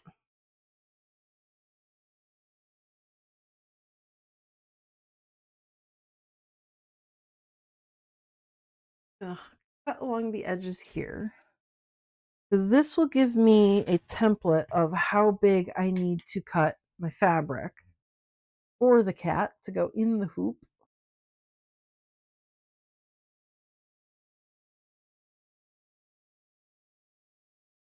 And this would actually be a pretty good project. So I was planning on making this cat out of the Mochi Minky, which is less fuzzy than my Shannon Minky, but it's like soft and stretchy.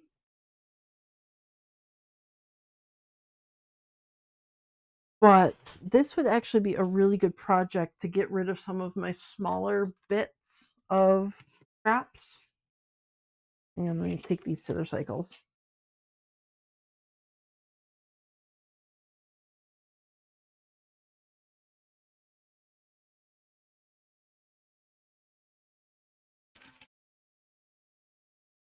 So this would actually be pretty good to get rid of some of my little scraps of my Shannon Minky. Bits here, things like this that they're too small for me to put back on the shelf, but they're too big for me to actually throw away. This would be a good place to use them, just as the little stripes on the cat or like around the mouth kind of shape.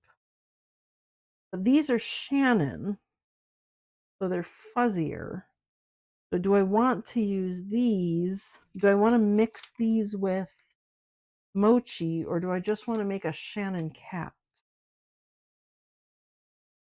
Hmm. So the Mochi I was thinking of, basically these guys, where I was thinking make like a pale pastel type cat, and then the extra bits, be them the spots or the stripes, would be in the more vibrant colors on them. And I also have white,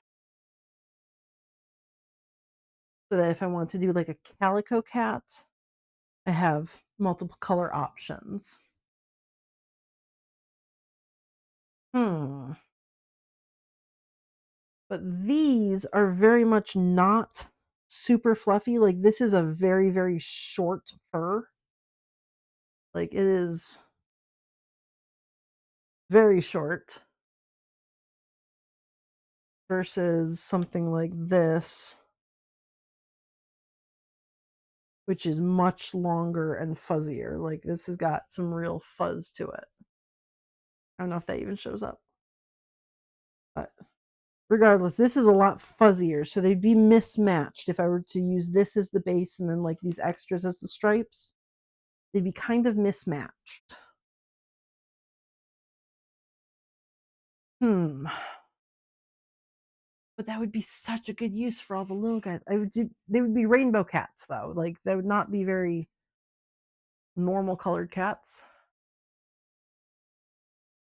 But I have so many little bits I could use. Ugh. I have so many bits. Like I have an entire bucket full of bits. I have multiple buckets full of bits. Oh, that's my dark sea minky. Okay.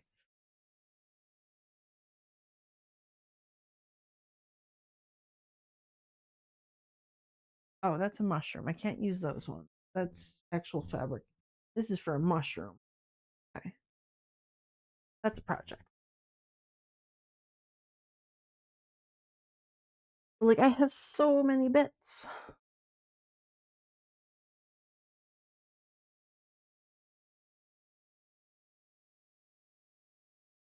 Oh, do I want to mix them? Ah,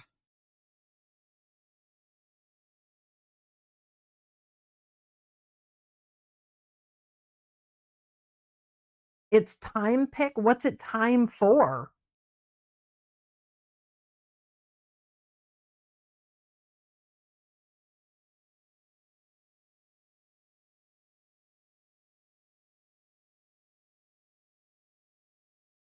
This could be.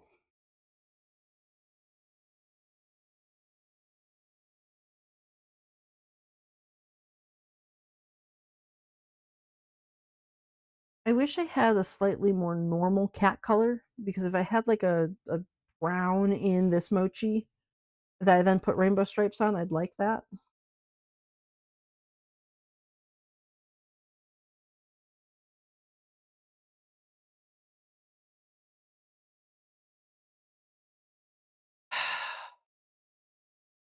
I think I'm going to try a rainbow cat. I'm going to mix them and see how well it works, because this is just my first trial. So I'm going to do a white cat with rainbow Shannon stripes. And we're going to see if it really super bothers me that there's different levels of fluff on them.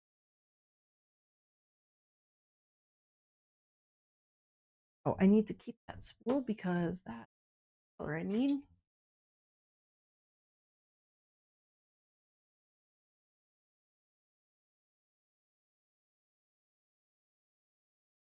Is up.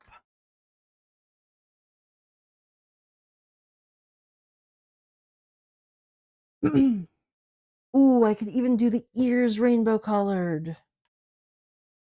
Ooh, I like the idea. Oh, I'm going to just print the ear out on this piece, because I still need the ear pattern piece that I've changed the size, made that smaller. So I need the ear printed out.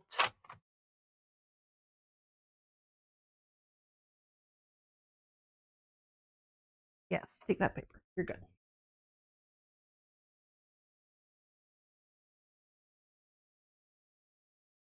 So that's going to be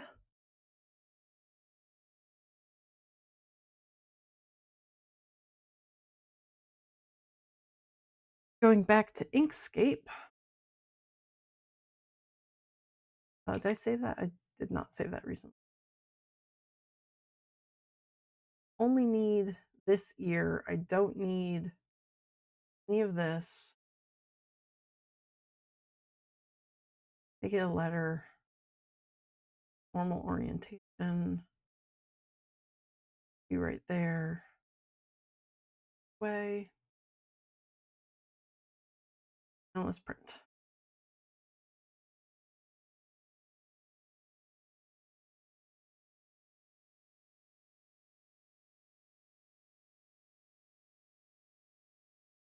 Okay.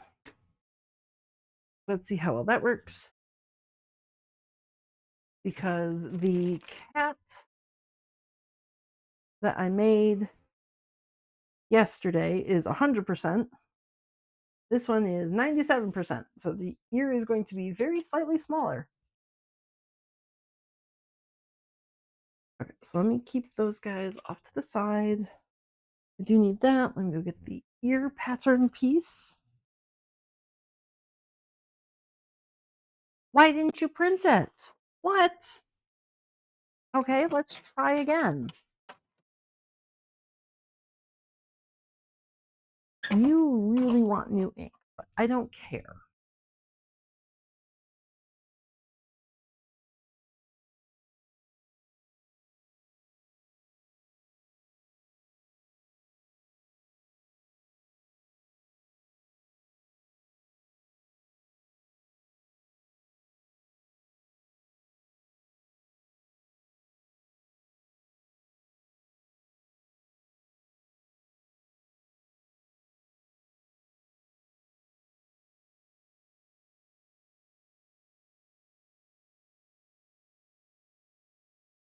You're only printing the same part of it. Why? See, I don't like that.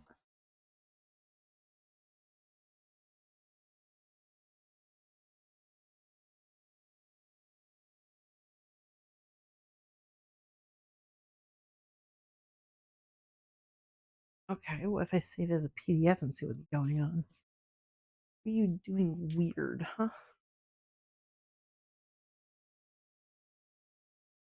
Print as a PDF.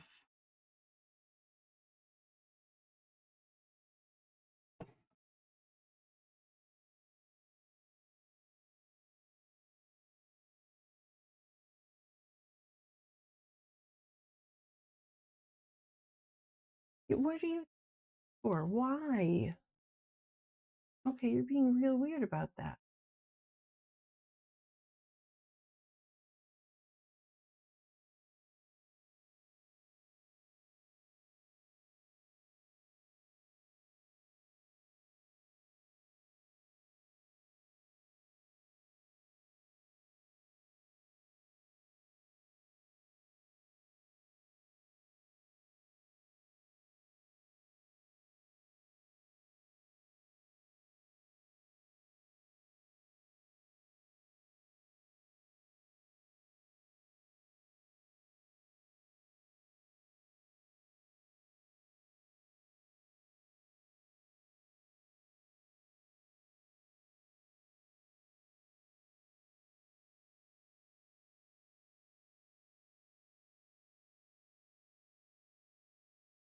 Well, Inkscape's being weird with how it saves things. That's real cool.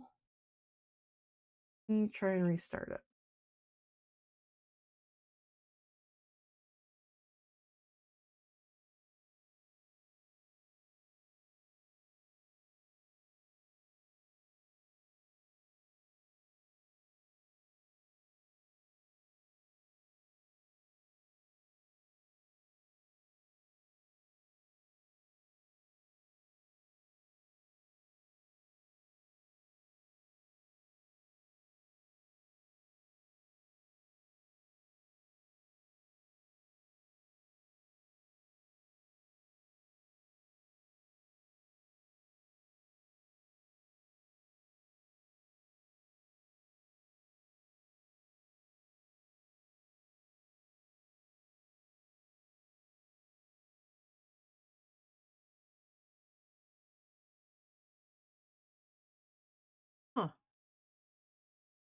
Okay, it's just being weird overall. Interesting.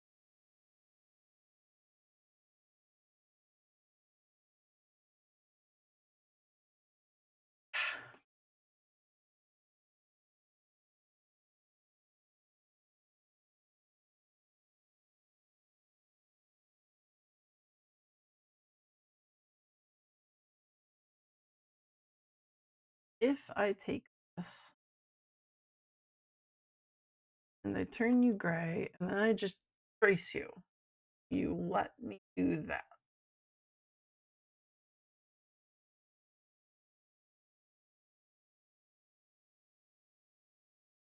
Ooh, well, I don't want that.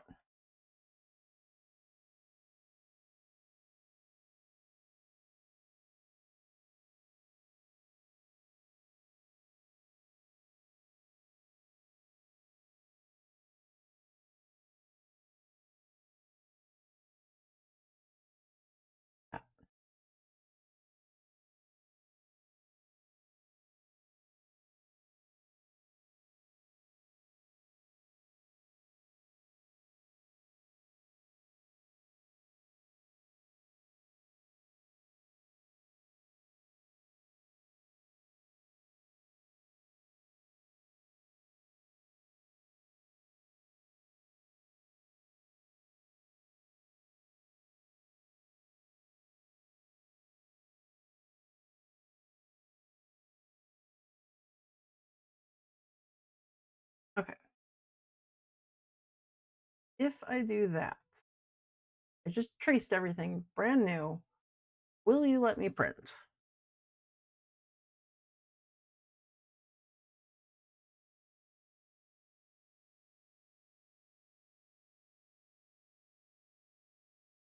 Oops.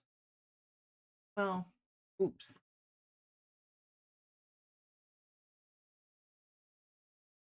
Yeah, okay, so at least that's gonna let me print.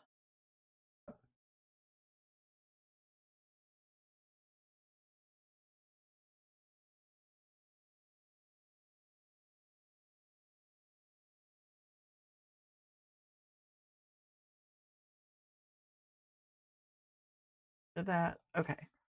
Let's try this again. Print.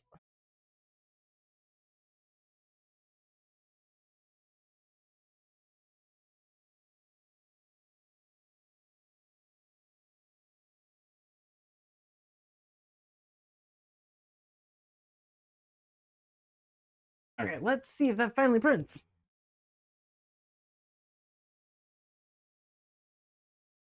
It is. It printed in blue, but it finally printed. My ear. I hate technology so much. For some reason, when it was printing, it was only printing off this, like that part of the drawing. And I don't know why. And I did it multiple times. And then when I saved it as a PDF, it saved that same part, but like I moved it around the page and it was the same bits. It was the same shape, like the full shape was there. I don't know why it was only printing part of it though. Because technology hates me, full of gremlins.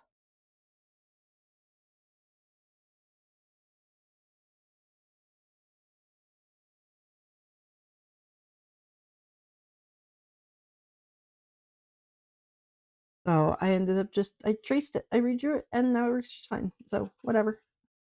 As long as I have my ear, it works.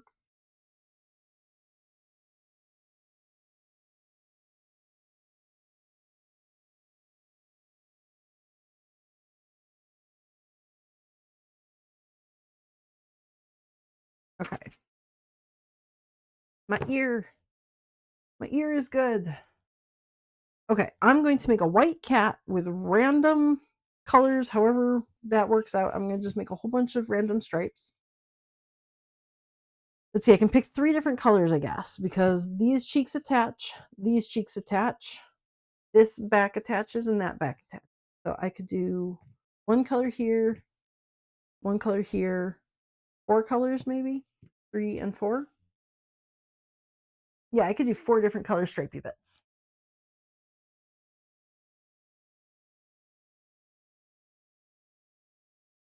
Bring those guys up.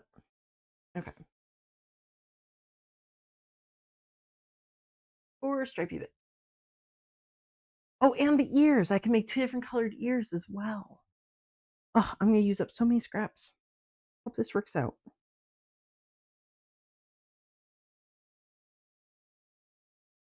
This is also fabric from Joann's, so I am not looking forward to them being gone. How am I going to get my stretchy mochi minky? So, which way does this go?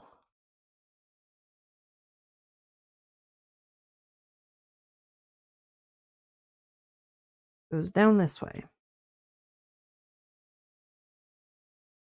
Yeah, brushes this way, although it's so hard to tell because it's so light. Let me move those out of the way. Whew.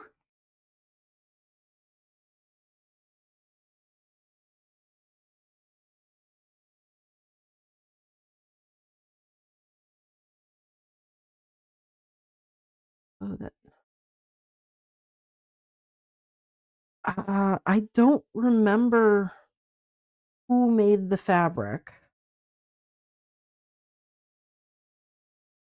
I know the pinks and purples of this.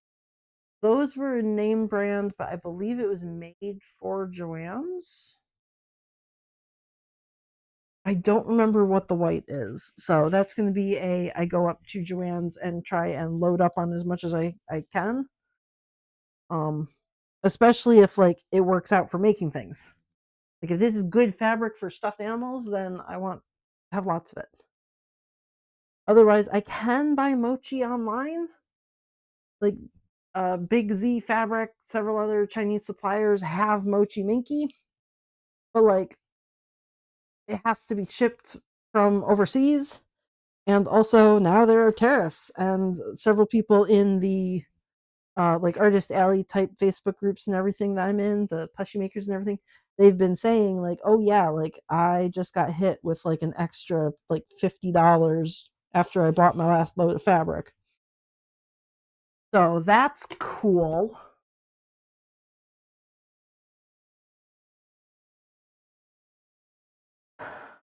Okay, so there's my kitty. It takes 14 by 8 inches of fabric. 14 by 8.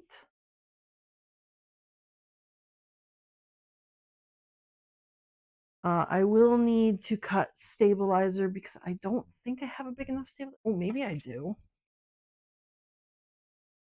Is that big enough? Maybe. What does my hoop need? My hoop needs 12 by 20. No, I don't think that one's big enough. That one is 15 by 10. Nope. Okay. I do need to actually cut some stabilizers.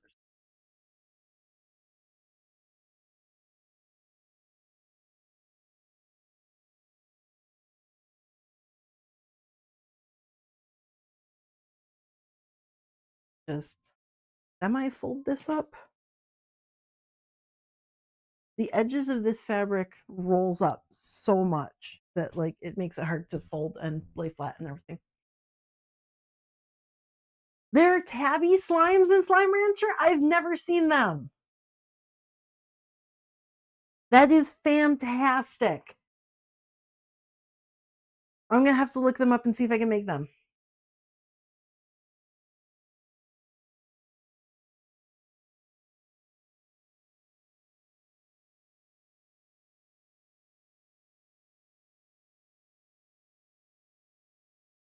So my entire experience with Slime Rancher is just watching people on Twitch play it. I've never actually played it myself, nor have I like looked up anything about it. So I know very few of the actual little gooby guys.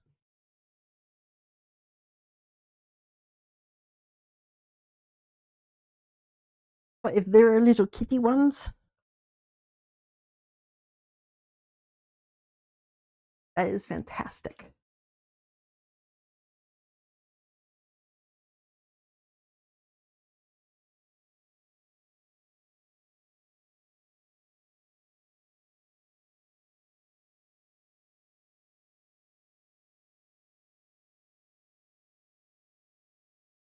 Oh my goodness, they are adorable.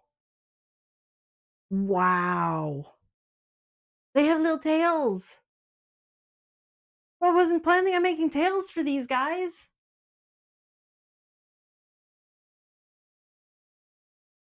Oh, that's lovely.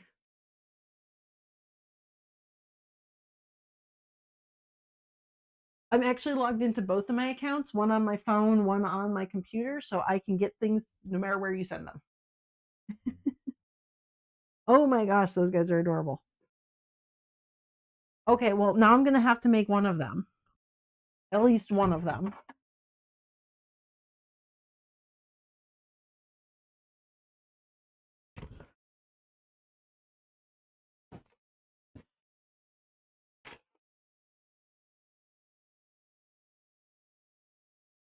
I'm also going to have to get more stabilizer from Joann's.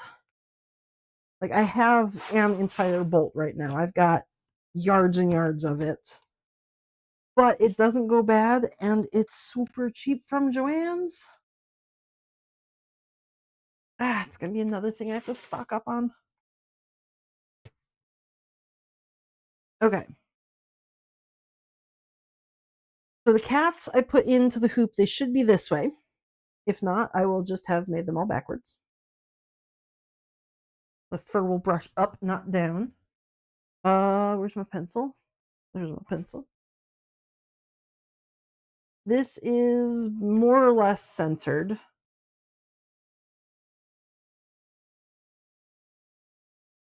Okay, well, that one's a little less centered.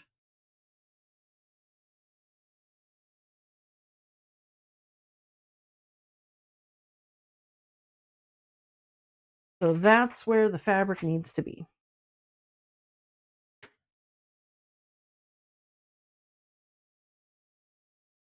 And already I've forgot which direction it goes. This way.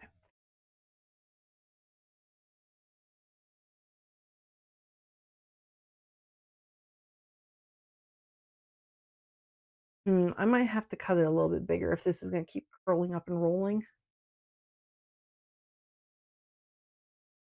Yeah, I might have to cut it a little bit bigger. Instead of, I said, what, like 14 by 8, I might have to cut it 15 by 9.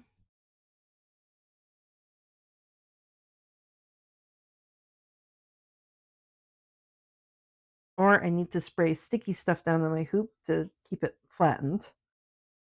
But sticky stuff on the hoop is the reason the hoop is currently covered in all sorts of fuzzy crap along the edges.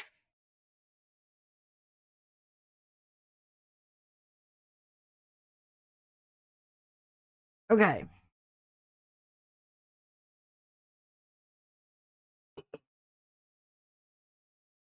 Now I get to save this embroidery file.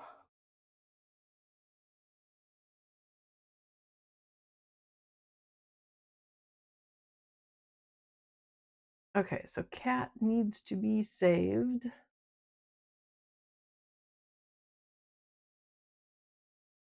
Export as.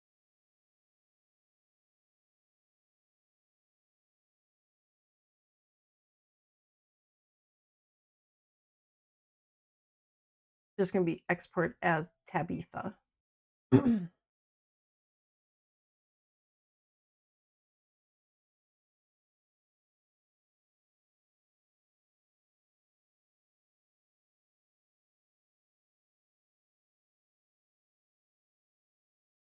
let's see.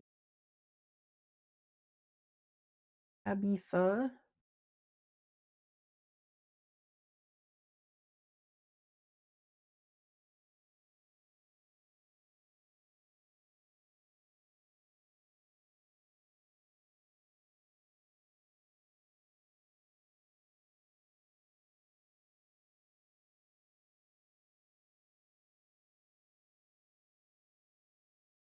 I also want to go to here. I just want to make sure it's saved and it looks right. Open, please, slowly.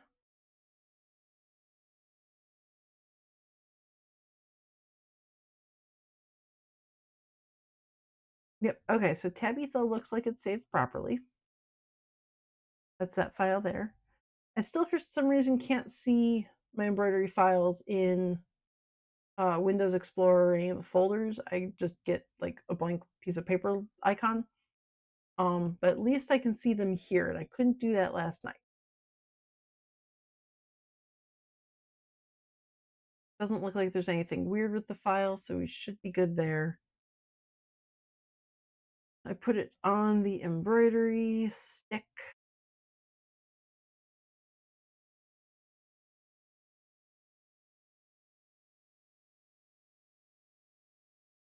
And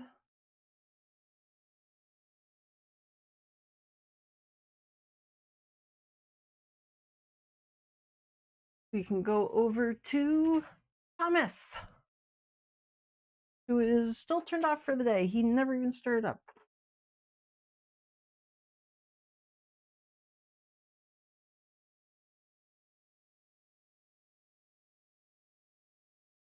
Wakey, wakey. Come on, Thomas.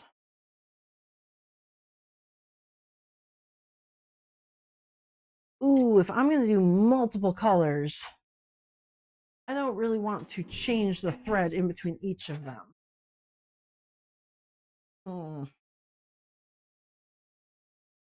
Okay, I'm going to do the face in black. And then I think for each of the stripes, I might just do it in white to match this. So I'll have a little white outline. No, I'll actually change the colors. Ah. Okay, do your wiggles. Calibrate, wiggle.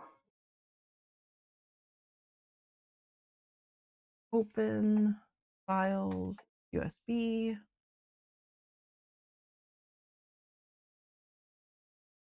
Nico Atsume Tabitha. Drop into, oop, that looks to be the right size. Go. Do your wiggles. Oop, attached. Okay.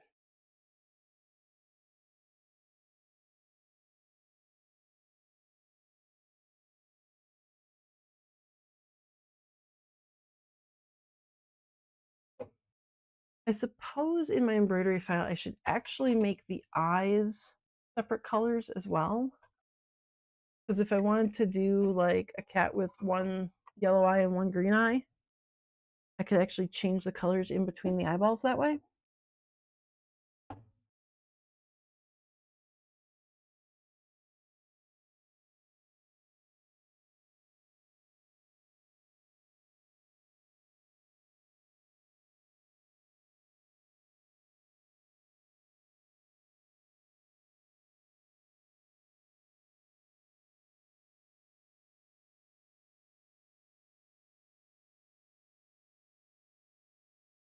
Oh my goodness, those little tabby slimes are so cute. They do have little tails though. I'm going to have to add little tails.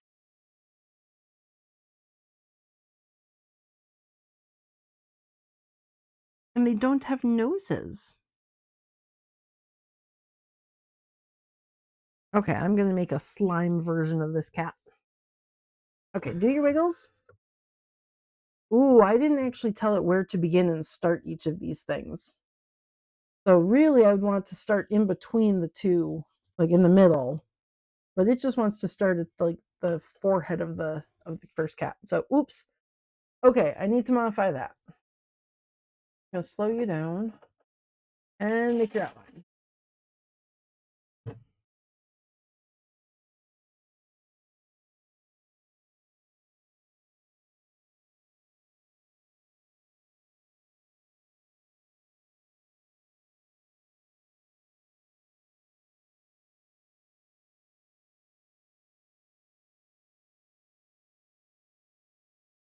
Oh, you are right on the edge. Whoa, dude. Okay, I definitely need to cut my fabric a little bit larger. Holy shit.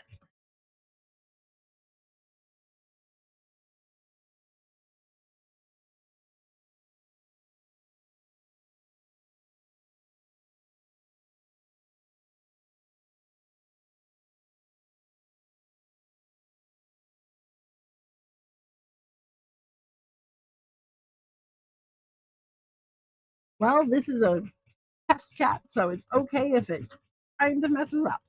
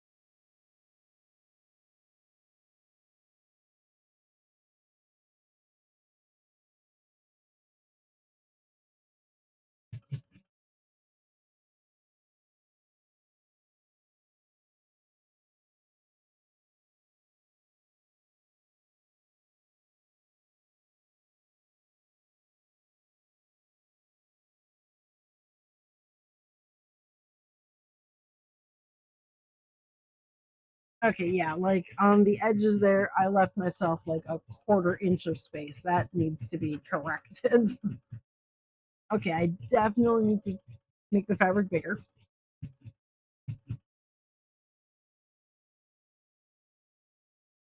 And if I start right here in the middle where the two sides connect,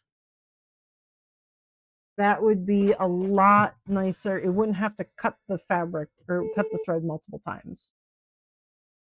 Okay, you need your face. I don't have water soluble stabilizer pre-cut. Grab that.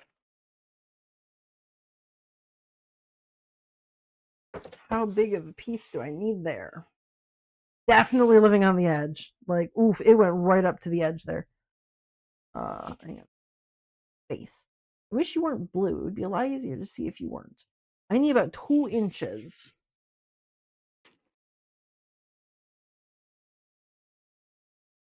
So I'm going to cut 3.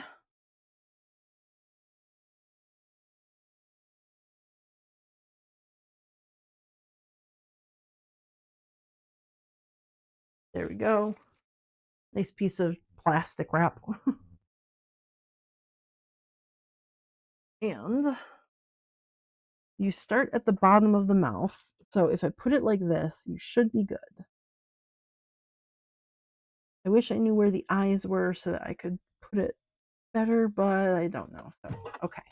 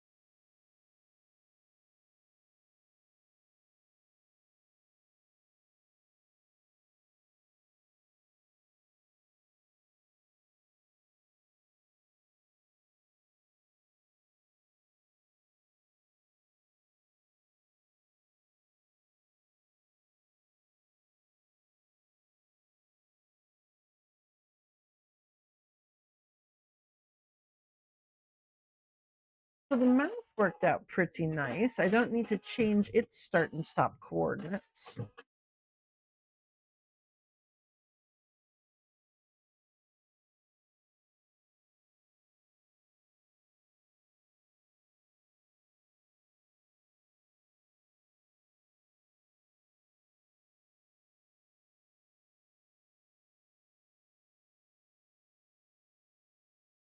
I guess while he is working there, I'm going to come back over to my computer and I am going to make those changes.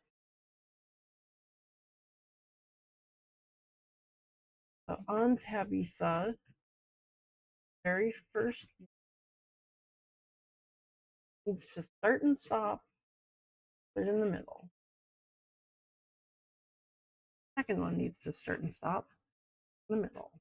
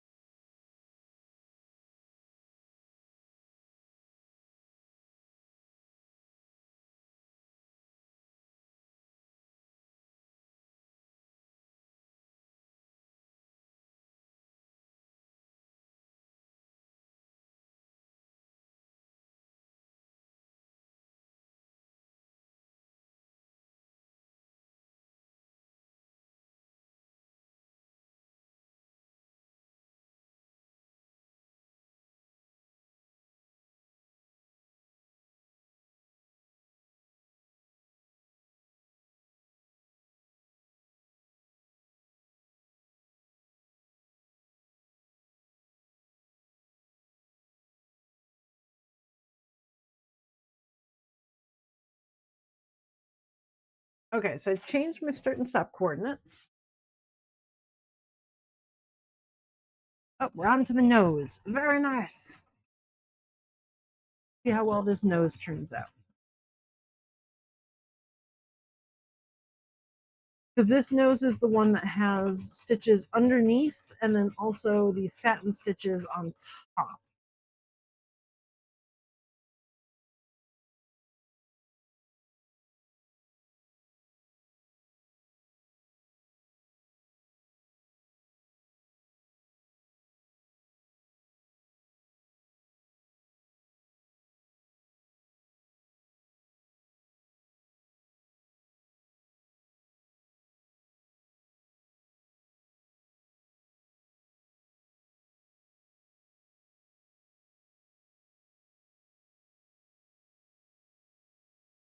You probably shouldn't be cutting your thread right there. So you broke your thread.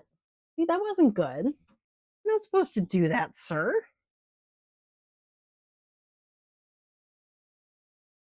I have changed that already on the file so that hopefully he won't cut the thread and then move on to the next part like that, breaking it.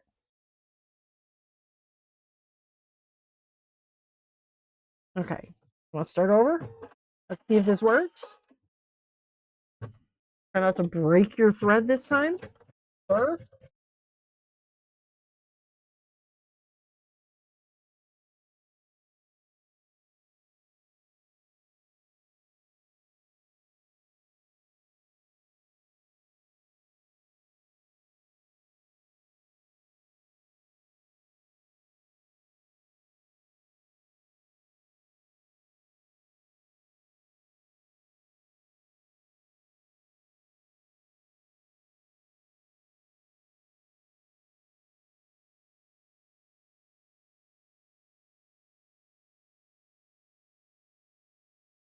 Oh, what are you doing with that little thread? Sir, you make a thread. Are you going to tuck that underneath and sew over it? You did good.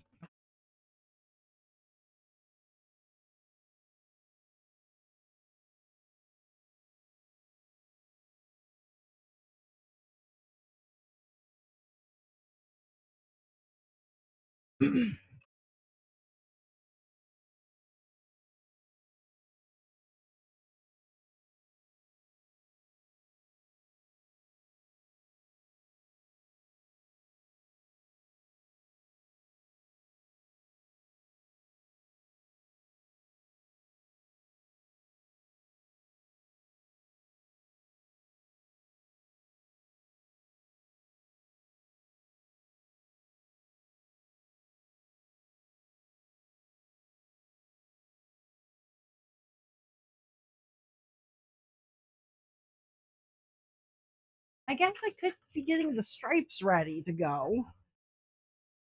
While he's stitching that out, I can get rid of my water soluble stabilizer. What others do I have in this? That is wash away. Okay, I do have a second wash away. Thank God. Okay, so at least when Joanne's goes out, I still have some of that. Okay. Any opinions on what color the stripes should be? I'm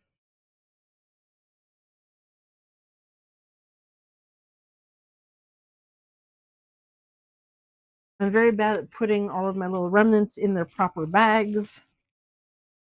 I can do that now. Is that my reds as well? This is my purples and pinks. I hear you, boo boo boop. Good. Okay, ready for stripes. This is my blues and greens.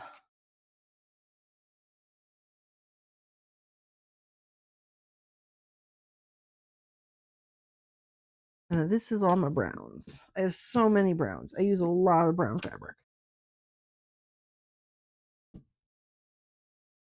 Where are my other bags?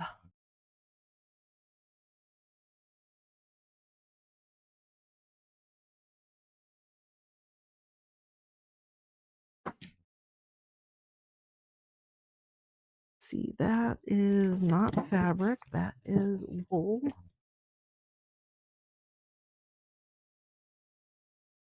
What is this bin? Ah, that is for snakes and other fun things.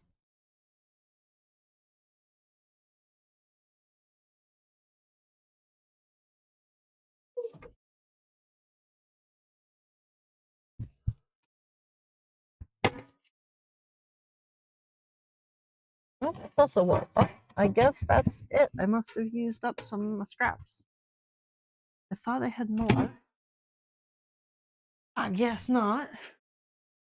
You go in there, and I guess you go in there. I thought I had a whole bag full of just red. Maybe I used them all up?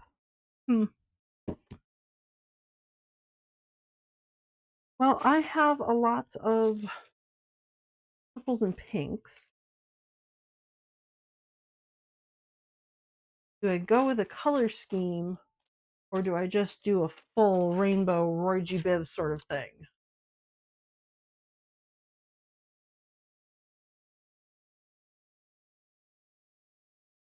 That's Kelly.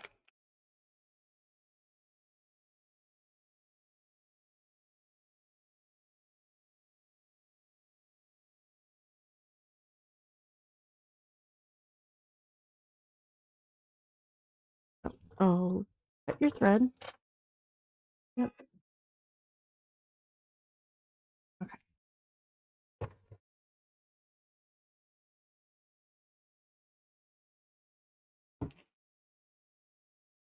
So I can pull the water soluble stabilizer off because that's the last I'm going to need of it. There we go.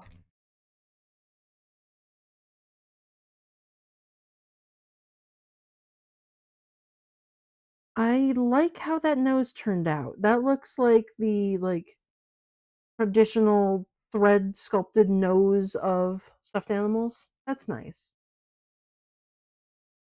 The mouth I like a little less.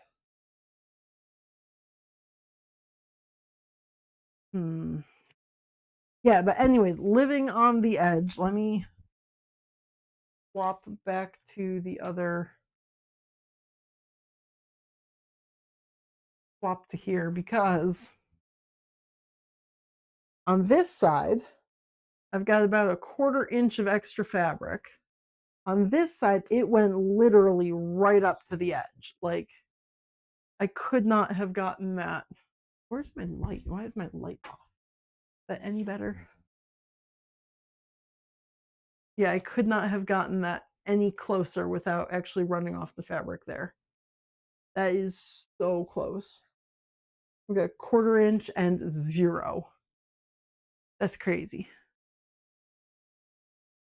So I need to cut this slightly bigger. is the moral of that story.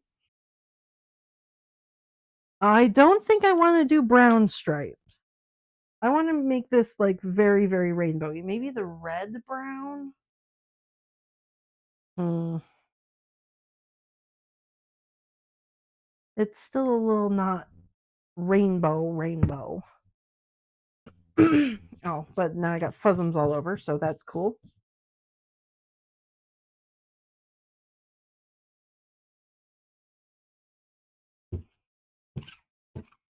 I picked up some of them. It's not sticky at all, though. Okay, time to get more fuzzums all over it. I've got some fun blue.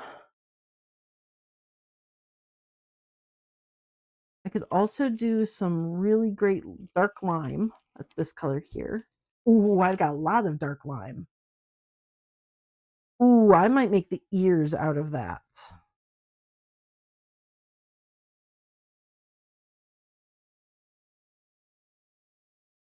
Or one ear out of that, one ear out of something else. I've got my turquoise. Do I want to go with lime or do I want to keep it very bright and vibrant?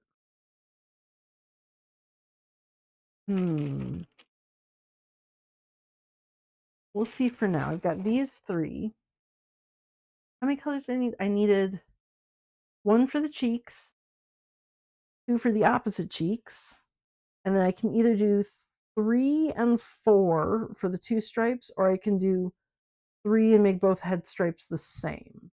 Because they are going to be right next to each other when I'm done. So maybe I only need 3 colors. And then I have 2 ears. I could do 2 different colors on the ears. What if I do something like red, yellow, green, blue, purple?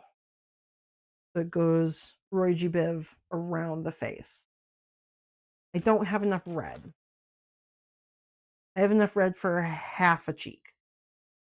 Okay, so I might actually have to cut a piece of red.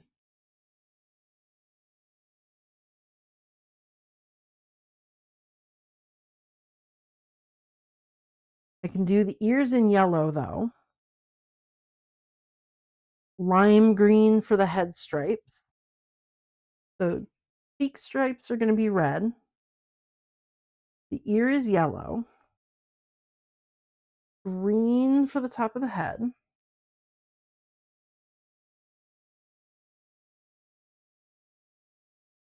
Blue the other ear.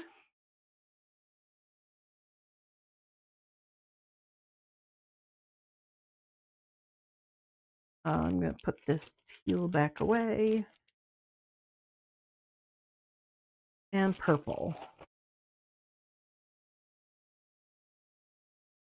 Purple stripes. Is that the same purple? It is. Okay. What is that? One bat head. I've got one bat head that I never cut out for some reason.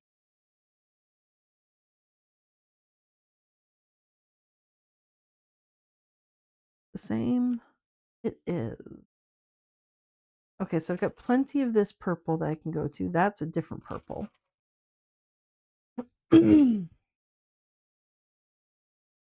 Oh, I actually like that. Red, yellow, green, blue, purple. I'm going to do that.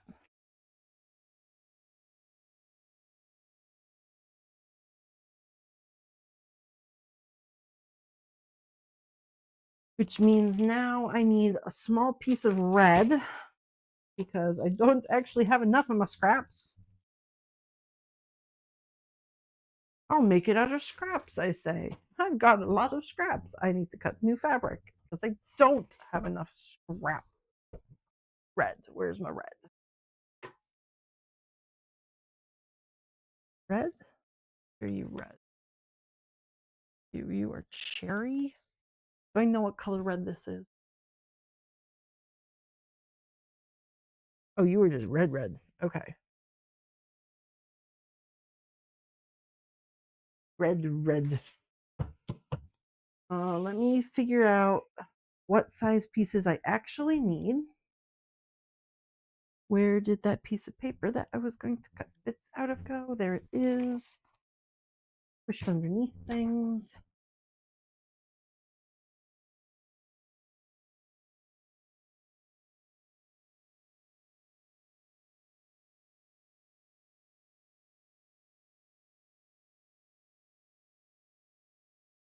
Because did not print very well.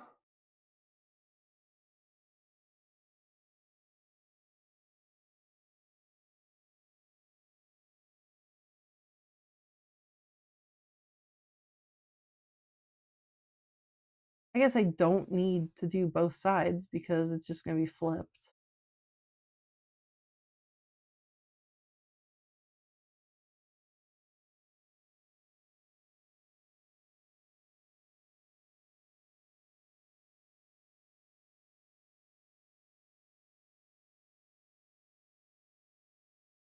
And the back.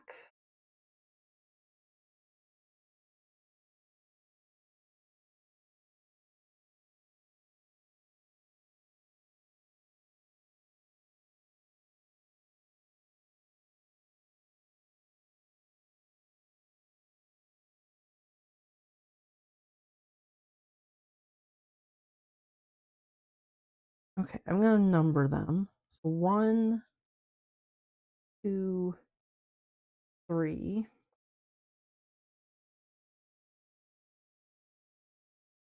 Should I do 4, 5, 6 on this? No, this is just going to be the same. So this will be 4, 5, and 6. Might as well do all the.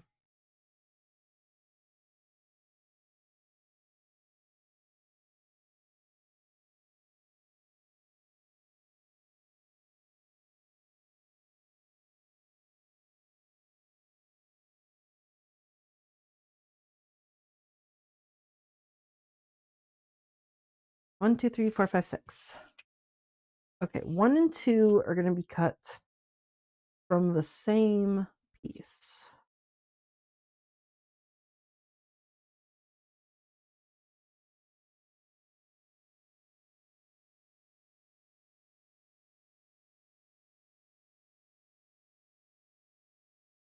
That's 1 and 2.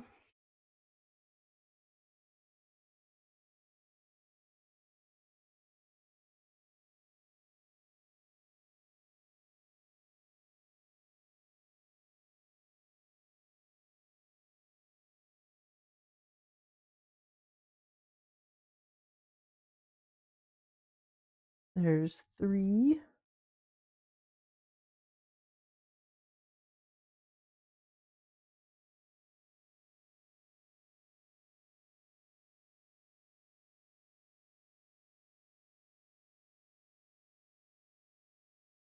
There's 4 and 5.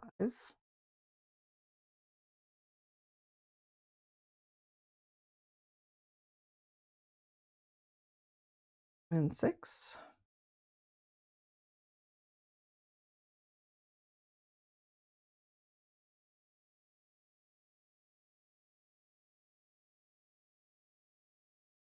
Okay. I still haven't figured out which direction I want the fabric to brush. I think maybe because this is. No, well,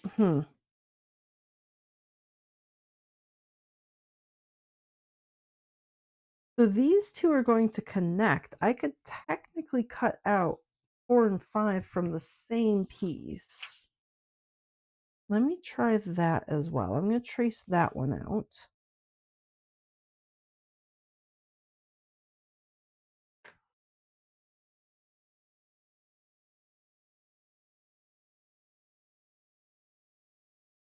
Because if I have a slightly larger piece, then I can do both of these.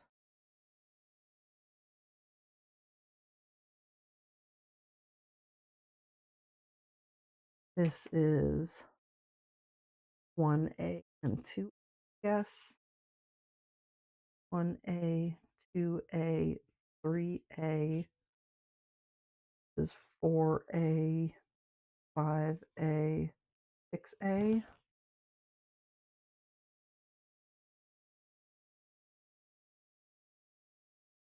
So 3 and 6 should be the same color. 1 and 2 and then 4 and 5A should be the same color. Then this all needs to be the same color.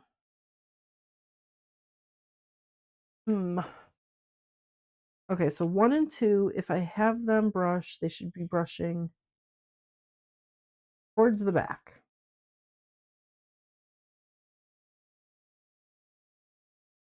5 and 4 should be brushing this way, towards the back.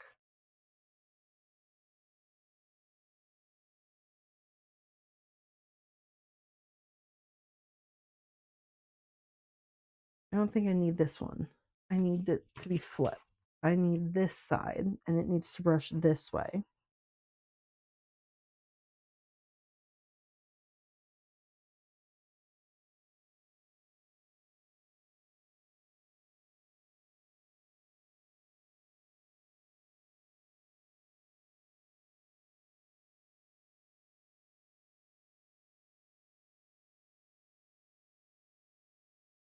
And then 3 needs to brush this way. 6 needs to brush this way. And I also need to flip this for 3A.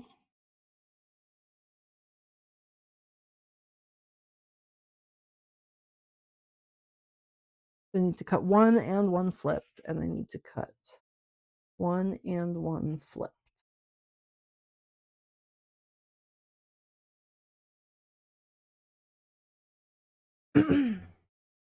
Okay.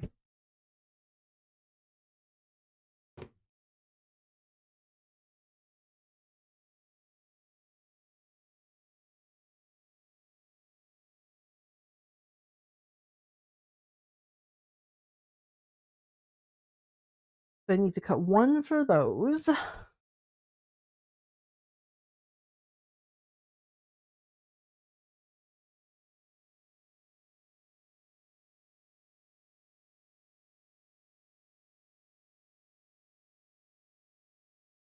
need to cut 2 of those, 1 for here and then 1 flipped over for here. I need to cut 2 of these, 1 here and 1 flipped over for here.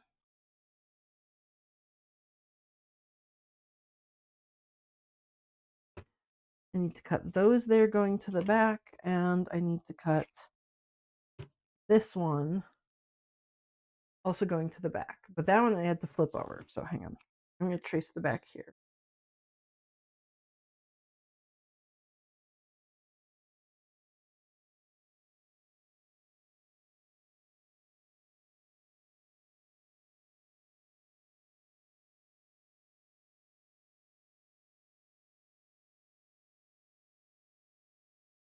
I guess I should probably just cut out 2 more of these.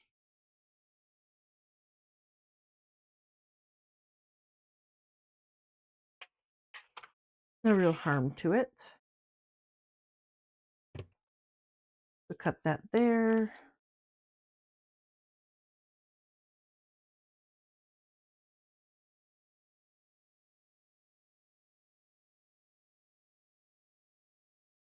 Where'd my pencil go?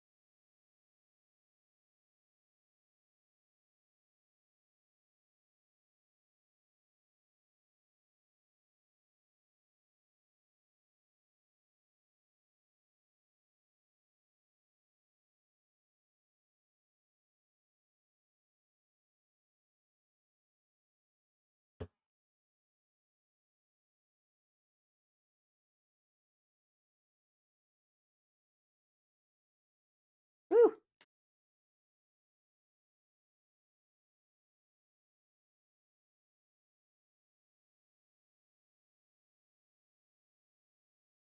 Okay.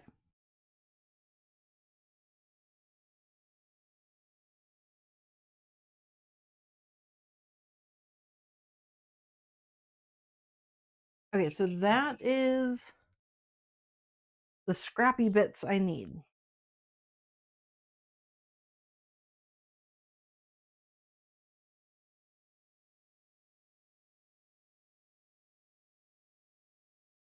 So 3 and 6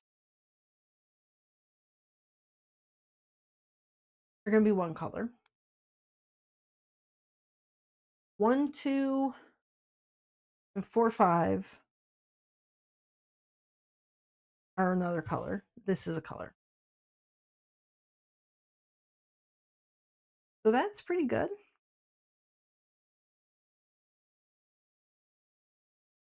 Oh, Ebony Dragon, hello. You and your viewers, welcome on in. I am making plushies today. Well, every day. That's what I do. Thank you for the dragon hugs. So what I am working on right now is something similar to that little cat down in the corner. It's not going to be the same colors as this guy though. I am going full on rainbow to use up my scraps. So I have already embroidered the face out. He is fully covered in confetti bits. So I've embroidered the face and now I am working on putting stripes on it. So the stripes will be approximately this layout with the little stripes on the top of the head and then also 2 on each cheek. And I am currently going with a rainbow color. So it's going to be red, a yellow ear, green, another blue ear, and then some purple stripes on the other cheek. So this was supposed to use up my scraps, and now I'm cutting little extra bits out of it. So there's that. Oh, you make plushies too? Fantastic. Hang on. I'm going to follow you then. I get back over to my computer. I am already following you. Never mind.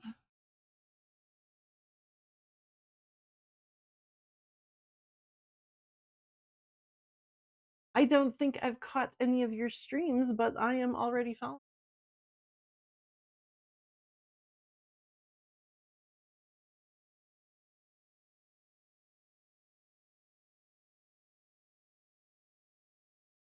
Fantastic, though. What were you working on plushies or anything today? While I go figure out what was I? I was gonna do something. I was gonna get myself a drink. Okay. What were you doing today? Any plushie making on your side?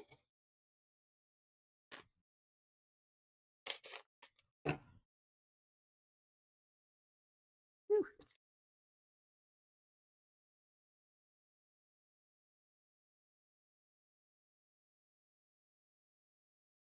I asked that question. I immediately walked out of the room away from my screen, so I can't actually see anything.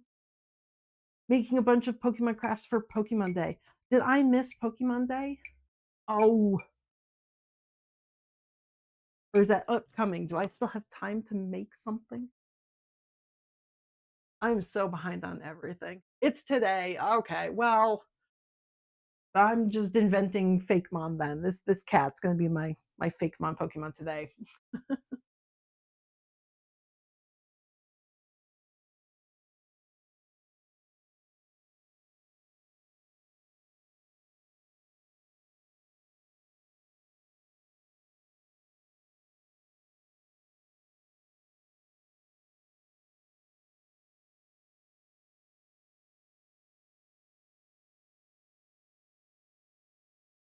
Ooh, you soap things too. Awesome. Okay, well, I'm gonna keep an eye out for you as well. Yeah, absolutely. Raid and run. That is more than fine. That is very cool, though. I'm gonna probably go and check out. I want to see what you say, so I might watch that after. I'm still gonna be streaming for probably 2 hours, though, so I will check out your stream later this evening. So have a good after stream. Do whatever you need to do, and thank you for dropping your viewers off here. I really appreciate that. I have a drink now. Yay. And what was I doing? Oh, I needed more red. Right. Okay. Because this cheek, these two pieces are going to be in red. And that was the only scrap bit I had of red. And which way does this brush? It brushes down this way. So I can get one of the little pieces I need out of there. I don't think I can get the second one. That would be really pushing it. I might. So this piece here, like this half inch, shouldn't really be used because that's the selvage edge. It's like all chewed up by the machine that actually creates the fabric. But if this is just a test, maybe I'm gonna just use that.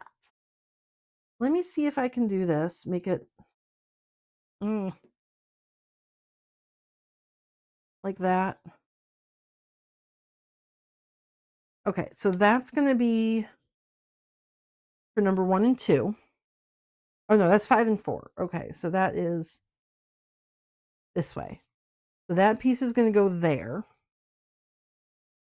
on the back.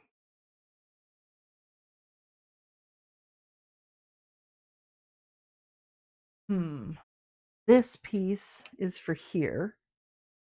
So it needs to go here. Yeah, I'm going to wing it and hope that works. This piece is too small to keep. So those are actually going to get tossed. I'm going to hope that works. Yellow is for the ear, so I'm not going to cut that out in the stripes. Blue is also for the ear. Which, where did my ear pattern go? Ear? Oh, ear? You underneath the red? No.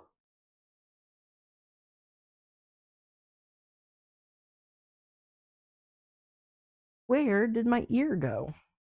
Mm. There it is. Okay, yellow and blue are going to be my ears. That's good. Purple is going to be this piece. Is this piece big enough? No, because I picked out separate bits. So I'm going to get a bigger piece of purple scrap. I know I have more. Oh, I've got a nice big piece. Okay.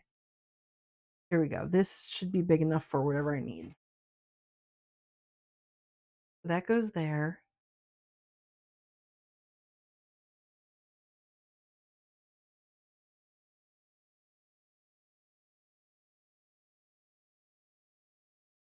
There we go. That's going to be that piece there. What in the world did I cut out here? What? This was a cupcake. That's frosting from a dog.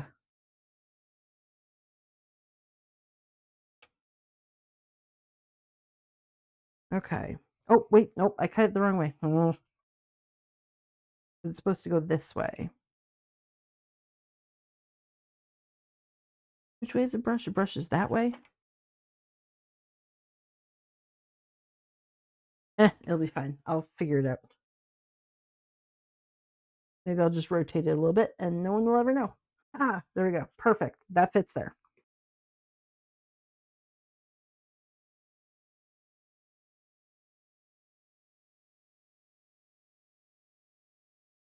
Then I've got these guys that need to come out of green, and all of those need to be separate pieces because they're so far apart.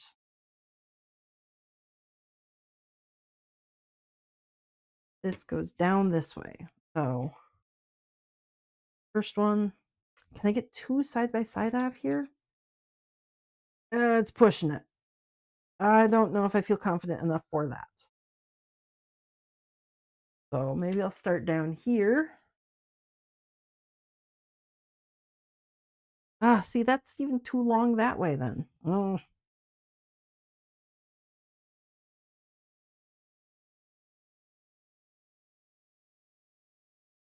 Maybe I will cut this way.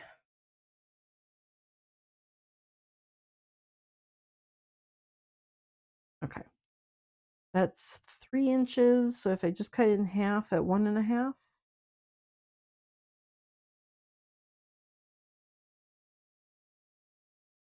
Just put it right there.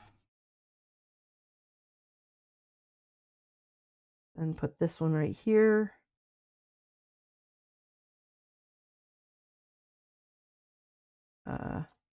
Going that way. Yeah, okay.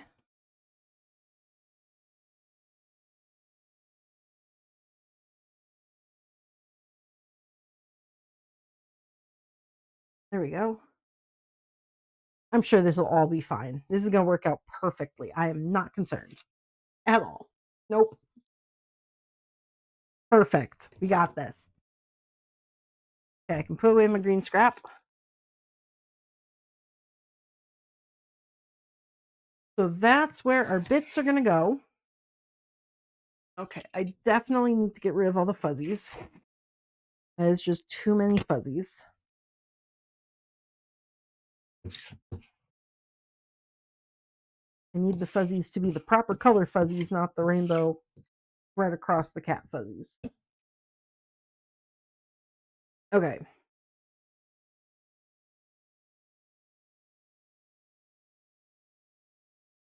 So I don't really know where these guys line up.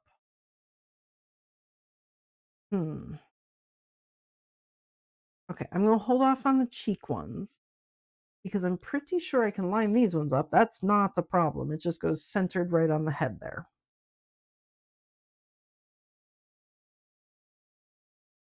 So those ones fit perfectly.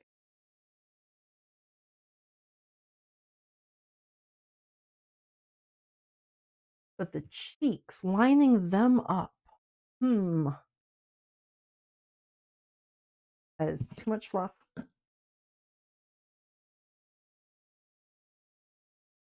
Okay. If I go like this, the cheeks need to be at least this high and at least this low.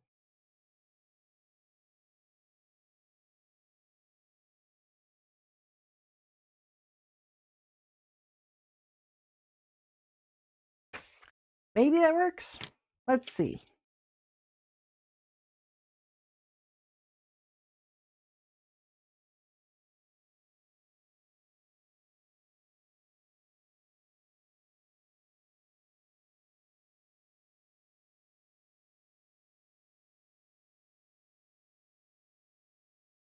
Hmm.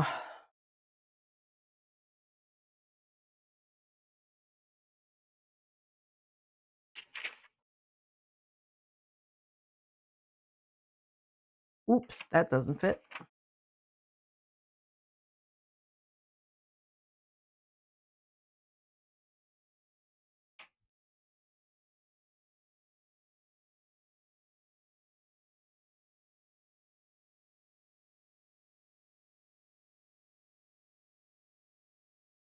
I might have my embroidery machine trace around these ones before I stitch that one down just to make sure it's in the right spot.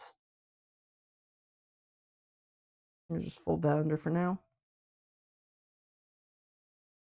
Because I don't want it to go over the edge. I want it to actually stitch down. And I believe these red ones are going to be in the right spot.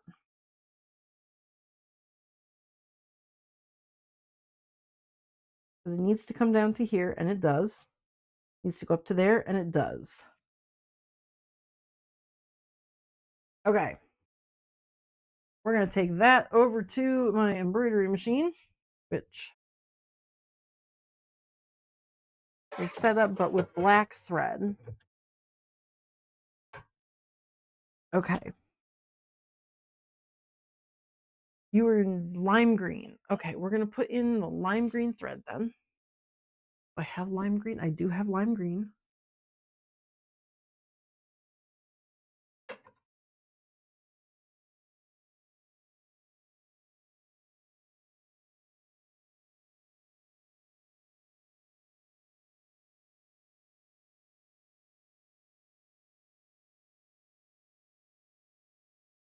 Okay. Got that.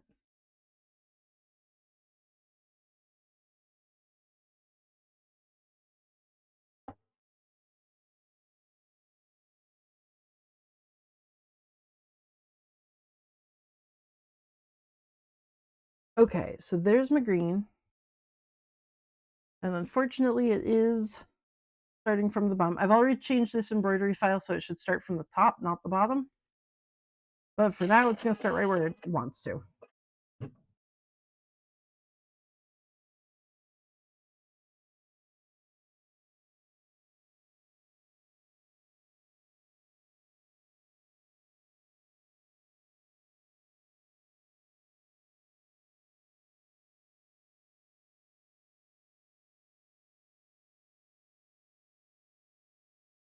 Oops, pause you first. Don't do that.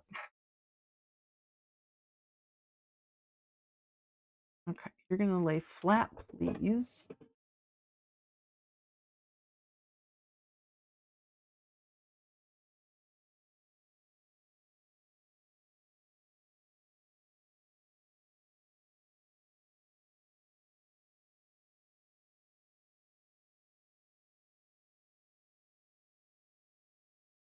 Okay, so for the next green strip, I need a little bit more space at the back, at the top here.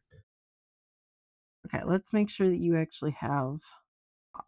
Yes. Okay, ready? Go.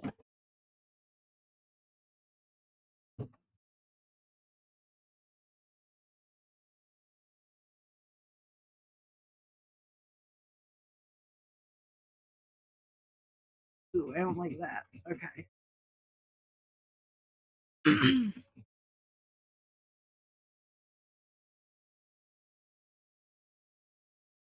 Well, it had enough space at the top, but I don't think it has enough space on the side. No, it's good. Okay.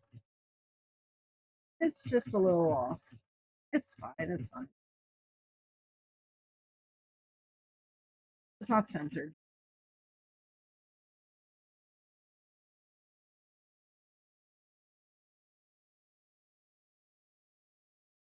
I don't like the fact that it's beginning and ending right here. I'd much rather it ends up in the seam allowance area, so I've already changed that for the next one that I make.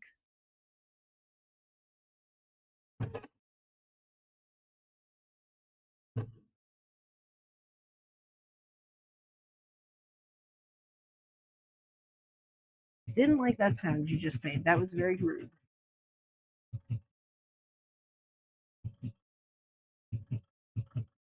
Maybe you should cut your thread properly and then you wouldn't have to make weird noises. Look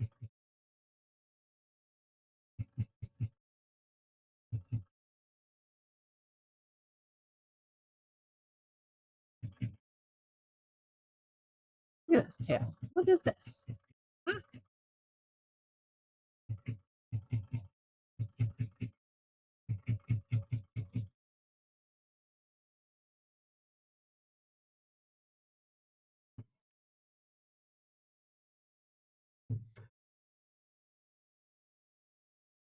Okay, let me move this thread for a second.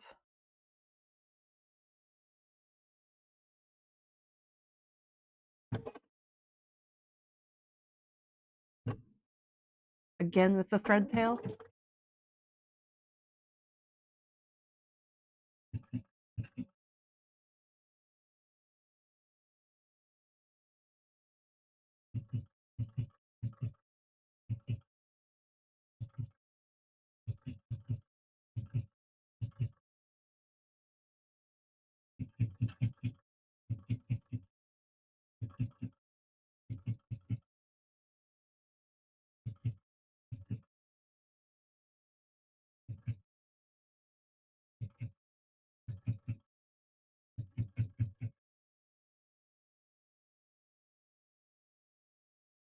Okay, so that was the last of lime green. Now I need red, which I already have here because I use red frequently for my Cult of the Lamb plush.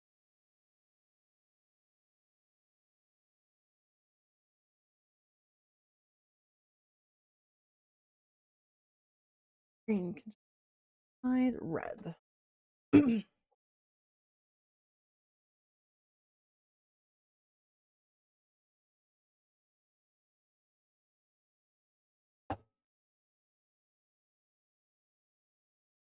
And then I put that right there. I think that works. We'll see. Where are you going? You're going up and around. We're going to see immediately if I've got it high up enough. Yes. Okay. Is it long enough? Yes.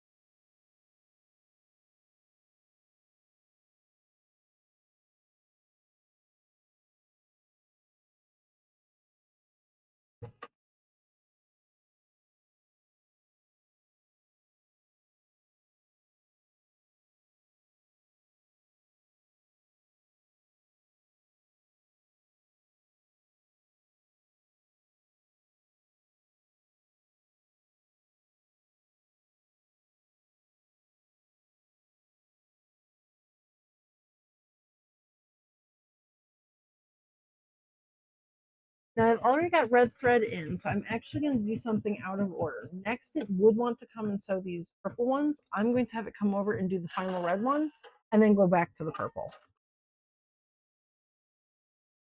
Cut your thread. You're good. We don't need you to be doing that one. I want you to go to the final one. There we go. Okay, and you don't need that much extra red.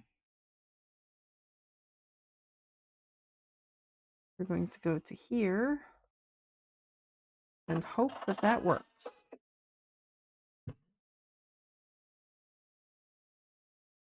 Oh, wait, stop. Stop. You are not going to work. Okay, cut your thread. You slid. See, I need this all the way up to the edge. Rude. Don't do that.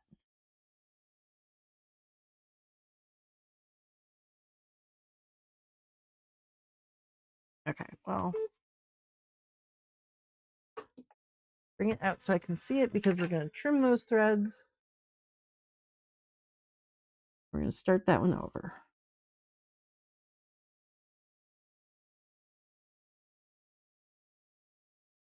Okay. Put it back in where it needs to be.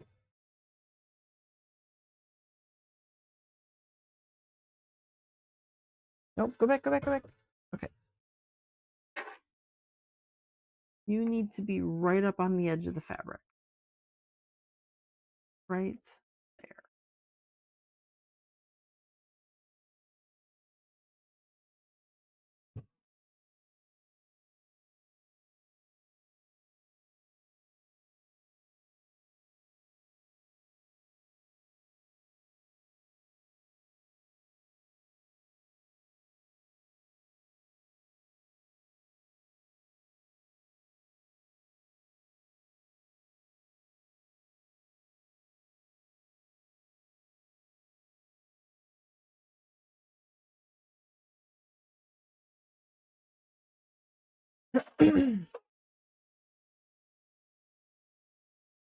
So I might have to rework these because the whole point of this cat was supposed to be that it's quick and easy to make and that I put it in my embroidery machine and my embroidery machine does all the work while I do something else.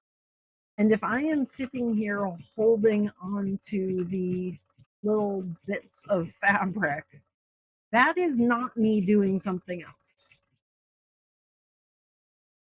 So I'm really liking the way this cat is turning out, but I do not think it is going to work for the whole purpose of cheap and quick while I do something else. Embroidery is not finished. We are going back to purple. Now we need purple thread. Wrap up my red. And purple. Which purple matches best? Oh, that one? Oh, I hate this spool. Okay.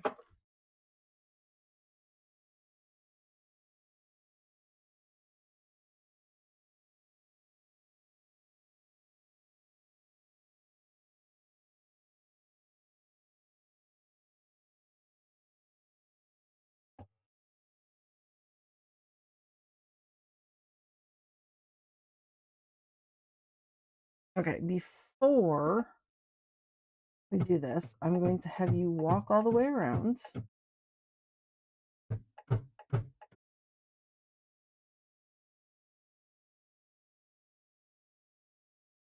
Okay, so I need you to touch right here.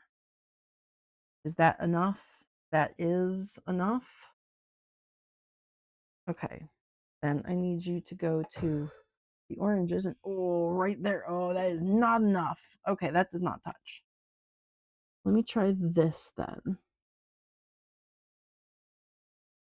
Okay, that does touch.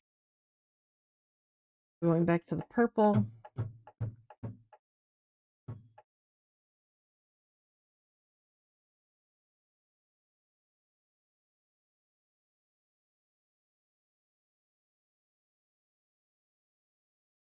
Okay, you do work there. Okay, we're going to do, I think, 9 before 8. So we're going to do this side of the face and then we're going to go back to the other one. I need to hold it all really well in place there.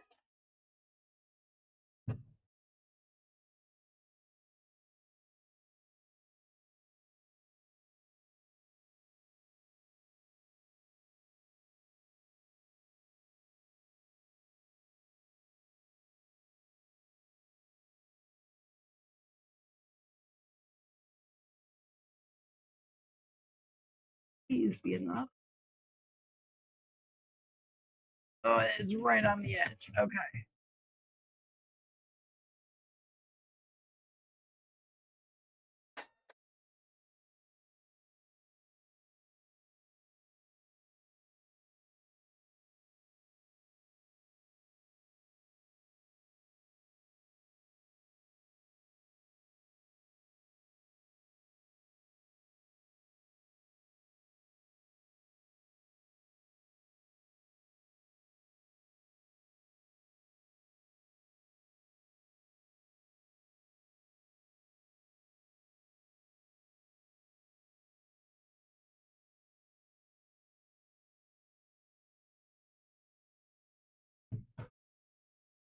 Nope, I don't want you to go there. I want you to go back to the other purple cheek.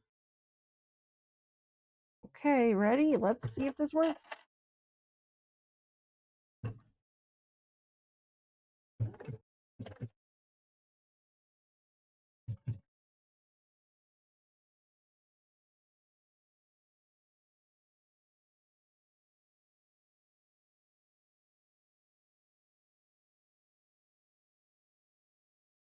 It did, yay, okay. And I think I'll have enough on the bottom piece as well. That top was the stripe that I was most worried about.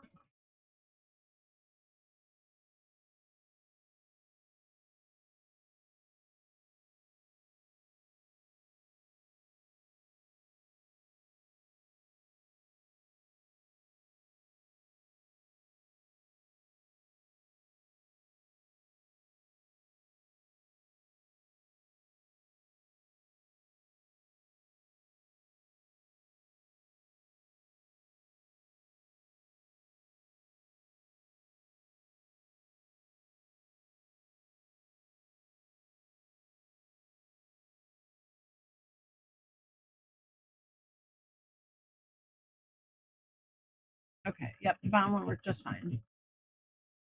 Nice.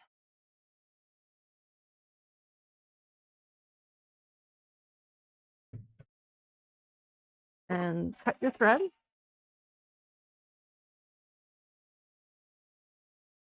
Okay, Thomas is done with the embroidery.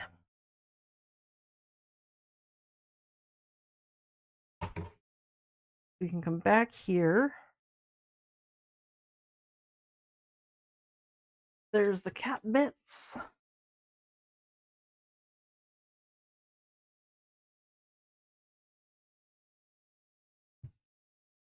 Everything else out of the way. Ears left to cut. But let me also trim these guys off.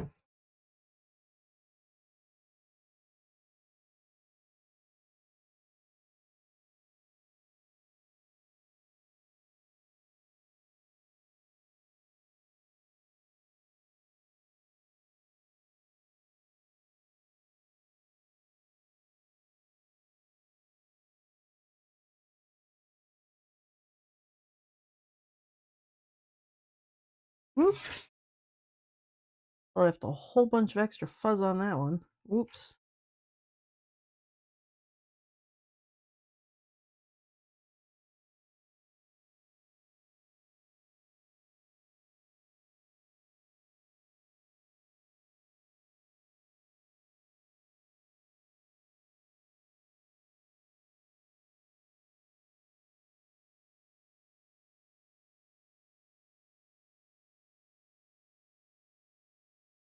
Okay.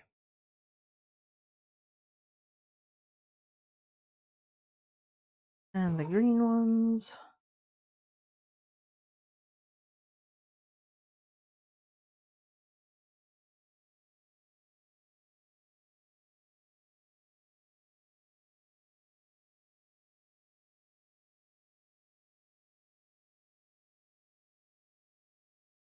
Oop.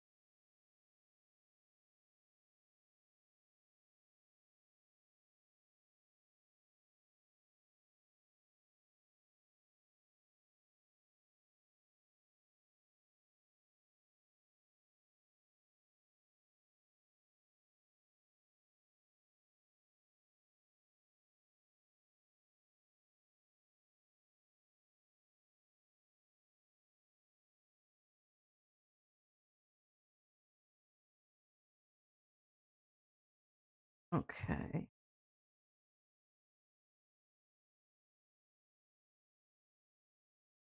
All the fuzzums.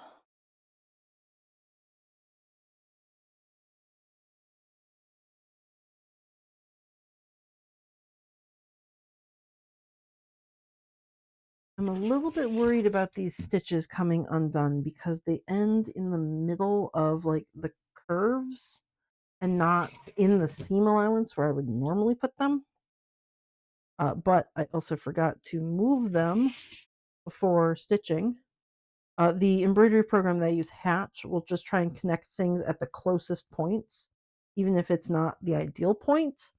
So while I want everything to attach, like begin sewing here, go around and come back, it thinks like here and here are closer, so it should start sewing here.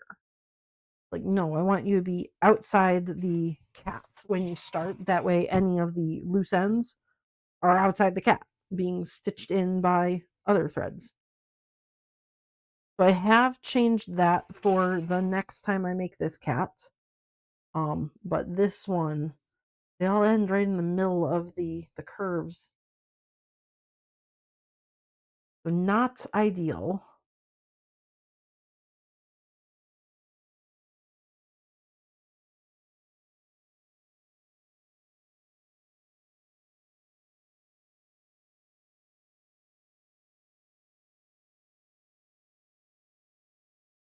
They are very small, very secure stitches, so hopefully even if one of them falls apart, the rest kind of hold in place. Um, I've never had a problem with the frogs falling apart, and I do the same stitches on the frogs as I did here.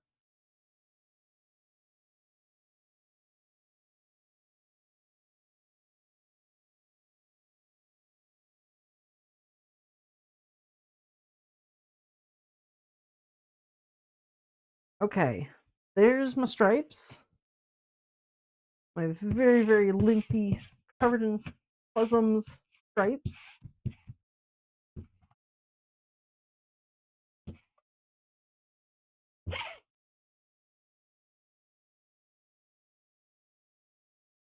Extra fuzzies here.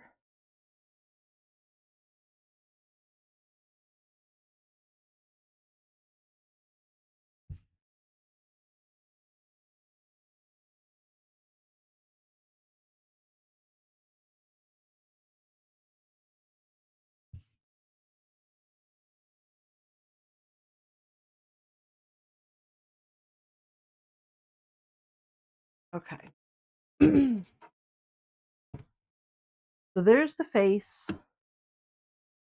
Before I do anything else, I do want to cut the ears.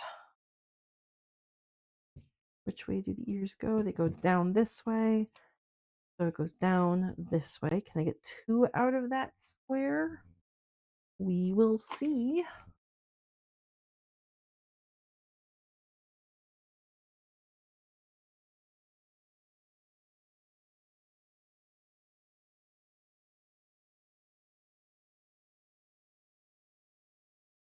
I'm going to put in my registration marks. That's just where they attach to the ear bits. I can get 2 out of here. Ha ha ha ha.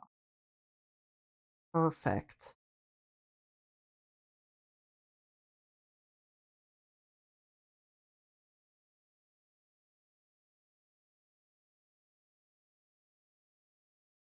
Okay, so I don't need the other bit of yellow. I can put that back in my scrap bag.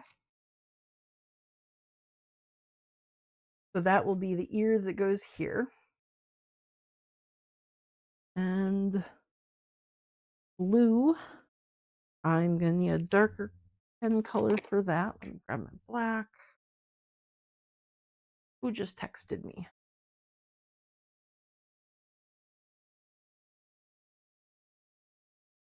Okay.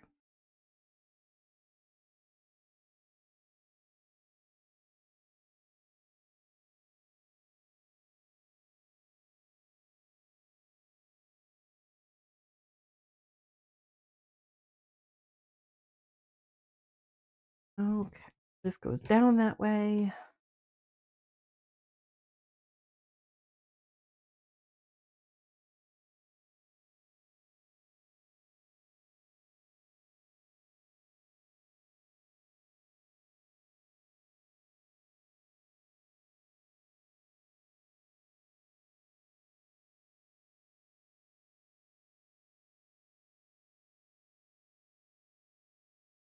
Okay, perfect. Got my ears. I can cut them out.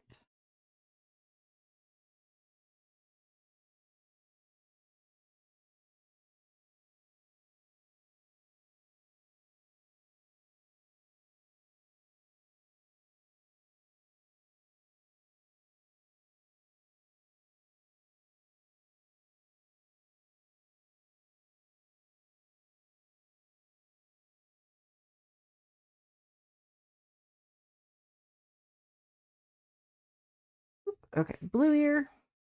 That's going to go right there. And yellow ear.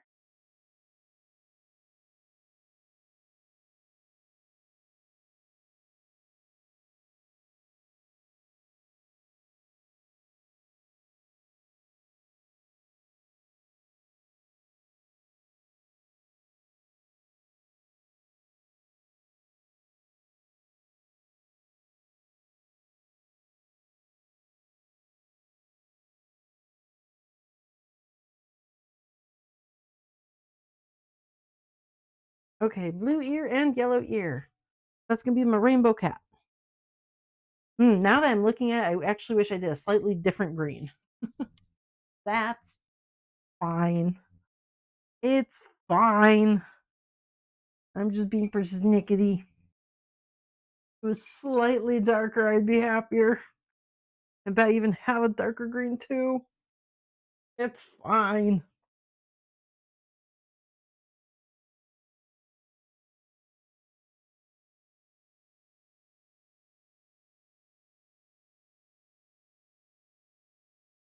Okay.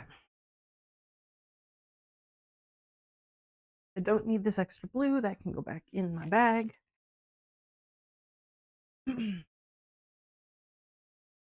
Now it is time to free the cat.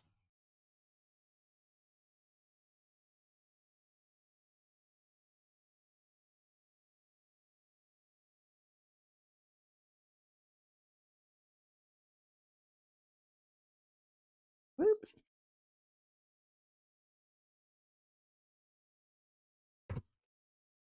You good? Go hold together? Thank you.